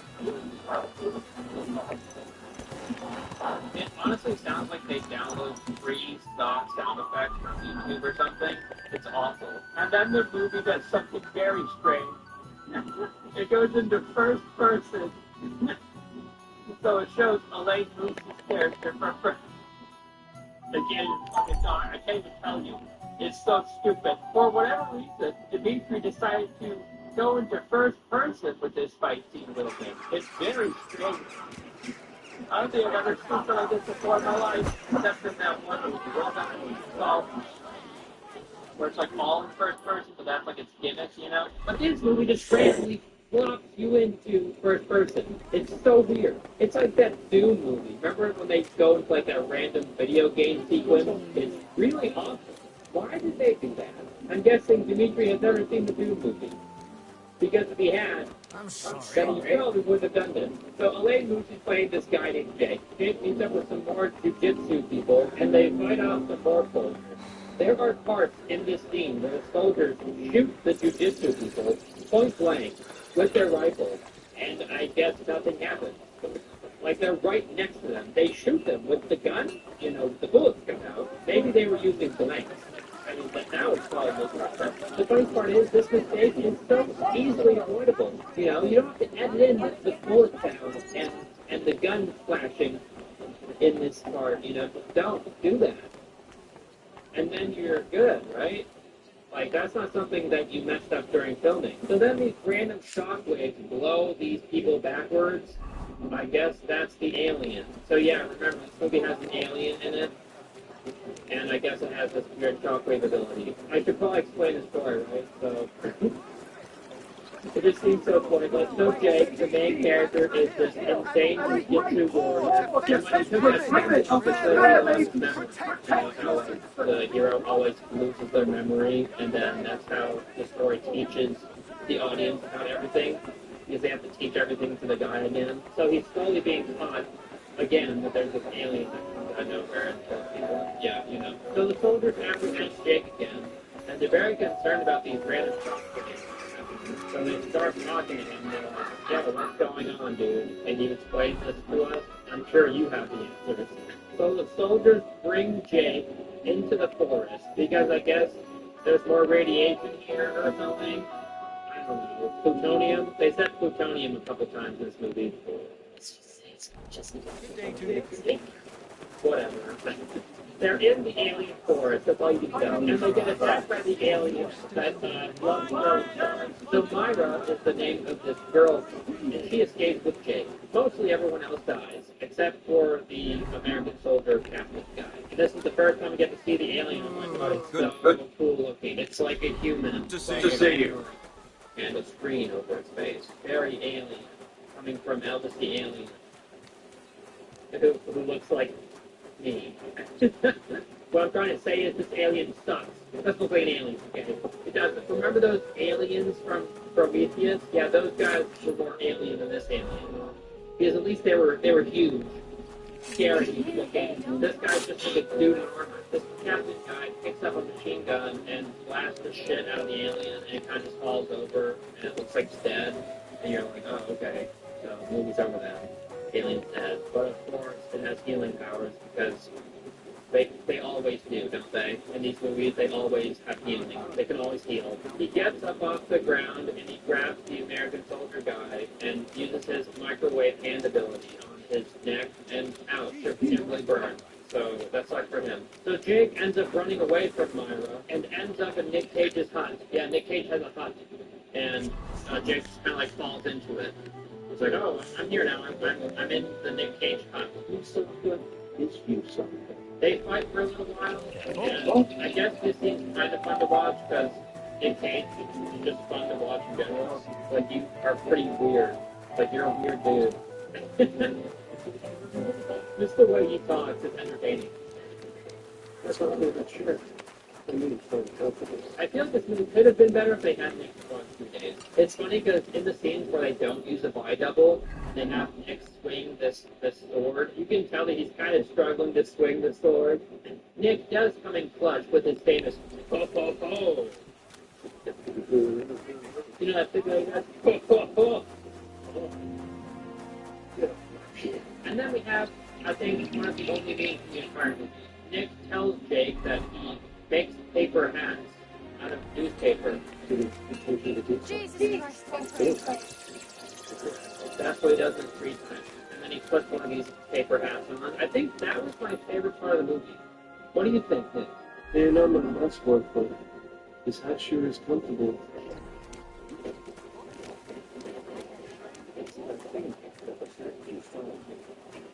And saved me. There's no coincidence.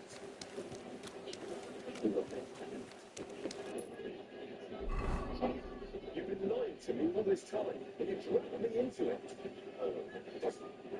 You got rid of phone call.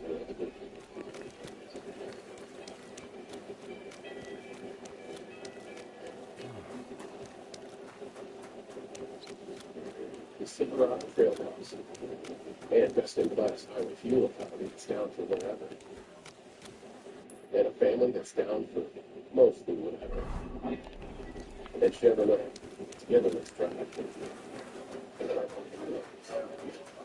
Later in the fight, he goes, see, I could fly too. Yeah, I could fly too. It's obviously not him, but it's so funny. Just picturing Nick Cage doing this flip. Like, this movie is trying really hard to convince you that Nick Cage is just like super martial artist. And I think that's the best part about it. Suddenly, random, bland, flavorless jiu-jitsu people come out of nowhere and they're like, okay, we're gonna take Jake because the fun is over. You don't want the viewers to have too much fun watching this movie, so... And then Nick tries to save the audience. You can't take him. He's crazy.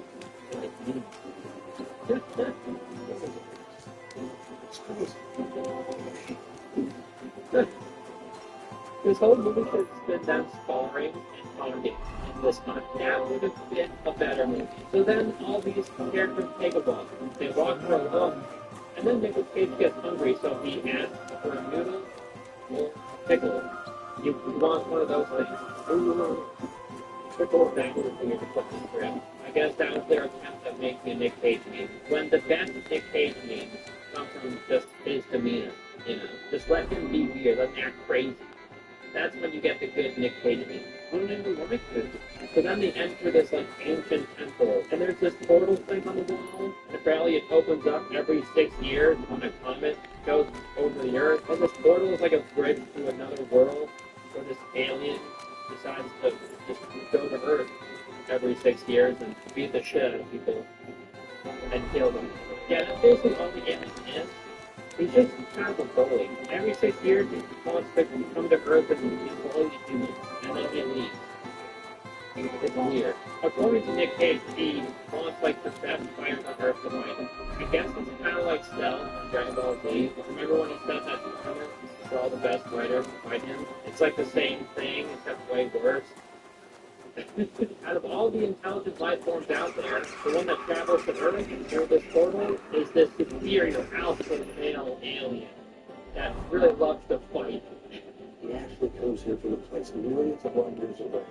the kids with you to show them jujitsu. And apparently, if he doesn't get to fight the best fighters on Earth, then he just goes ballistic and kills everything that's alive. If he doesn't get it, he stays and he chooses everything. Just goes around killing everything. That's what they tell us anyway. Can you imagine this alien just walking up to a sloth that's dangling from a tree and just strangling it to death? Because he's so bored.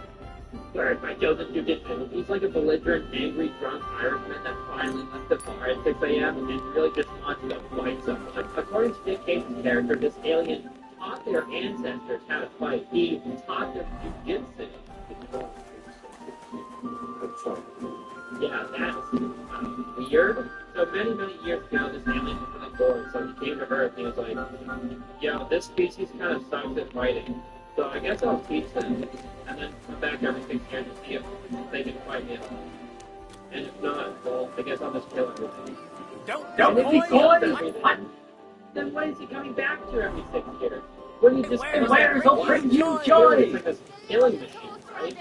Nobody can stand up to this back at once. They would go to Earth, teach everybody jujitsu, leave, come back 6 years later, and just kill everything. Although he doesn't kill everything if he kills 9 jujitsu masters. Well, Brent makes 9 fighters. But if any of the fighters refuse to fight him, he never was anything to brawl, flies, brawl. Right. So every 6 years he kills 9 jujitsu masters and leaves. So how long has he been doing this? I guess if I was a jujitsu master, I could train someone to fight in the same style to, die as aliens 6 years from now. Or I could hatch him a plan to kill this alien when he arrives.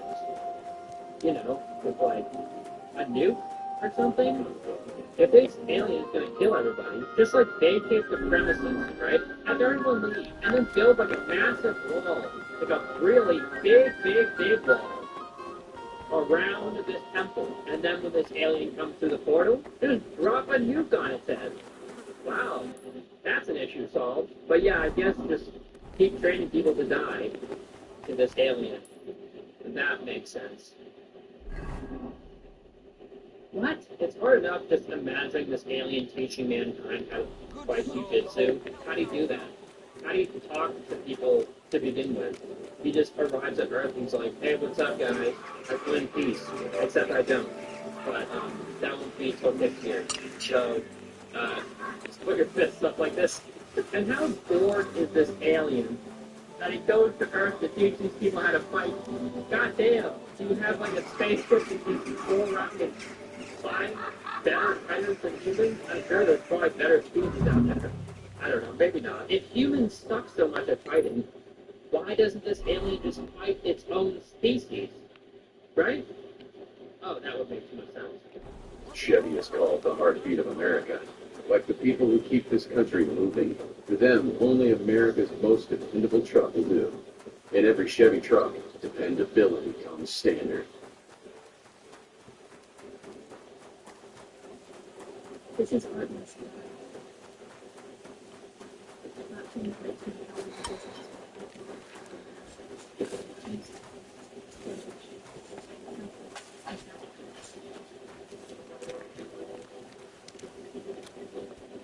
everything that gets done is everything that goes.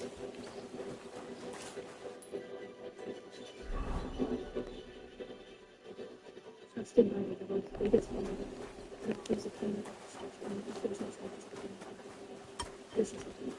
And this is my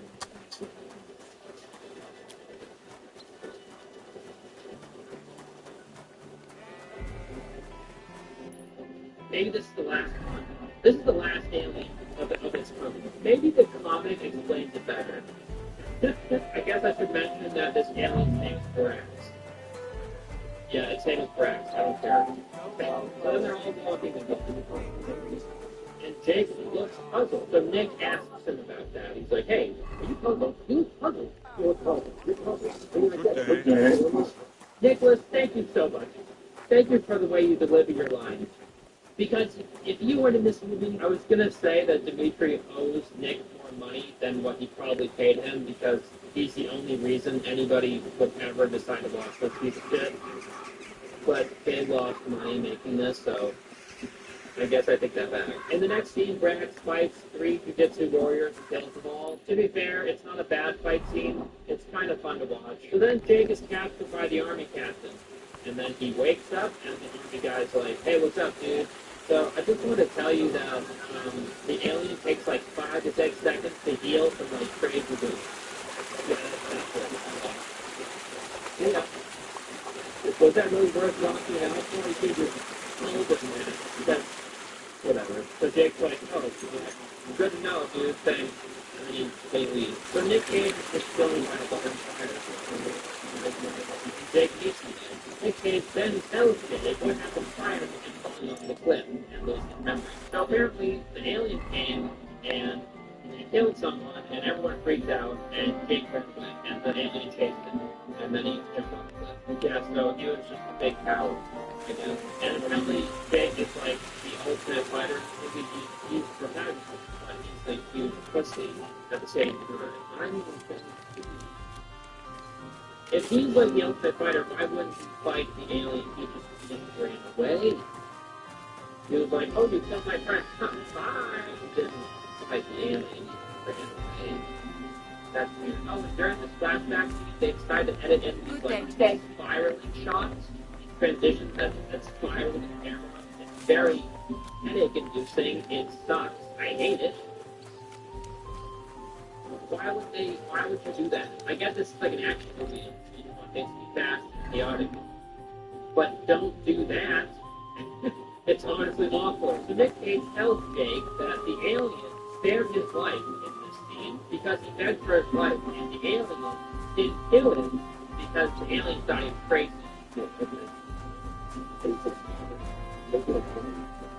Oh, this alien has morals and honor codes for this. So he wouldn't kill mentally handicapped people or women or children, I'm guessing.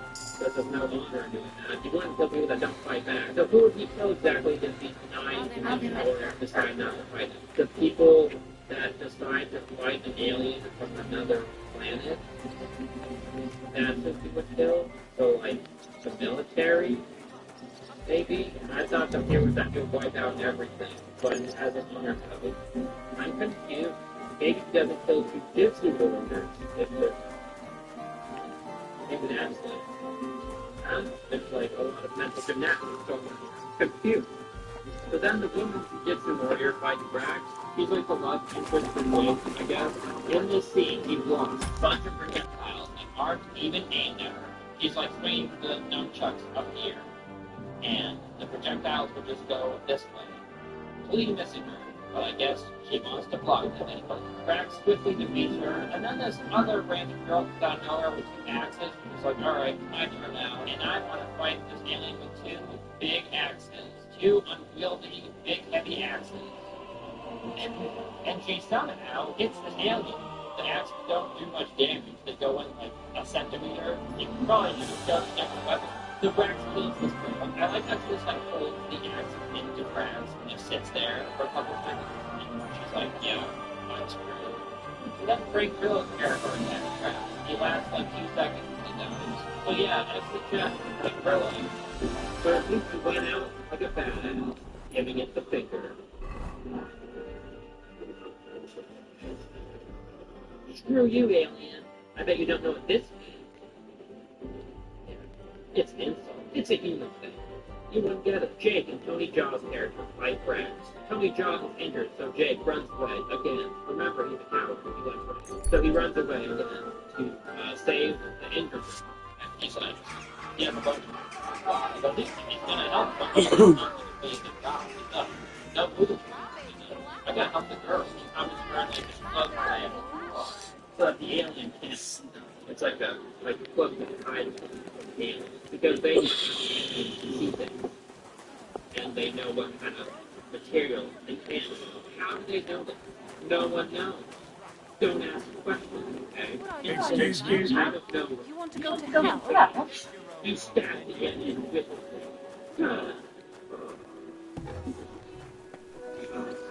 this is the scene where I'm gonna fight. Yes, it's Nick's turn. Let's go. Show me your weapon. Except I'm not in the cage, but you know, put the things. Cage. Cage fight, Nick Cage versus Brax. Who's gonna win? Oh my god, it's definitely gonna be Brax, but it's gonna be cool to see how Nick Cage dies. An intense fight ensues. I have to admit, this part was kind of fun to watch. Even though there are moments in the fight when Brax Come here, Nick Cage, or decides not to, and there are moments when Nick Cage can kill Brax, but just doesn't. It's very weird. Also, Jake and the girl just kind of watch as Nick Cage fights. They don't help him at all. You have power in numbers.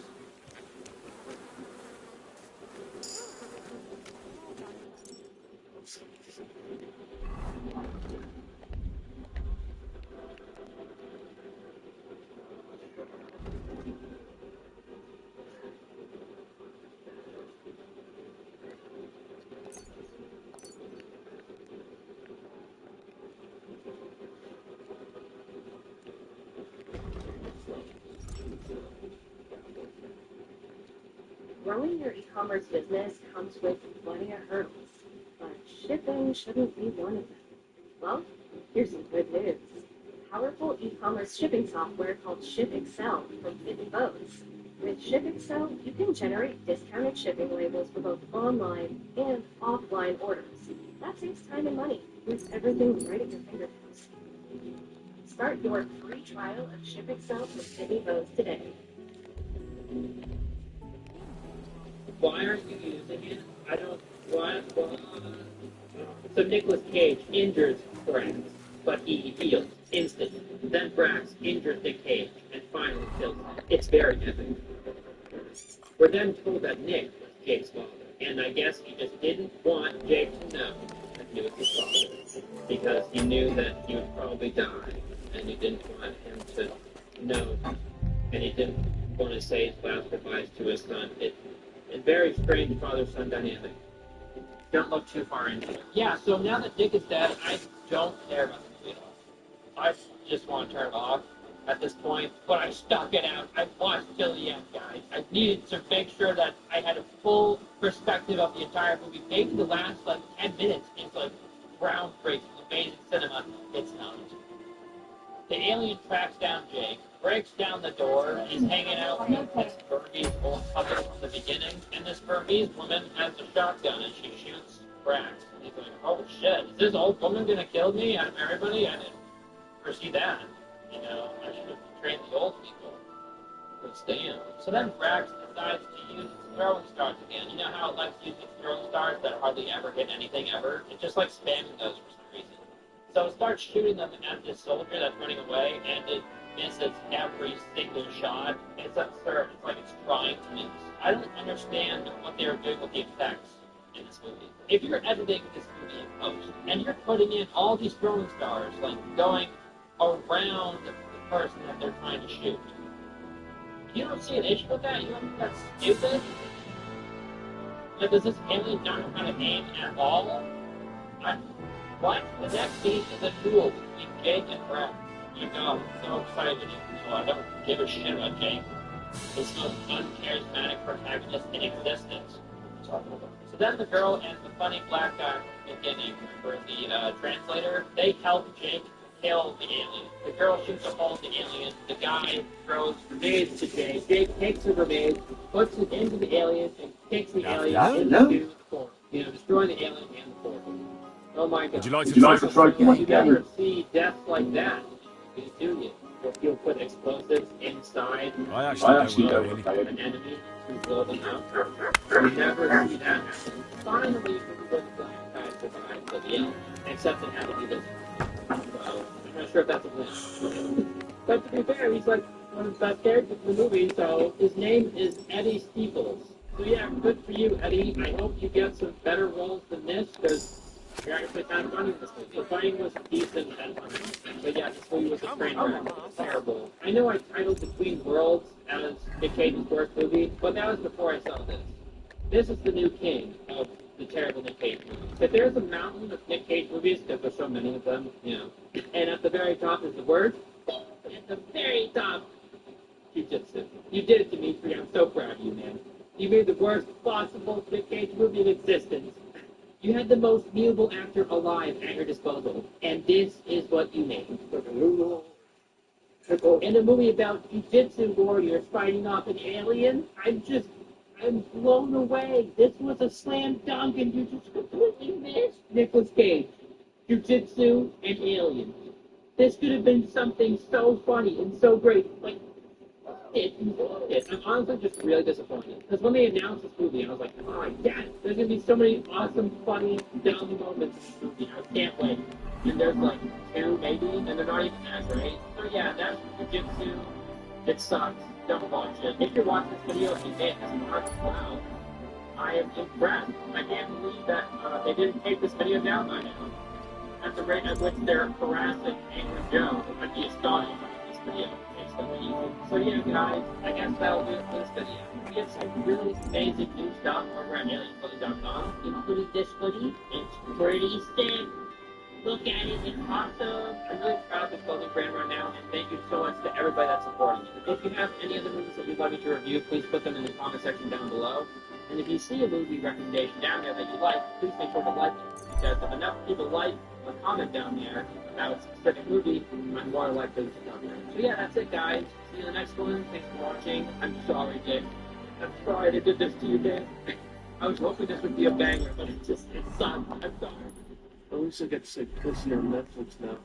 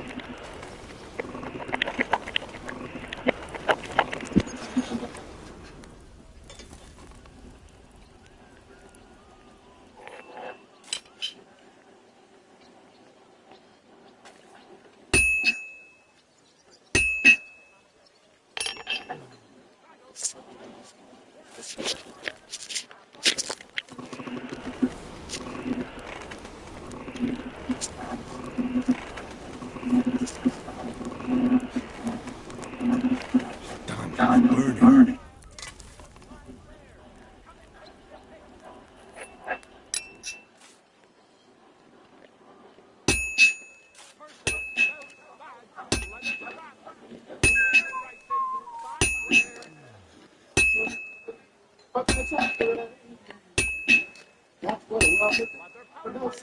Yes, Willy's Wonderland. After months and months of waiting, Willy's Wonderland is here, and it's not as good as I hoped it would be. Isn't that right?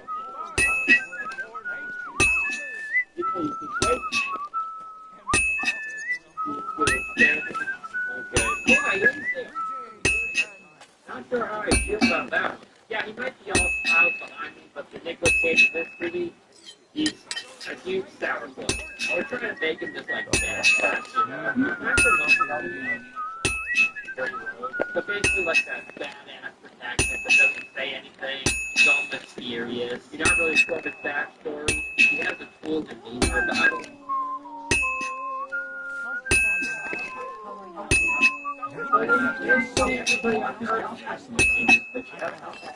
And I am not joking. Literally thousands of people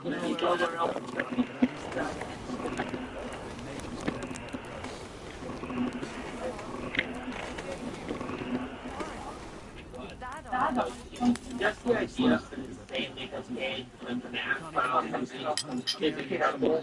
He can freak out and go out of space, mom and dad. So collectively, just imagine how good this project would be. This was like Old Bowling before the movie released. There was like an explanation of the movie, some made an animation, there's a ton of art, and look, up to the hype.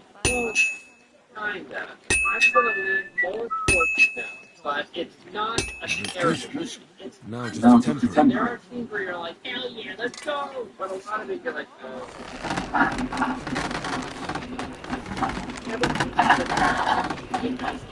Before, but he did a decent enough job. But like I said, at the end of the day, I always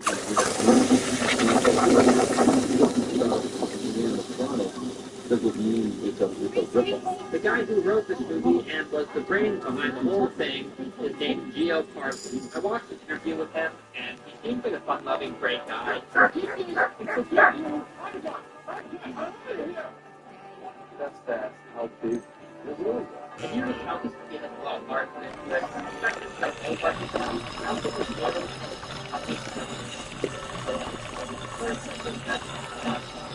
more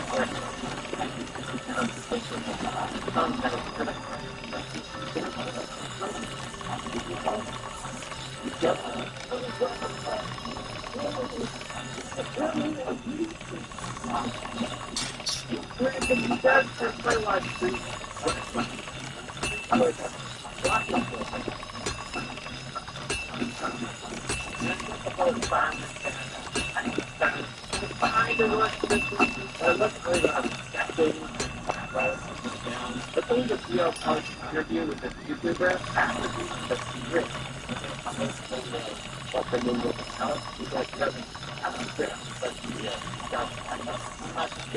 Sharp as a razor. According to Geo Parsons, Nick Cage was the brains behind some of the characters in the movie, like Nighty Night and Marty the Alligator. At first, the Knight was supposed to be a pirate, but Nick Cage said that was too cliche, so they changed it. And according to Geo, Nick was very intimidated. Geo sent Nick the script on a Friday, and on Monday, he was like,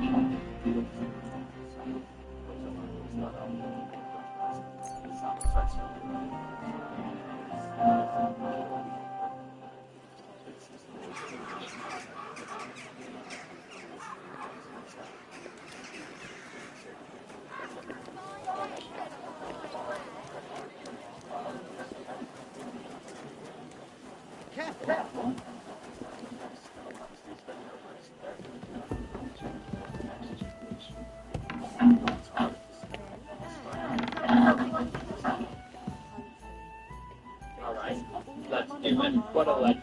It was Katie said, anybody says has ever done from this. He said, like, this is the script that I want to do. I want to do the script that Gino wrote. So if you guys want me involved, that's what we'll do. I think it's really cool that Nicolas Cage is giving smaller budget movies and smaller filmmakers a chance. Because with projects like this, I don't think he's getting paid nearly as much as he would have if he took on a bigger project. So it's just cool to see. I like to imagine that Nick is taking on roles like this because he likes doing it. And it's fun for him. A lot of people accuse this movie of being a Five Nights at Freddy's ripoff, and I definitely see their point. That's a very valid argument to make. That's where I want to go. While the animatronics are definitely different, they're both extremely similar in a lot of ways. Even the plots are very similar. Like people's souls inhabit these machines, so they turn into killing machines. They both have something to do with a serial killer. Yeah. It's very simple. He does make a fair comparison in this interview. He compares his movie to FNAF like he would compare The Walking Dead and The Living Dead. Both have to do with zombies and both are fun in their own ways. Yeah, I can kind of see what he means. But there isn't something that has dominated the evil animatronic genre as much as FNAF. Like, I can't think of anything else out there, really, that is like FNAF, other than Willy's Wonderland. I'm sure there are other things out there, but I personally haven't heard of them. He claims that he didn't get the idea from FNAF, and a while ago when he shot his short film, Wally's Wonderland, which featured him as the main role, it was an original idea, according to him. And it's not like there aren't establishments like Chuck E. Cheese out there. That's